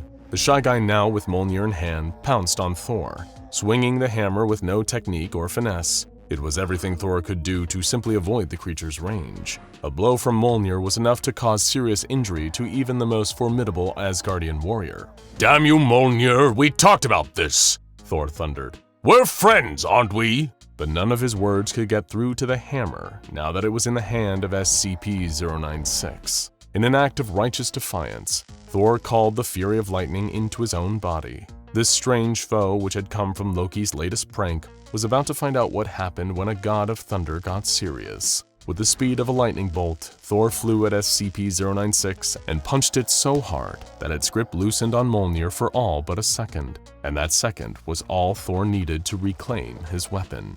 His hand clung tightly to Mjolnir's handle as he swung the weapon into the Shy Guy's body with all of his might. The shockwave of this forceful blow launched piles of debris high into the air and sent SCP-096 tumbling across the surface of the planet like a thrown piece of discarded food at an Asgardian feast. With another pulse of electricity, Thor magnetized the portions of the rubble which contained spaceship parts and used his manipulation of that same energy to bury the Shy Guy in the deepest heap of trash he could manage. And with one last flick of Mjolnir, Thor sent himself hurtling through the largest wormhole in the sky above and back into space where it would be far more difficult for his foe to follow him. Finally, with some distance, Thor breathed a sigh of relief. You almost had me that time, Loki. What an unusual being. Fought like a berserker, but was somehow also pure of heart. A kindred spirit to myself, perhaps? Even so, I truly hope to never meet that thing again. Now go check out SCP-096 vs. SCP-343, and SCP-049 cures SCP-096 of the Pestilence for more battles with this self-conscious, skinny legend.